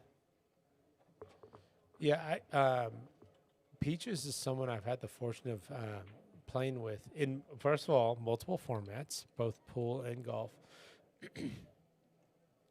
First of all, we talk about pure souls. Like, this guy is Peaches, period. And whatever that means to you, that's what it means. He's a pure soul, and he's Peaches 100% of the time. Do you Do you happen to know how he got the nickname Peaches? I think it's a Georgia thing. Oh, is he from Georgia? I think so. Okay, that makes sense. At the same time, he's also an athlete. So, like, hand-eye coordination, like, Get in there. there's a reason why he chooses, like, this is not a random roll of the dice. Like, maybe I'll play golf. That's hard. Maybe I'll play pool. That's hard. Yeah. I've heard you guys compare golf to pool in the difficulty levels. Tay, do you golf? No. No, I do not golf. I'm terrible at golf. So, no, first of all, that's every golfer's line. You think I'm You're I'm sharp. hustling you right now? 100%. Say it, Megan. What a You shot from Martin. He decided to go forward 2 rails to get perfect shape on that 12 ball. So he could have taken the combo right there easily, but he saw the future for this and didn't want to mess with that, which is typically wise. Let's talk about the future. So naturally, this 12 wants to go. I mean, the cue ball wants to go are you trying to go off this rail into the 3? I think if I'm going to try to get on the 9, I don't think going into the 3 is necessarily my intention. I need to know that I have the right angle not to go in the side pocket. Okay, let's say that base is covered. Because so tangent, right, so 12 is this way. So tangent's what? Like even missing the 3. But to your point, it's like, well, to hit the 3, you're flirting with this. Yeah, I was going to say, even if you hit the 3 thin, you might... Oh, whew, okay. Just barely miss that side. But this is there. See, I think Martin can get him on the 9 with this shot. Well, If he gets it... this one is might where I go on. like these like team makeups, right? Which is like, we've talked about this on stream, and you and I have talked about it off stream, which is like big, small. Right, yeah. Martin's got to come with some stuff. Yep. And look, he does. That was a lot more technical than most people think. Yeah, to get the ball to go under the 3. The next ball was not this. Yeah, going rail first, but also not coming this way. Coming back across. Well, and now it's up to Peach to get him a shot on the 14 and not scratch in the right side. Yeah, you've got a very high. Perfect. That's okay. Yeah, that's Oh, okay. he didn't Peach. make it. Yeah, that's okay. Sometimes you Perfect miss. leave, though. Wow. Those hurt where you have the entire run. You have your leave. Yes. And a ball you maybe even took for granted, and you think it's already gone down, and you see it hanging there. And I hope that's where like you and I get along, which is like pattern wise, right call. Absolutely. Do we miss sometimes? Yes. Of course. Yeah, sometimes we Everybody miss. misses. So I ain't mad. Just Mike's story.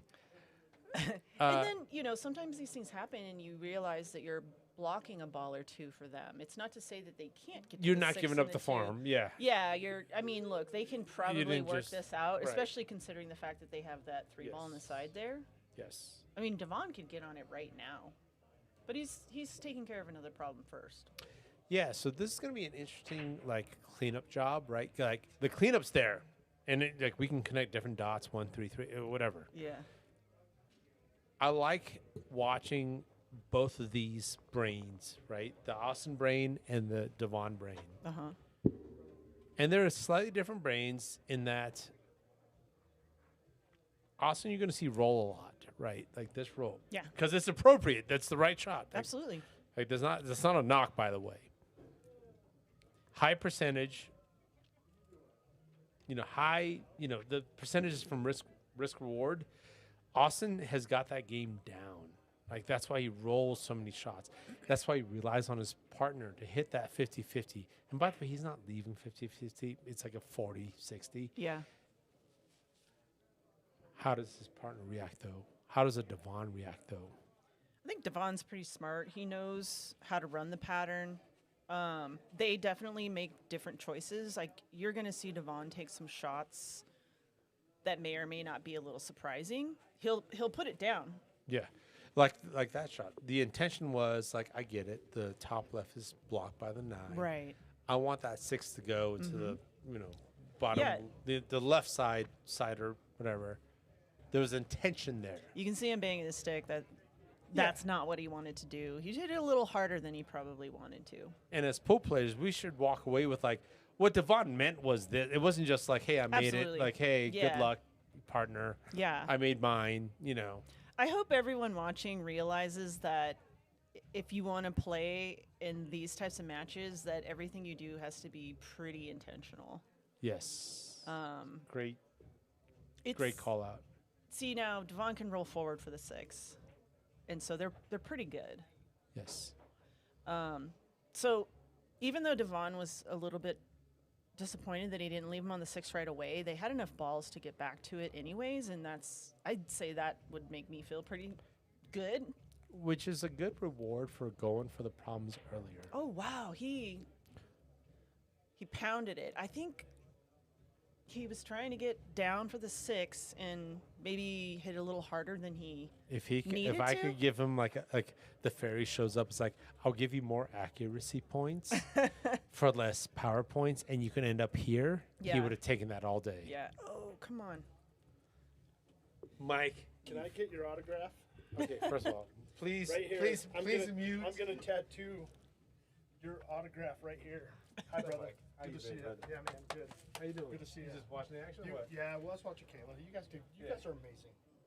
Amazing. Yeah. He kind of kicks ass, too. Yeah. Oh, nice shot, Peach. Look at that. I know. Great shot. How you been? Good. Yeah, good. Thank You you. doing okay? I'm doing good. Doing good. Wow, that was a really good shot for Peach. Not only was he super close to his work, but he had to put a bunch of bottom right English on that to get it to come down the table so far to leave Martine absolutely perfect on that 8-ball.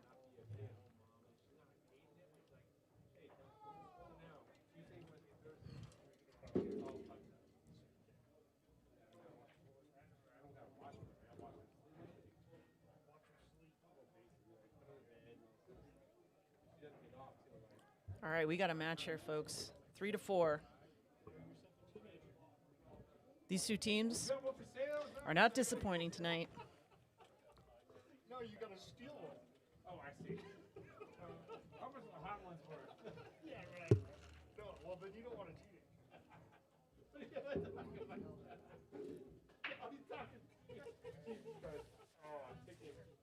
Looks like they're switching up the break. Martine broke last time.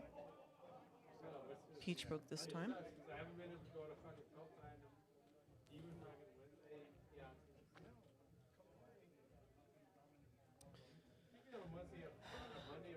All right, looking around to see where we have some problems. Kind of right off the gate, seems like solids could be maybe a little easier unless the 13 goes in the upper right below the 5. But you always want to consider where the 8-ball is. And if one suit is surrounding the 8-ball, you might want to take that suit even if it looks a little bit messier, because it's going to be really difficult to get a great breakout if you take the other suit. But solids has a pocket for every ball.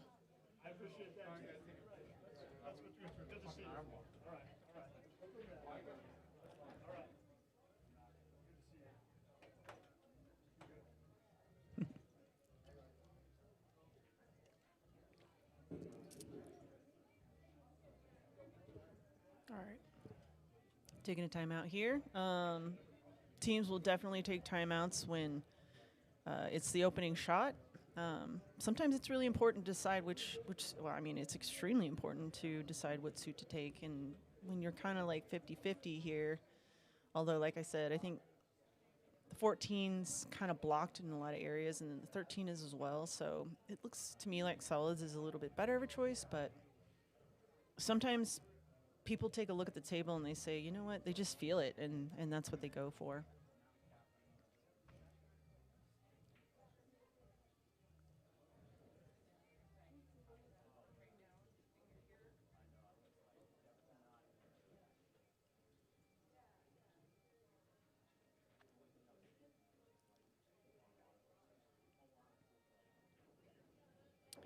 Okay, electing to take solids.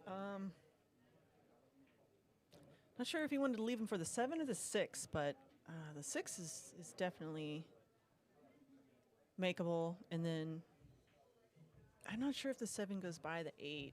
I think when I was envisioning this, I was thinking using the 6 to get over to the left side of the 7 and potentially take the 7 in the side. So that, depending on whether or not that goes by the 8, that can actually be a problem down the line. Dvon's gonna, okay. All right. Well, now the 13's open for stripes. So you got a breakout ball there. If you can get below the 13, you can stun out and kind of break out that 10-8 situation. So let's see where Martine leaves Peaches.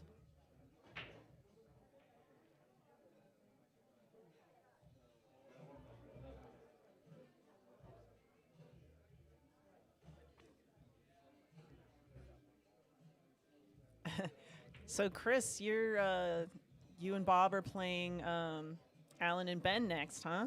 That was a pretty good match, huh? What do you think? Martin, it looks like he went for the breakout with that shot, so and just barely missed it.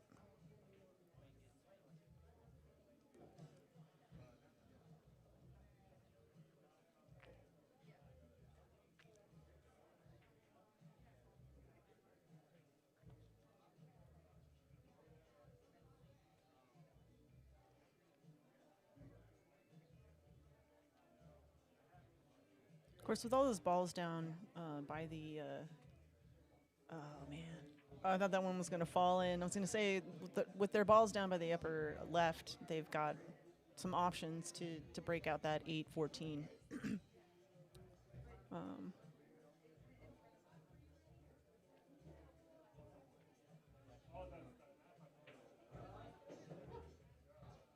Okay. All right, left Dvon a little flat and on the rail, so it's gonna be a little tough for Dvon to get shape on another ball here, but you can definitely go forward with it, 2 rails and come back out.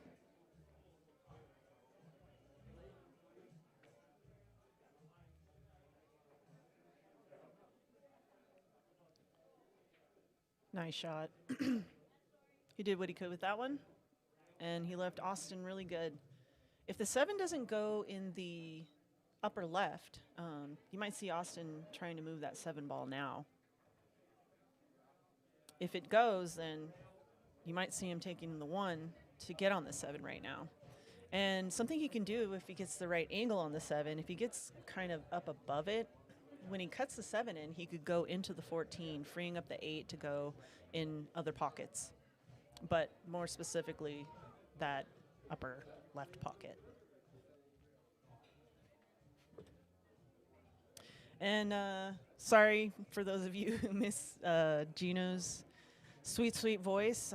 He had to go out and greet his adoring public, and so he's away for a sec.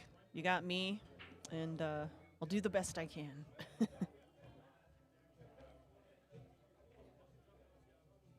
Okay, they're talking about something. I'm not sure what. Oh, okay.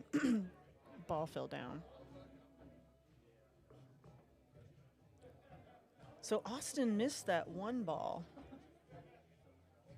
but it definitely leaves an issue for Martin and Peaches here. I think he can take it right now if he wanted to. And then he still has options to get into that 14.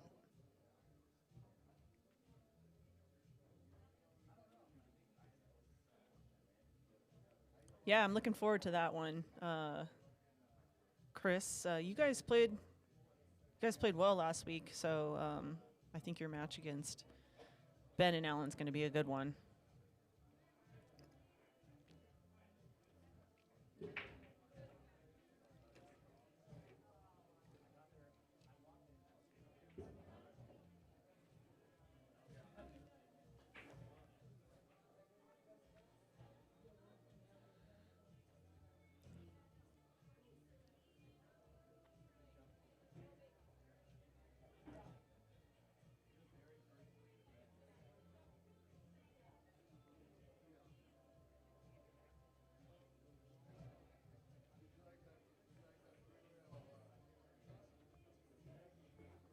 All right. Doesn't look like these guys are pulling out the timer, so doesn't seem like anyone's concerned with the amount of time that anyone's taking with their timeouts. And that's totally fine. I mean, if you don't want to time the opposing team, you don't have to.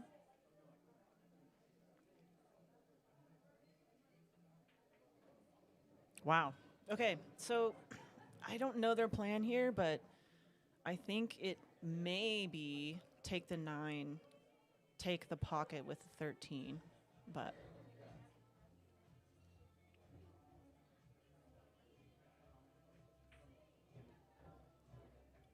and then Martin can follow this shot in. Takes some skill and it takes the right speed, but it's totally possible.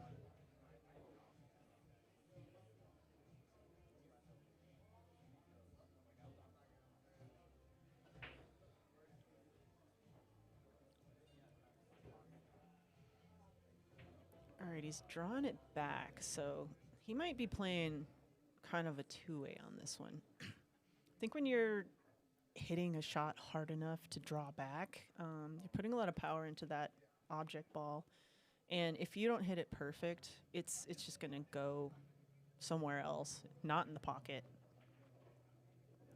All right, I'd say that had a two-way to it.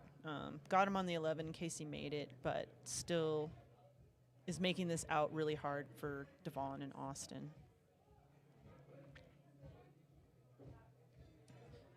And Dvon doesn't appear to have a look on the 2, so all right, he's calling safe.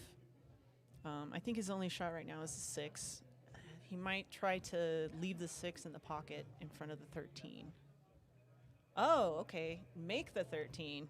Hey, I like that. Those are really creative shots, and you can really leave your opponents in a bad spot if you're able to make their ball in that situation. It always comes with its, you know, it could go wrong, which it kind of has because you leave them with that shot, and they can move around the table.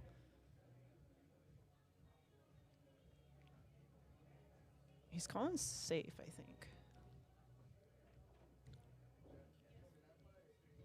Oh, no, okay. I thought I saw him wave his hand like he was playing safe, but...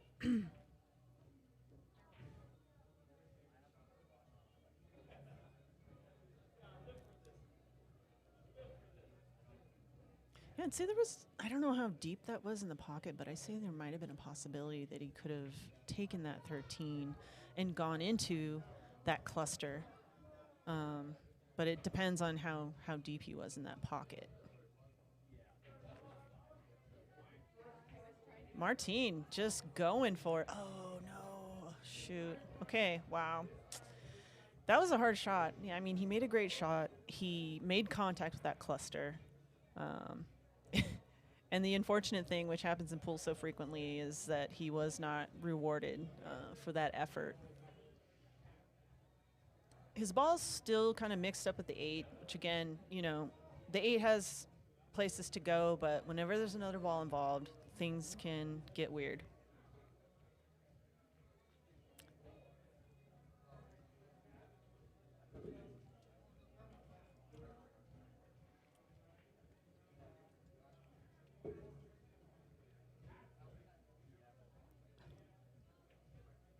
Oh, not a bad idea. So to eliminate the possibility of that ball getting their way, he just went ahead and went right into it. And that was a really smart move.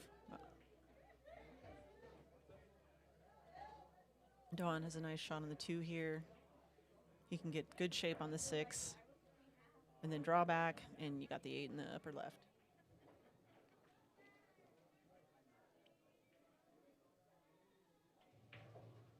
Nice shot, Dvon.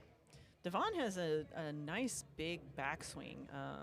You know, everyone has different preferences with how far they want to pull the cue back for their shots, and I'm just noticing over and over Dvon giving Austin the snaps on that one perfectly for him.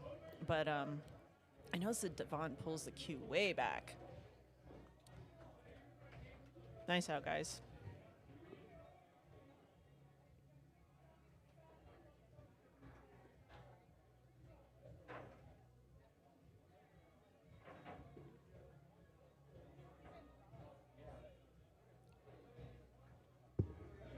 Here we are, 3-5.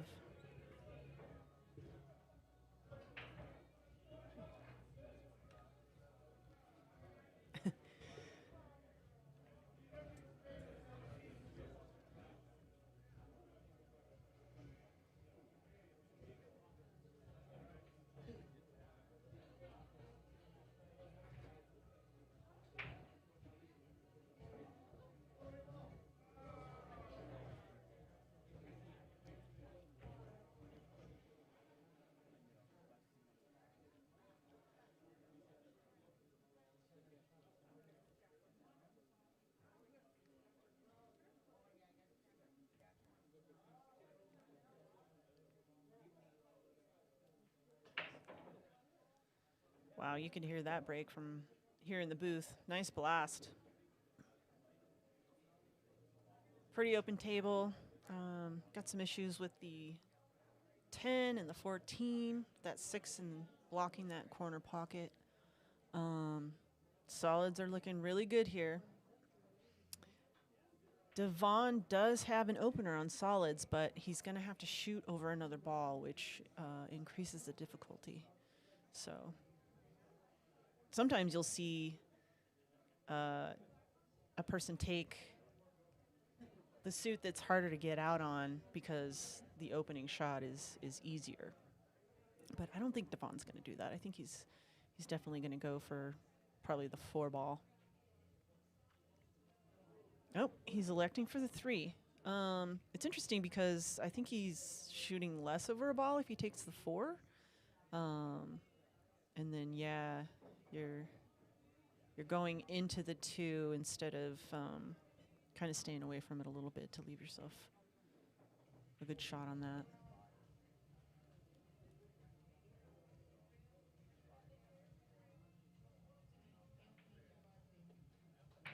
Okay, Austin is deciding to take the kick at this 2.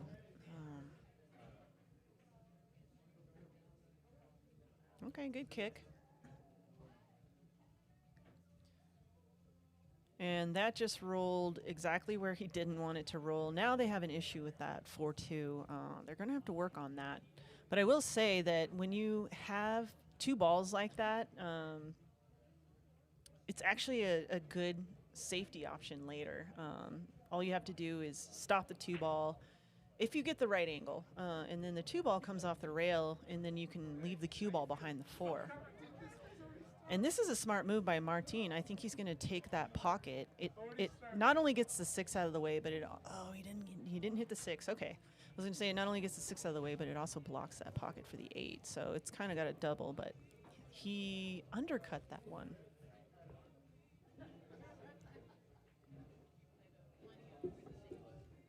All right, y'all, you're in luck. Gino is back from his victory tour. I was about to mute myself to just let you get some runway, dude. I love listening to you analyze. No, I'm like, please come back. Where are you? No, stop it. I love hearing your train of thought. Oh, now you guys all got to downgrade to me. Anyways, he's hitting this white ball into this green ball. He's trying to split the 10-8? Is that what he's trying to do? Oh, look at that. Line up the combo. I think on paper that 5 wants to come in towards the 12. Watch out. Watch out. Yeah, that's what Austin's looking at. It's like, how hard do I have to hit this? I tap it in, sucks.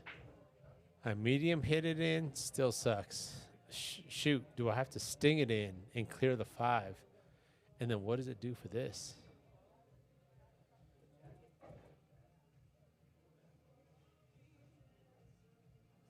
That was just a tough shot. That was a technical shot. Now, Peaches. Yeah, I like. Peaches or not, the first thing he looked at was, what is this? This is the biggest problem on the table. And you got to be on this side.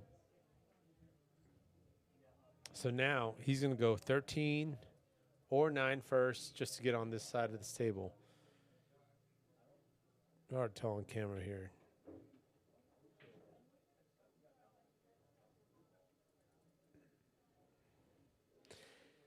So you talk about a Martin Cano, ex-champ. Greg Arabit, he and Greg Arabit were partners before that even. Like, the guy is a solid shot. He is a dog on a bone right now.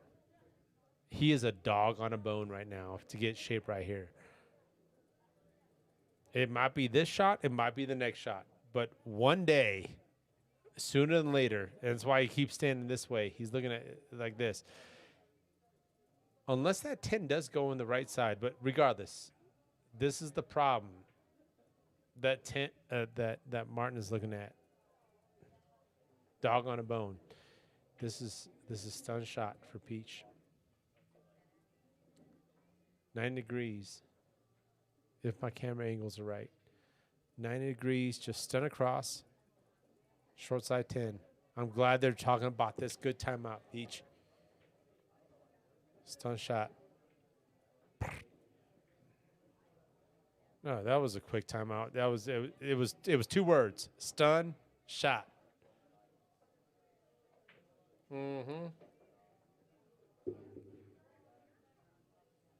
Overpowered it a bit.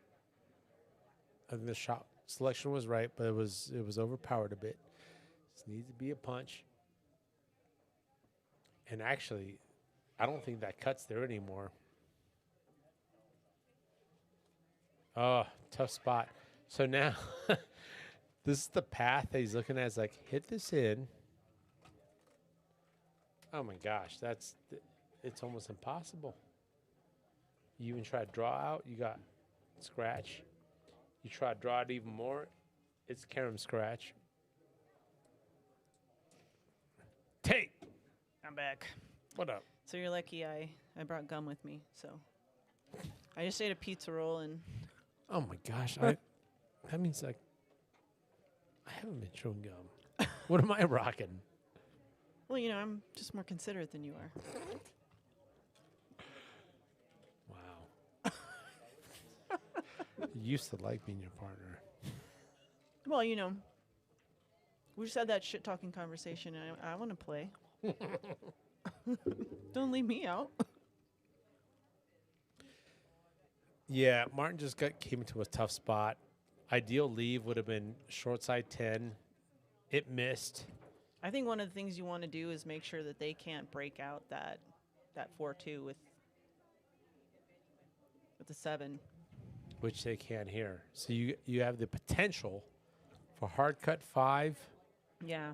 So like, yeah. If we're going full blown like Nintendo pull. Nintendo. At the same time, I could see Dvon also just babying the 7 in and using the 5 to either come one or just direct or one rail down. Oh, he put that. Okay, I like that. Wrong side of the 5 though. This is where it gets sketched, dude. Like, you could have left back cut 5 and either used the rail or just gone straight in. Yep. I mean, this is one of those moments where you have to ask yourself, do I want to make this ball? Yeah. Or not? And if I don't, where am I putting it? Right. And what's tough is, I'm going to follow this cue. I want this cue ball to be back here. Well, good luck. Like, this 5 ball is going to splash that. Yeah, I mean, even if the cue ball were behind the 2, I mean, they have the 12. Is that what you meant? Like, yeah, this is a technical spot. Like, this is a really tough spot. See, yeah, and that's the first thing you I do. come off here, tough. 12's still there, right? I'd say one of the best places you could leave the cue ball right now is somewhere around here. Well, you want to get down. You don't want the cut there. Yeah, somewhere around there. Because you're leaving the 10, but it's a very difficult shot. If you don't mind, let's just talk about the way you frame that, which is why I feel so awesome. Like, it's just great that you're my partner. I love that with the way you frame that. Okay. Where would it suck, basically? Yeah. It's like, hold on, I'm going to go for something. Where would it suck? Yeah. I mean, how many times do you get up the table and you don't have a real legit snooker? I mean, he did just take away the bank on the 10. Yeah. That great. 12 ball, though, that I'd say that's a pretty makeable shot. Yeah. I think if Austin had it his way, it'd be like maybe right there. I think. But I like the way he addressed the problem and left it tough. And that's I think goes back to what we were talking about earlier. It's like you kind of have to commit. Like, he wants to break that out and play safe as he can. Pick one. But he didn't get safe. Yeah. He got the breakout, but the breakout, and I'm not trying to be harsh, but the breakout doesn't matter now. Well, what's cool about being in the booth when we get to watch on the screen, we can be harsh. It's like, what I would have done. It's like, and meanwhile, when we're out there, by the way, we're going to get the same treatment, and that's okay. Yeah, and I know that, and I'm totally fine with it. Honestly, if I do something like, we know perfect pool, right? Yeah. When it's on the screen. Sure. Yeah, no, if I do something that is probably not the best choice, then yeah, rip me up. Oh wow. Nice shot. That That was real first. I That was a mean, skinny real first. he had to get by that 10 ball. He was like, This is natural. combos are too unpredictable. I'm not taking a combo here. Yeah, just so everyone. By the way, Nice. that was a very good shot That by was a Peach great too. shot. That was a very good shot. Nice job, guys. But for anyone who wants to like go into YouTube and then put in search terms, Piazzas, Friday, fight. Oh my gosh. Martine, was that an undercut? It doesn't matter. It doesn't matter. I'm just surprised. I mean, I know that Oh it my was, gosh. Oh my gosh. It was a little steep. Not that they did him a whole lot of favors here. If Dvon wasn't stuck in the pocket, he could roll up with the 4 and try to get the cue ball behind the 5. Oh my gosh. What This a difference. This is tough. I think the bank's closed. It's going. I think he's trying So to he's make this in the back corner. cut. Mm-hmm. Yeah. It's totally makeable. Let's go, buddy. Nice shot. Okay, Under Dvon. pressure. Okay, Dvon. That was a great shot. This is why I like watching when a guy like Austin shoots. Like, is he just gonna stun tangent? I think so. Is he going? Yeah. Yeah, I didn't see So crisp. Austin going up and down, So especially crisp. when you're taking the cue ball Yeah, I love farther it. away. Yeah. And he's playing with his partner. Yeah. Right. Like league wise. Like. Hey, you got to give Dvon credit for that. Oh shoot, Oh that hurts. no, Dvon wants it. Yes, yes. Yeah, sometimes you just get too ahead of yourself. But man, Dvon, that was a really great cut on the 2. I don't even know if I would have So had the a the rare like I saw a double reaction from both players. from Austin as well. Yeah. Yeah. And by the way, this is not a knock. I don't. No. Like, holy cow! Like, he was not trying to be, whatever dramatic about it. It was just a natural, like, wow! Oh my God, that happened. Yeah. And it did. And now here we are, 4-5. Wow. This could have been 6-3. It could be so many things. It could have been It could be many so things. many things. And again, I mean, we knew this was going to happen. Not that we would know that exact thing that would happen, but we knew there were going to be turnovers. Maybe it's when they're on the 8. Maybe it's when there's an open table, but there's going to be turnovers and opportunities for teams to stay in the match. Yes. All right. Sorry to. We weren't ignoring. I want to appreciate this. First of all, Soldner, you're absolutely right. Like, the patience game, the resilience as you're calling it. It's so hard to do, and this is why I tip my cap to you guys. Like, the hardest thing to do when it's like, I'm on the hill, they're on the hill, whatever. Slow down or get extra strategic. Announcers curse. Hey, nobody said that they were going to get out on that one. And then Dan Price, I appreciate you, brother. You know what sucks though? Taylor and I aren't going to win the tallest team trophy against Dan Price and Mike Pope. Only in our dreams, our sweet, sweet dreams. Yeah, Dan friggin' Price, you tall, beautiful person. You. I don't think we're the shortest team, though. Oh, I like that. I like the. I don't think we're the shortest team. You're such a good positive teammate. Oh, thank you. Yeah, you're right. Yeah, you're right. I'm not. Yeah, not the short. Maybe actually, what's gonna suck is we look at the records tomorrow. It's like, yeah, it sucks. You got Eugene as a partner. You check the box. So let's talk about team breaks, right? Sometimes it's like, oh gosh, the avalanche is coming hard. Team break. Sometimes it's like, oh, just like Ed and Martine. I don't know who called this one. If they have control of the table, then it's Peaches and Cano, and they're saying, hold on, thank God it's only 4-5. Here are some observations we should share as a team. Yeah, I don't know who called this timeout because I know that if you have control of the table, it's your prerogative to do such. Even with balls on the table and all this. Yeah, sure. But I do know that, and we did this in ours. The other team said, "Hey, can we go take a bathroom break?" And we're like, "Sure." And we had control of the table. Right. So it Right. might have been Dvon in Austin to ask for the timeout. If this was like a 25-second, like 30 Yeah. second, yeah, don't go And- take a pee. Yeah. I could really empathize with Dvon on that because you're this far away from just getting another win. Like every win is so important. Like every inch you can get ahead of your Yes. competitors Yes. is like Yes. it's like gold. Yes. And when it falls right out of your hands, it really hurts. And so sometimes you might Great need way to to just put take it. a few breaths. That's a great way to put Because really ultimately you have to let it go. You it. have Great to. way to put it. Yeah. You have to know I love it. yeah, you got to get back up there. You're going to have to take that shot again. You're going to have to shoot at the 8 again. I love it. I love it. Dennis Armillo saying 6'8". Joe, I'm telling you, like they are 13 feet. Yeah, 13 feet Fargo rating. Like who can beat 13 feet the Fargo rating? Are they actually 13 feet combined? Maybe 6 foot. What? 6 foot 6. Are they both over 6 feet? 100%. At least for me, I'm Yeah. like 5'1". I feel like. All right, you're not 5'1". Can I just maybe this will make you feel better about you seem to have a thing about height. So Do I? I'm just calling out the tall guys. So I'm 5'6", and yes, you are taller than me, but we're close in height, right? But when we're taking our first photos of our first match, I'm like reaching as high as I can. I'm like standing on my tiptoes to take that photo with you. Because I'm towering. Because you're so commanding. I'm Yeah, just like, actually, you know what? Now I think about it, I think I'm 6'12". 6'12". Okay.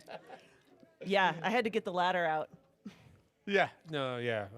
Sorry for your tiptoes and towering over I you. know, and we had to take like 10 pictures, so wow. It was exhausting. Bob, appreciate you, brother. Yeah, John Bach. Dude, and this is, and first of all, can we all just welcome Taylor to the stream? Thank you for Taylor for joining us tonight. Thanks, guys. Oh, I mean, obviously, I'll be hey, what would Taylor Wolf do? Is a thing that I'm going to put in my toolbox. And I've had the benefit to work, be in the booth with Tony and WW, TPD, and all these things. But pleasure. And apparently you've got some fans too. I appreciate it. Thank you. Was never intending to commentate. The only reason I really wanted to do this is just to spend time with you, like talking shop, because I just think it's hugely important to be on the same mental page. When you get out there and you're shooting in this high stakes match with your partner, Yeah. you want us to have the same vision. Yeah. And you want to play safe when they would play safe and stuff like that. And so just talking strategy and talking patterns, even though it's just one night, I think it's great to connect with your partner in that way. And since Gino is always doing this and he's a hard man to pin down, I'm like, you got to get me in the booth with you so we could actually do this. I appreciate. Well, I'm glad you got in touch with my agent. No, at the same time, like, But, I just remember the first time, like, we had our first, like, pick your brain moment. It was like, what would you do on this shot? And it's like we almost had jinx. Yeah. And it wasn't just that. And then there was after that. And then it's like 14 balls later, it's like, hey, I love the way. And you opened my eyes to a few things. Like, I didn't see that. I like And that. same. It's super cool. Especially when we'll take a time out and we pick apart the pattern. You surprised me a couple times. You see something that I didn't see, and it was the right move. And so that's what's so great about Scotch doubles. It's not all on you. It's actually kind of a relief that you don't have to make every shot. You don't have to make every decision. You get a little bit of relief in that regard. Yeah, I would love to hear, like, especially like chats, like, if you had your choice, and first of all, let's say, okay, we know Friday Fight Night's a 1100 tournament. Okay, put that on the side, right? Take who you are. and say you get to play plus or minus 150 Fargo points. So if you're 500, you could play with a 650, or maybe it's not an 1150 tournament.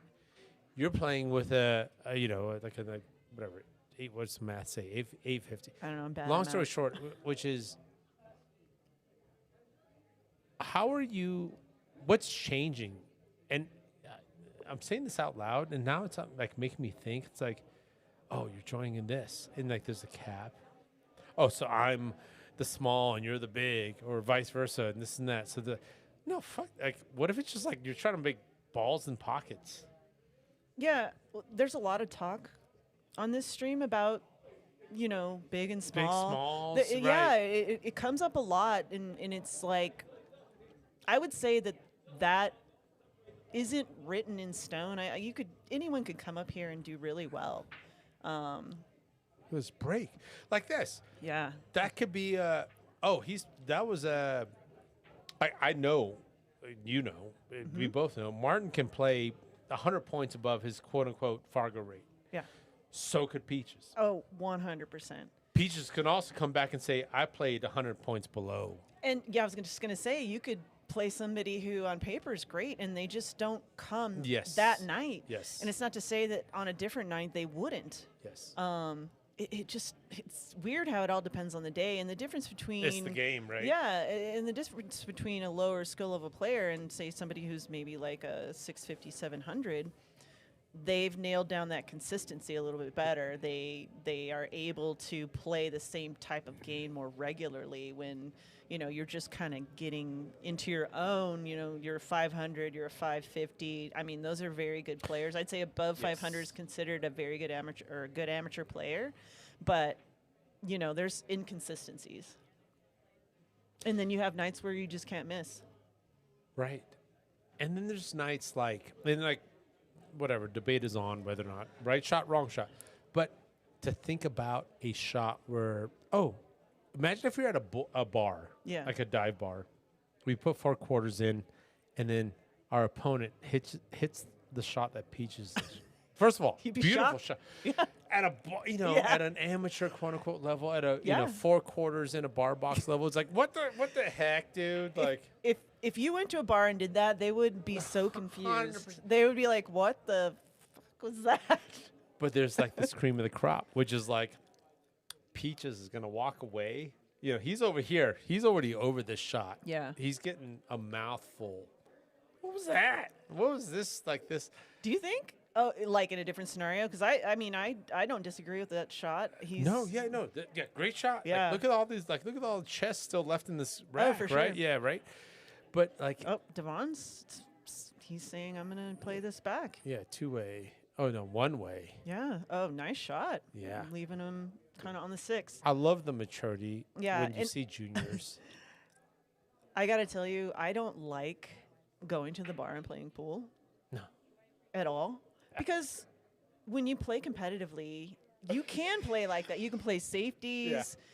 You can do all kinds of things that you wouldn't do under these sort of just like You in the get public. questions that aren't normal. It's like, was that legal? What was that? Yeah, Was and that people legal? want to play this call shot shit. I'm like, ugh, give me a break. But like you can hit any ball on the table, and Bar rules are different. bar rules are so weird. I was playing pool with this guy one time, and we were gonna like bet some money. Nice and, shot. And he was like, "Well, let's play like real pool rules." And I'm like, "Well, in your mind, what is that?" And he's laid out the bar rules, and I'm like, "That's not." That's pretty sloppy. That's not dude. it. And he was like, no. He was like, pros play this. And I'm like, oh, my God, son. I was like, I watch the pros play literally every single day of my life. You can't sit here and tell me that they play that shit. I was like, I'll play you for money, but not bar rules. That's just. I think one That's of my for favorite turkeys. things of being on a stream and stuff, like seeing like comments and all this other stuff, is like we'll bring up a topic. It's like, I guarantee you right now, what time is it? 10:30. It's 10:30 on a friggin' Friday. We got an average of 550. We got an 1100 tournament going on. The people tuning in right now, no more than the average bear about pool. Absolutely. They are better pool play. I will put whatever dollar amount on these 117 viewers right now.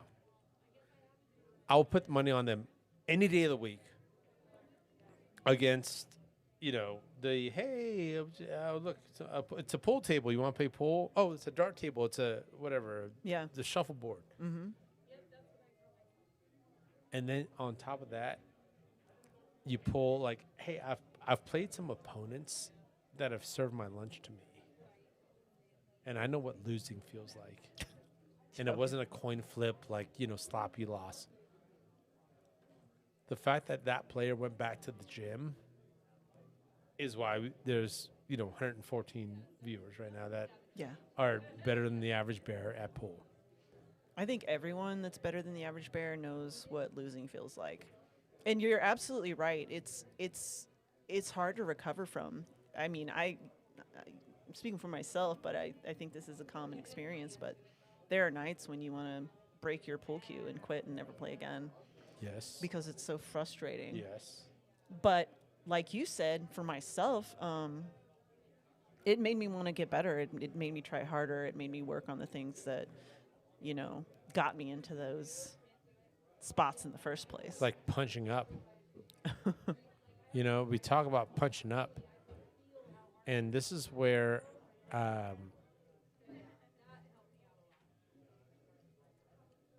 we talk about, like,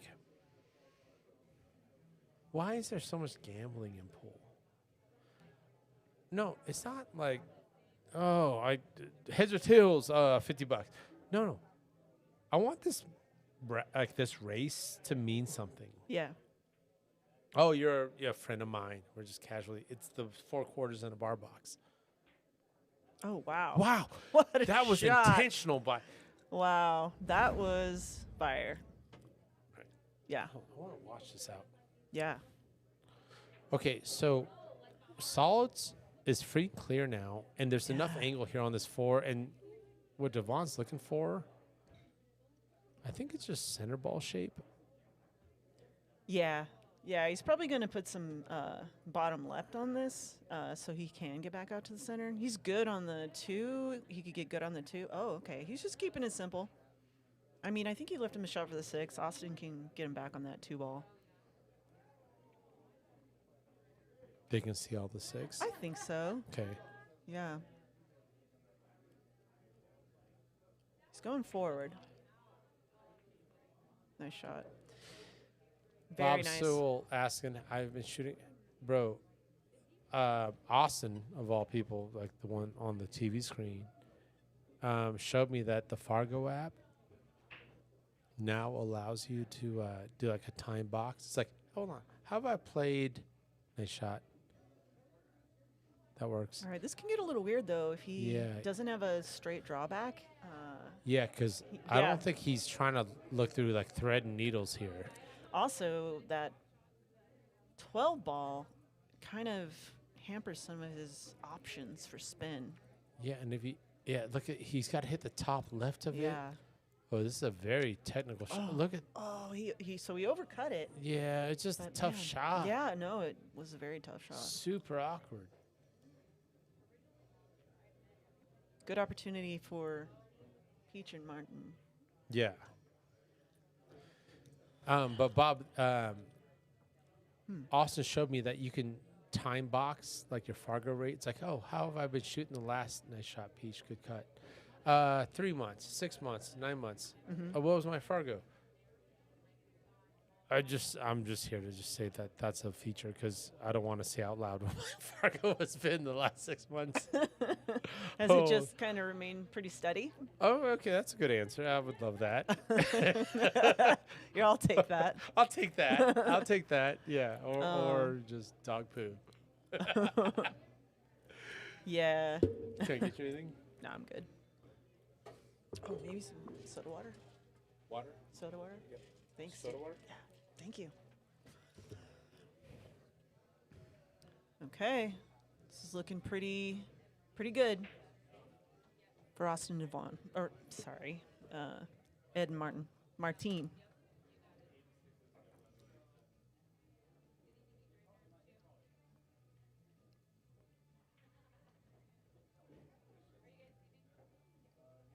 All right, I think Peach is probably going to stun this on the left long rail and just probably leave him shot in the bottom right corner. Oh, he rattles it. Okay. Well, it's going to be a tough out for Austin and Dvon with that ball in the way. Might see Dvon taking the cross bank here. No. Let's see.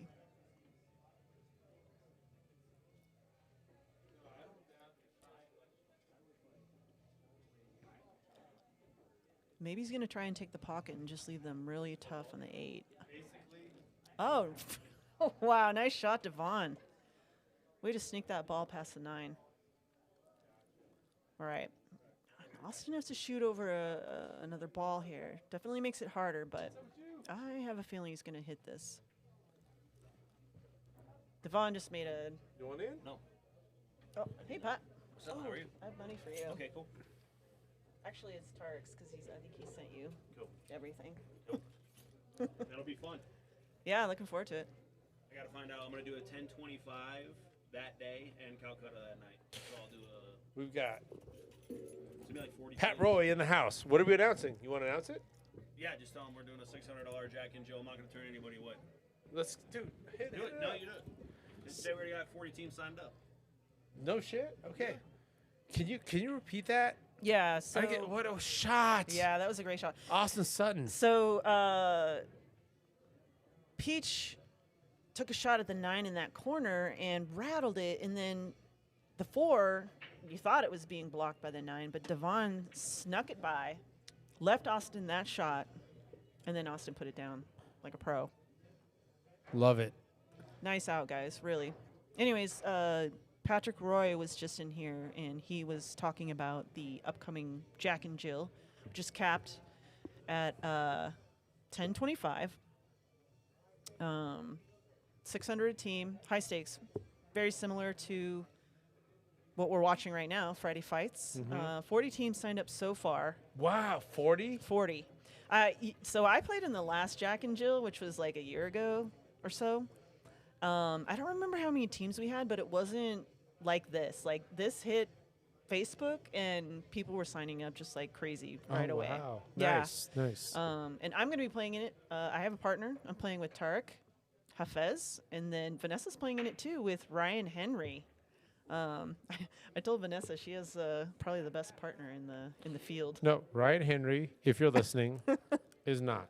No, He's a joke. he's a joke. He needs to give up the sticks and play darts or something. Yeah. I mean, I guess when he beat Corey Duel in Saratoga. No. We don't talk about that. A No, few we weeks don't- ago, no, it's no, just no, like no. whatever. Yeah, Wha- just When you and I were playing our last match, yeah. it's like he was like on chat. He's like, "Go Taylor, carry the team." Yeah, or it like What he's must like be- your back must be hurting must from be- carrying Eugene. So anyways, he Yeah. and I are not on speaking terms. he's a smack talker for sure. Oh, I love that. Yeah, good people. Yeah. So Great job on the felt too. If you guys need a felt work done on your tables, hit up Ryan Henry. Dude, this guy goes combo, kick, holy bank. wow. Hold on. What the? He called combo, kick, I Yeah. saw that. Yeah. kick. Wow. Yeah. Jeez. I mean, you got to give it to him in the creativity department right there. To see it and call it. Yeah. To see it. Okay. And I Call think, it level 2. To make it Yeah. level Yeah. 10. Yeah. Hey, that's one for the highlight reels. We've had a few of those shots tonight. You know what I told Tony the week before our last match? Mm-hmm. I was like, I want no fire. I want the most boring ass match. I want no fire. Same. I want no. We should not. What, dude? Nice touch. Dude. Martin's touch, like, Yeah. he's so good. Yeah. Like, this sucks if you're solids. Except I think you can see the one. Yeah, you can, Unfortunately. but this still sucks. Like, you know how, like, this is like inside English. Mm-hmm. You got to hit inside You got to get past to the side hopefully pocket. throw You're gonna aim this way, and you're gonna hit inside to then make it in. This is like a drill. Yeah, look, that's what he's going for. Inside. Yeah, yeah. You had to. Yeah. I don't believe it. You have to aim for here with inside and throw. Like that's Yeah. physics. Oh, thank you. Sorry.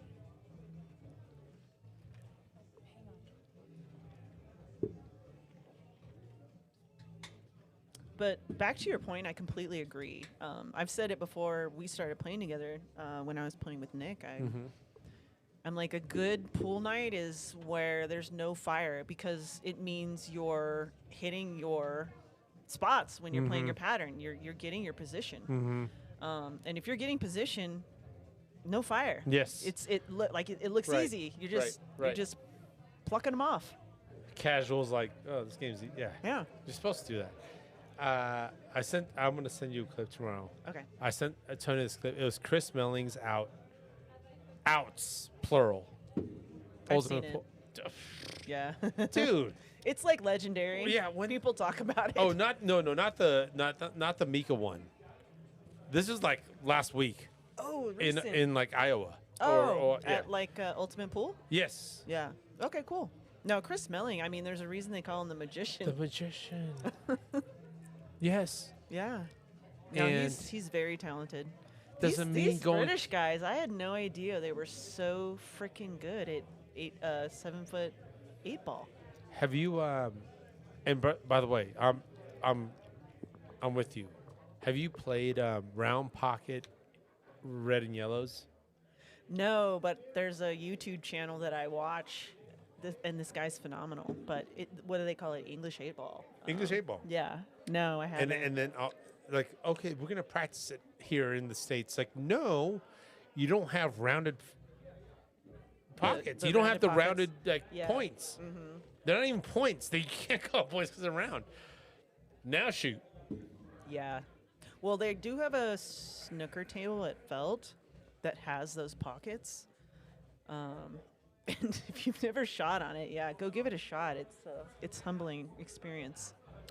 Well, let's just say that the inaugural Piazza's Open, as well as the last Stevie Chan tournament, was both won by the same player named I Joe Prince. am aware. And you Google that dude. That you YouTube that dude. It's So- not a fluke. So before Joe came and played in the Piazza's Open, I was watching a lot of Ultimate Pool, and Joe is a regular Yes. fixture of Yes. of those Ultimate Pool. I think, and anyone can correct me if I'm wrong, but I think that Joe Prince, God, what's the other guy's name? Nice He goes by shot. Top Cat, Tom something, and then there's another guy, Craig Waddingham. I think that the English 8 ball Ultimate Pool brought these guys out to kind of like drum up some interest in the sport. And then these pros started showing up. But anyways, all that to say, I would watch Joe Prince play all the time in these tournaments, and he's phenomenal. And when I saw him at the Stevie Chan, my jaw almost fell on the floor. I couldn't believe he was here. I was like, that's Joe Prince. How cool is that? Yeah, right? so I already knew who he was, and his run at Stevie was impressive, but man, his shooting at the Open blew me away. He had some of the most creative outs I've ever seen in my life. I could not Yes. believe the trouble he got out of Yes. over and over and over again. Give them 15 balls to start with. Just Stripes yourselves. I just couldn't believe some of the stuff he did, and I was like, I want to be you when I grow up. Yeah. By the way, that was a very technical shot by Martin right now. Hard right English. But to your point, right? Like, guess who I got to draw? First of all, I'm going to join Stevie Nice shot. Nice leave. I every mean, every year. Like, regardless, I'm going to join Stevie. right.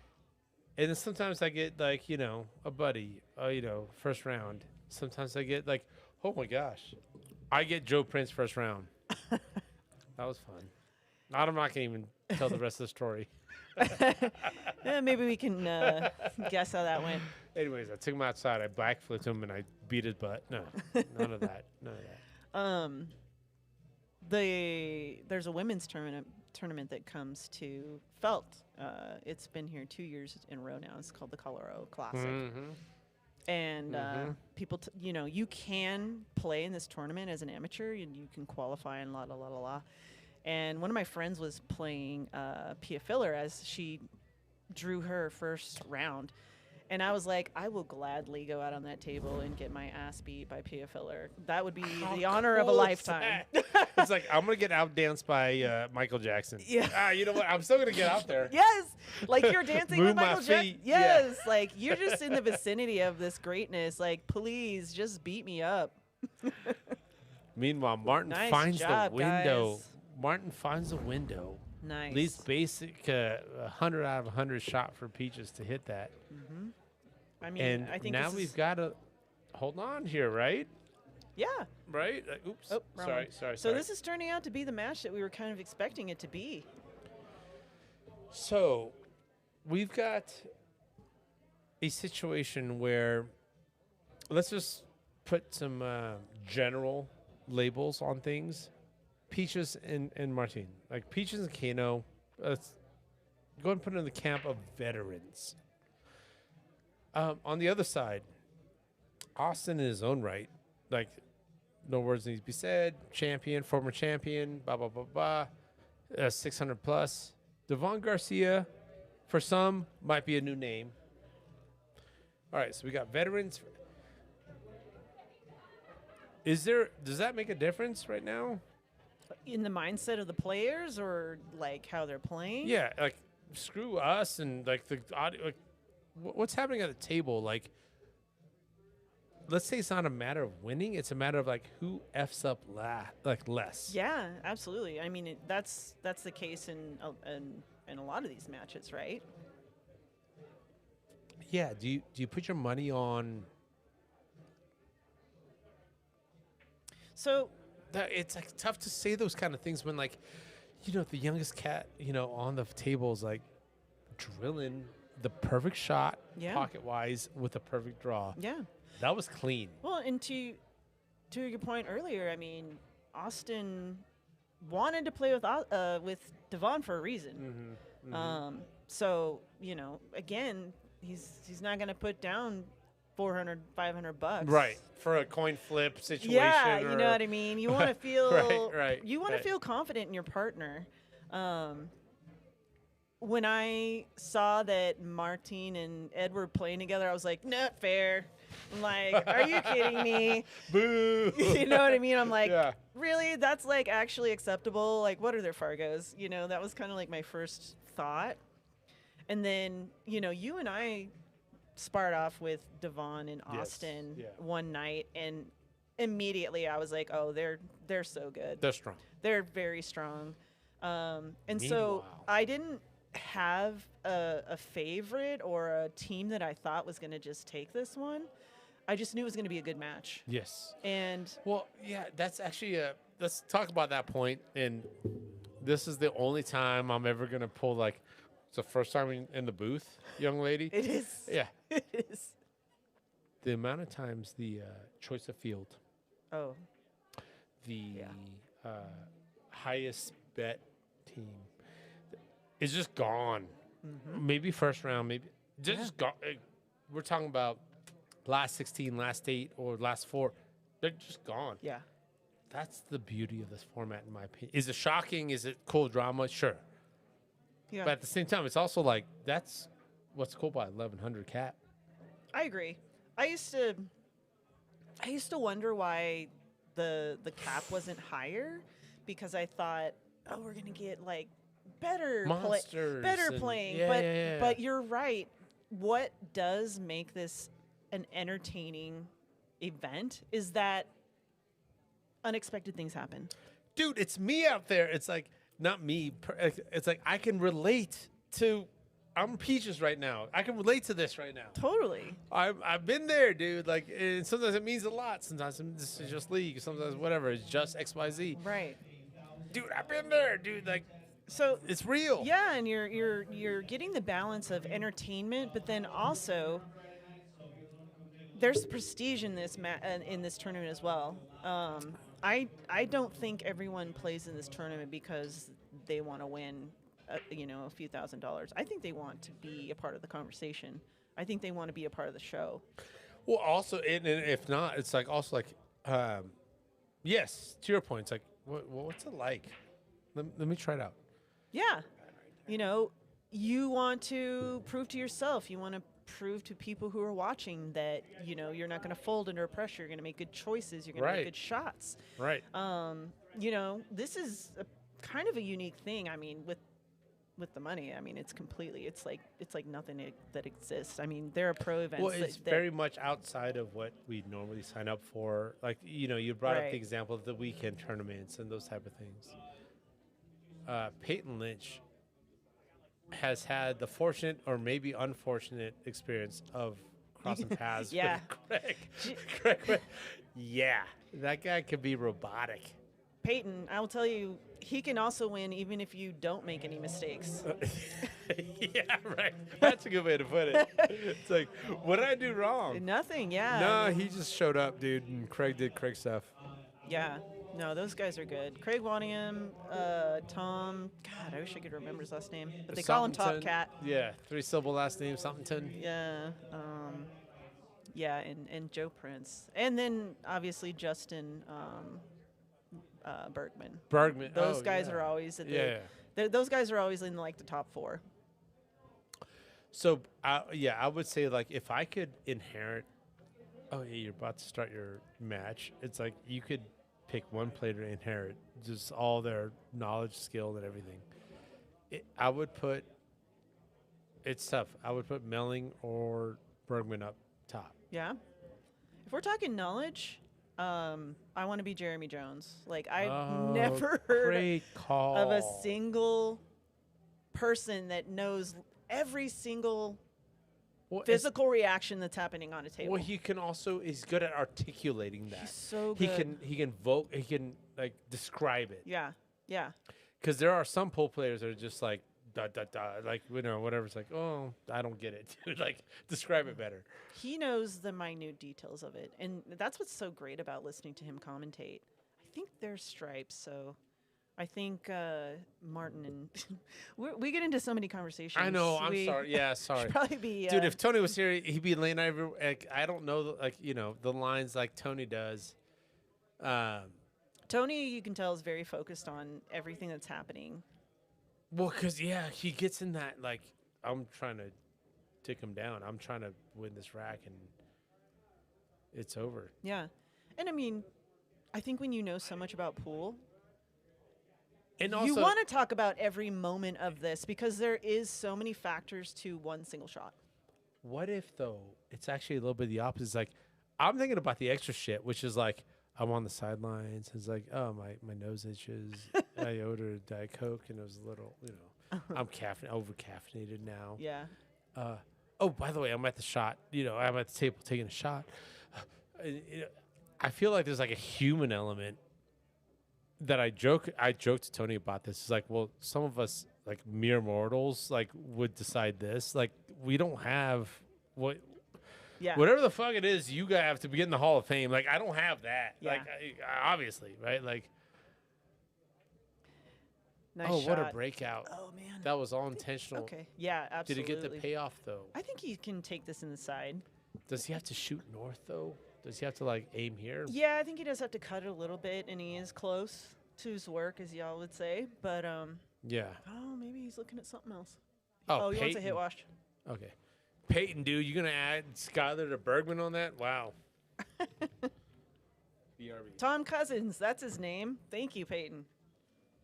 All right, Gino's going to go out for a hit watch.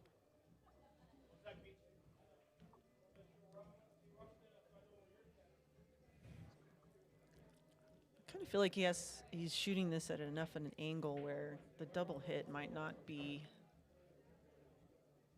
on, but we'll see.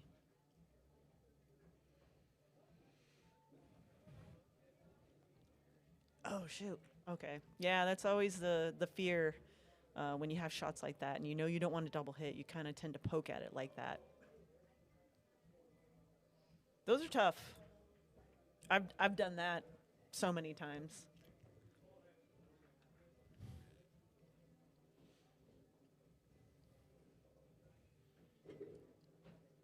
Yeah, you know what would be interesting is, like, hearing from our viewers, like, Who's the most like top rated player you've like like the That you've played? like the starstruck like That's a oh my good God, question. like win or lose like it doesn't matter like oh shit I had to play fill in the Joe Prince like right. that's my like You know guys heard Gino. This is your time to name drop. Just Yeah. name only. Who Just is, like- throw out a name. yeah like the one like oh my God I gotta play so and so win or lose this is what happened.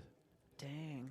I am Yeah, who hard, is yours? I'm Like- hard pressed to think if I played any like, oh my God, it's this person. Probably because I never go anywhere. But yeah, I don't think I have that. That makes me Yeah, you sad. do. I've met professional pool players, Yeah. but I haven't played them. All right, we've got 125 year. Who was your like, oh shit? Whether it was like, I got the bad draw in the tournament. Now I got to play so and so, or it's like, no. I paid. They came out to a pool hall. I paid, or whatever to get their autograph and like, get a rack against them, which is odd. Like I would do that again when Efren's in town, when Skylar's in town. Yeah. But who was the most highest ranked player? All right, so Austin's opting for that 9 must go. Yeah, in the side there.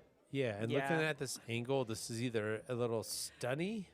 Yeah, I guess the 9 doesn't go into. See, He if uses the rail. if I knew the 9 went into that left side pocket, I probably would have taken that first, and then taken that other shot on the side. He's gonna have to leave Dvon really nice to get back to that 8. Yeah, right where his stick is right now would be perfect. Yeah, because he wants. Yep, exactly. That. He doesn't want to be on the other side of it. Then he has to go through traffic. He's going to be really close to the 8 if they went that way. Perfect. Little flat. Think he got flat? Yeah. No, he's gonna have to break speed this thing. I mean, it could be another situation where Dvon just gets him to the long rail and Austin takes a shot. Well, like you called out earlier, it's kind of tough to tell on these camera angles. But Yeah, I feel like he he's trying to draw it. He's Yeah. not gonna hit a rail. Okay. Yeah. Oh, no, he you wanted were- this way? You were right, though. It was Yeah. more flat than it needed to be. Yeah. Oh, that's unfortunate. Yeah, that's tough. I really like his idea though. Was like, don't flirt with this, and just draw back. But Yeah. it was more bottom than it was. Yeah, right. I almost think if I were looking at that, I might have just stunned it as hard as I could to get it as far over to the left as possible, and then unfortunately leave a tough shot, a tester, but a shot that again you could potentially leave in the pocket. Yeah.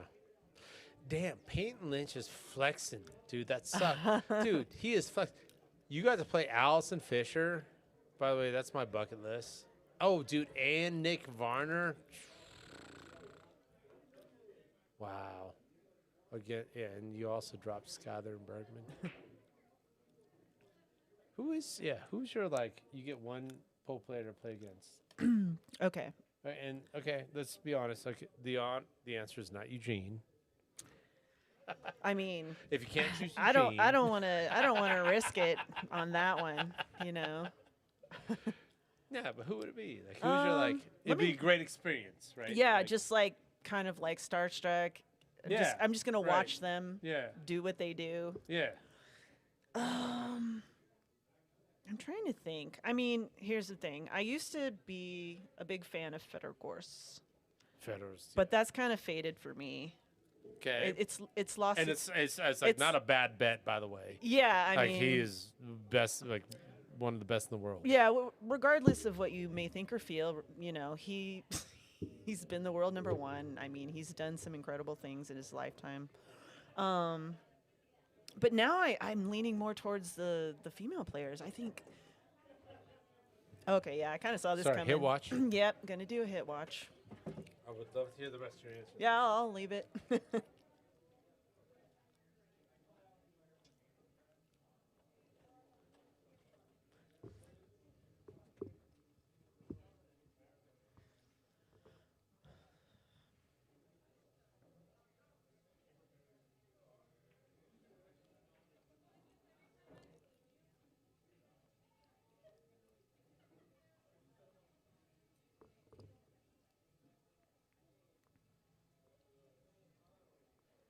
sometimes you go for the shot and you get that camera on you and you start questioning yourself. You know, you're like, am I going to double hit this?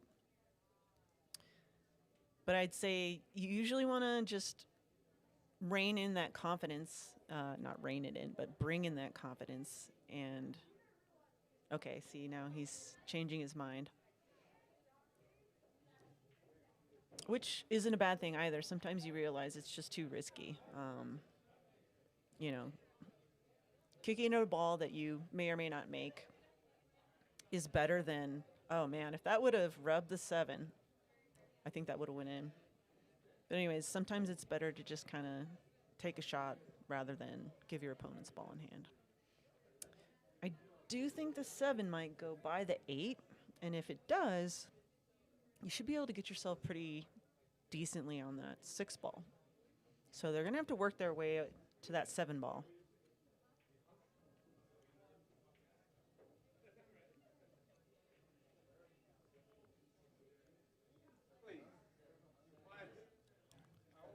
Martin might be playing a defense right here. Okay, no. Okay, so he moves the 6.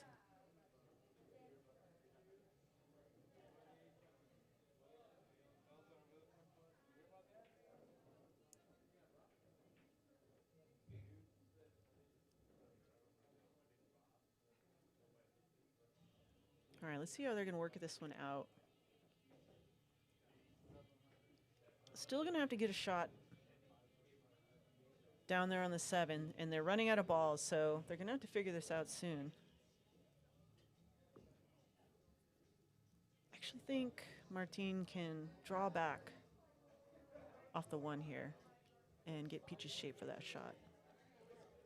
And Peach can probably take the 7 off the 8 and open up that pocket for the 6.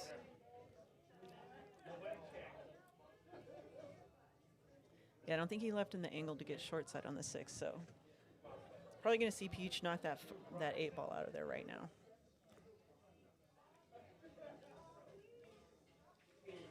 Nice shot. Nice shot. Okay.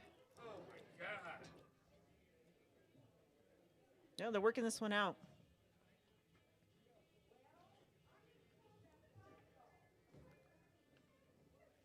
All right.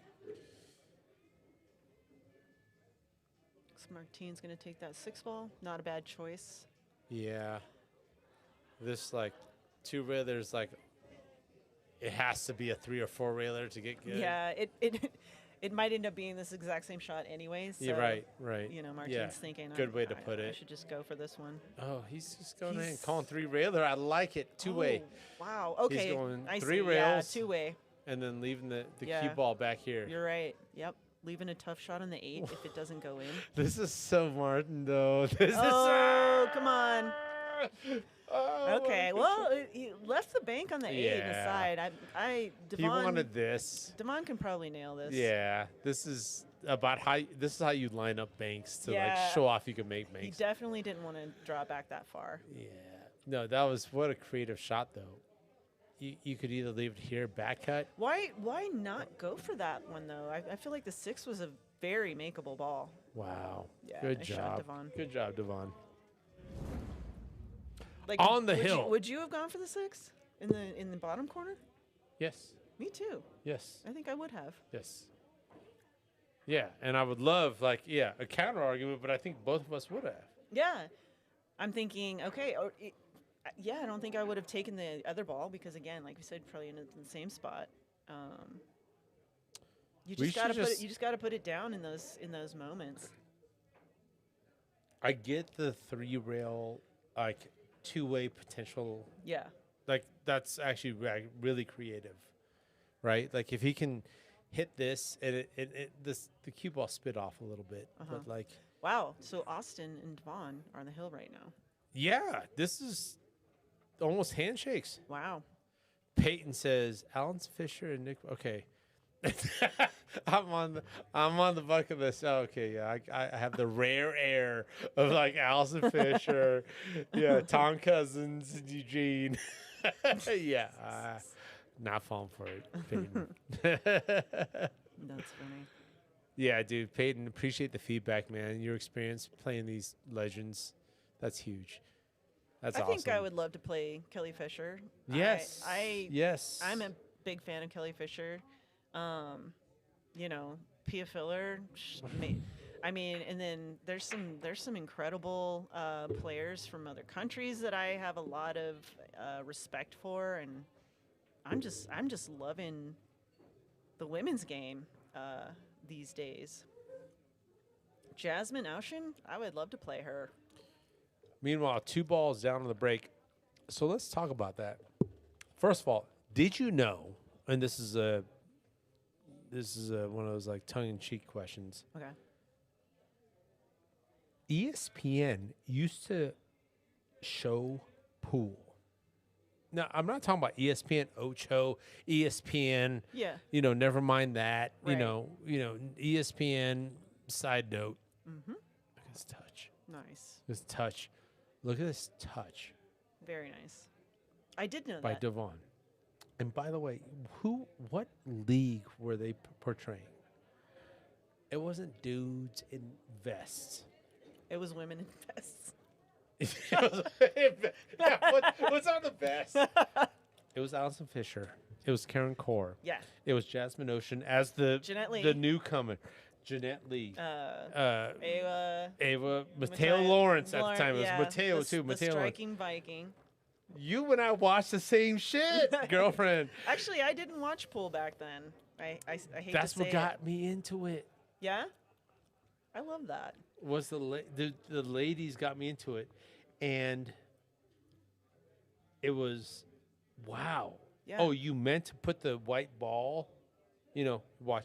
Oh, you meant to leave it the way it bounced off these things. All right, Dvon, I think he came up short on that 3 ball on the side. All right, Martin and Peach, they're gonna have to come with it. I mean, they can't give up another rack. Andy, what's up, Andy girl? Tell Conrad to F off. Yeah, that's with love, by the way. I love you. What up, Con? Yeah, this 5 ball is going to be a future hit watch that can throw in, but I don't think he's trying to disrupt it right now. I think that they have a nice breakout with the 15 there. I feel like that's no issue.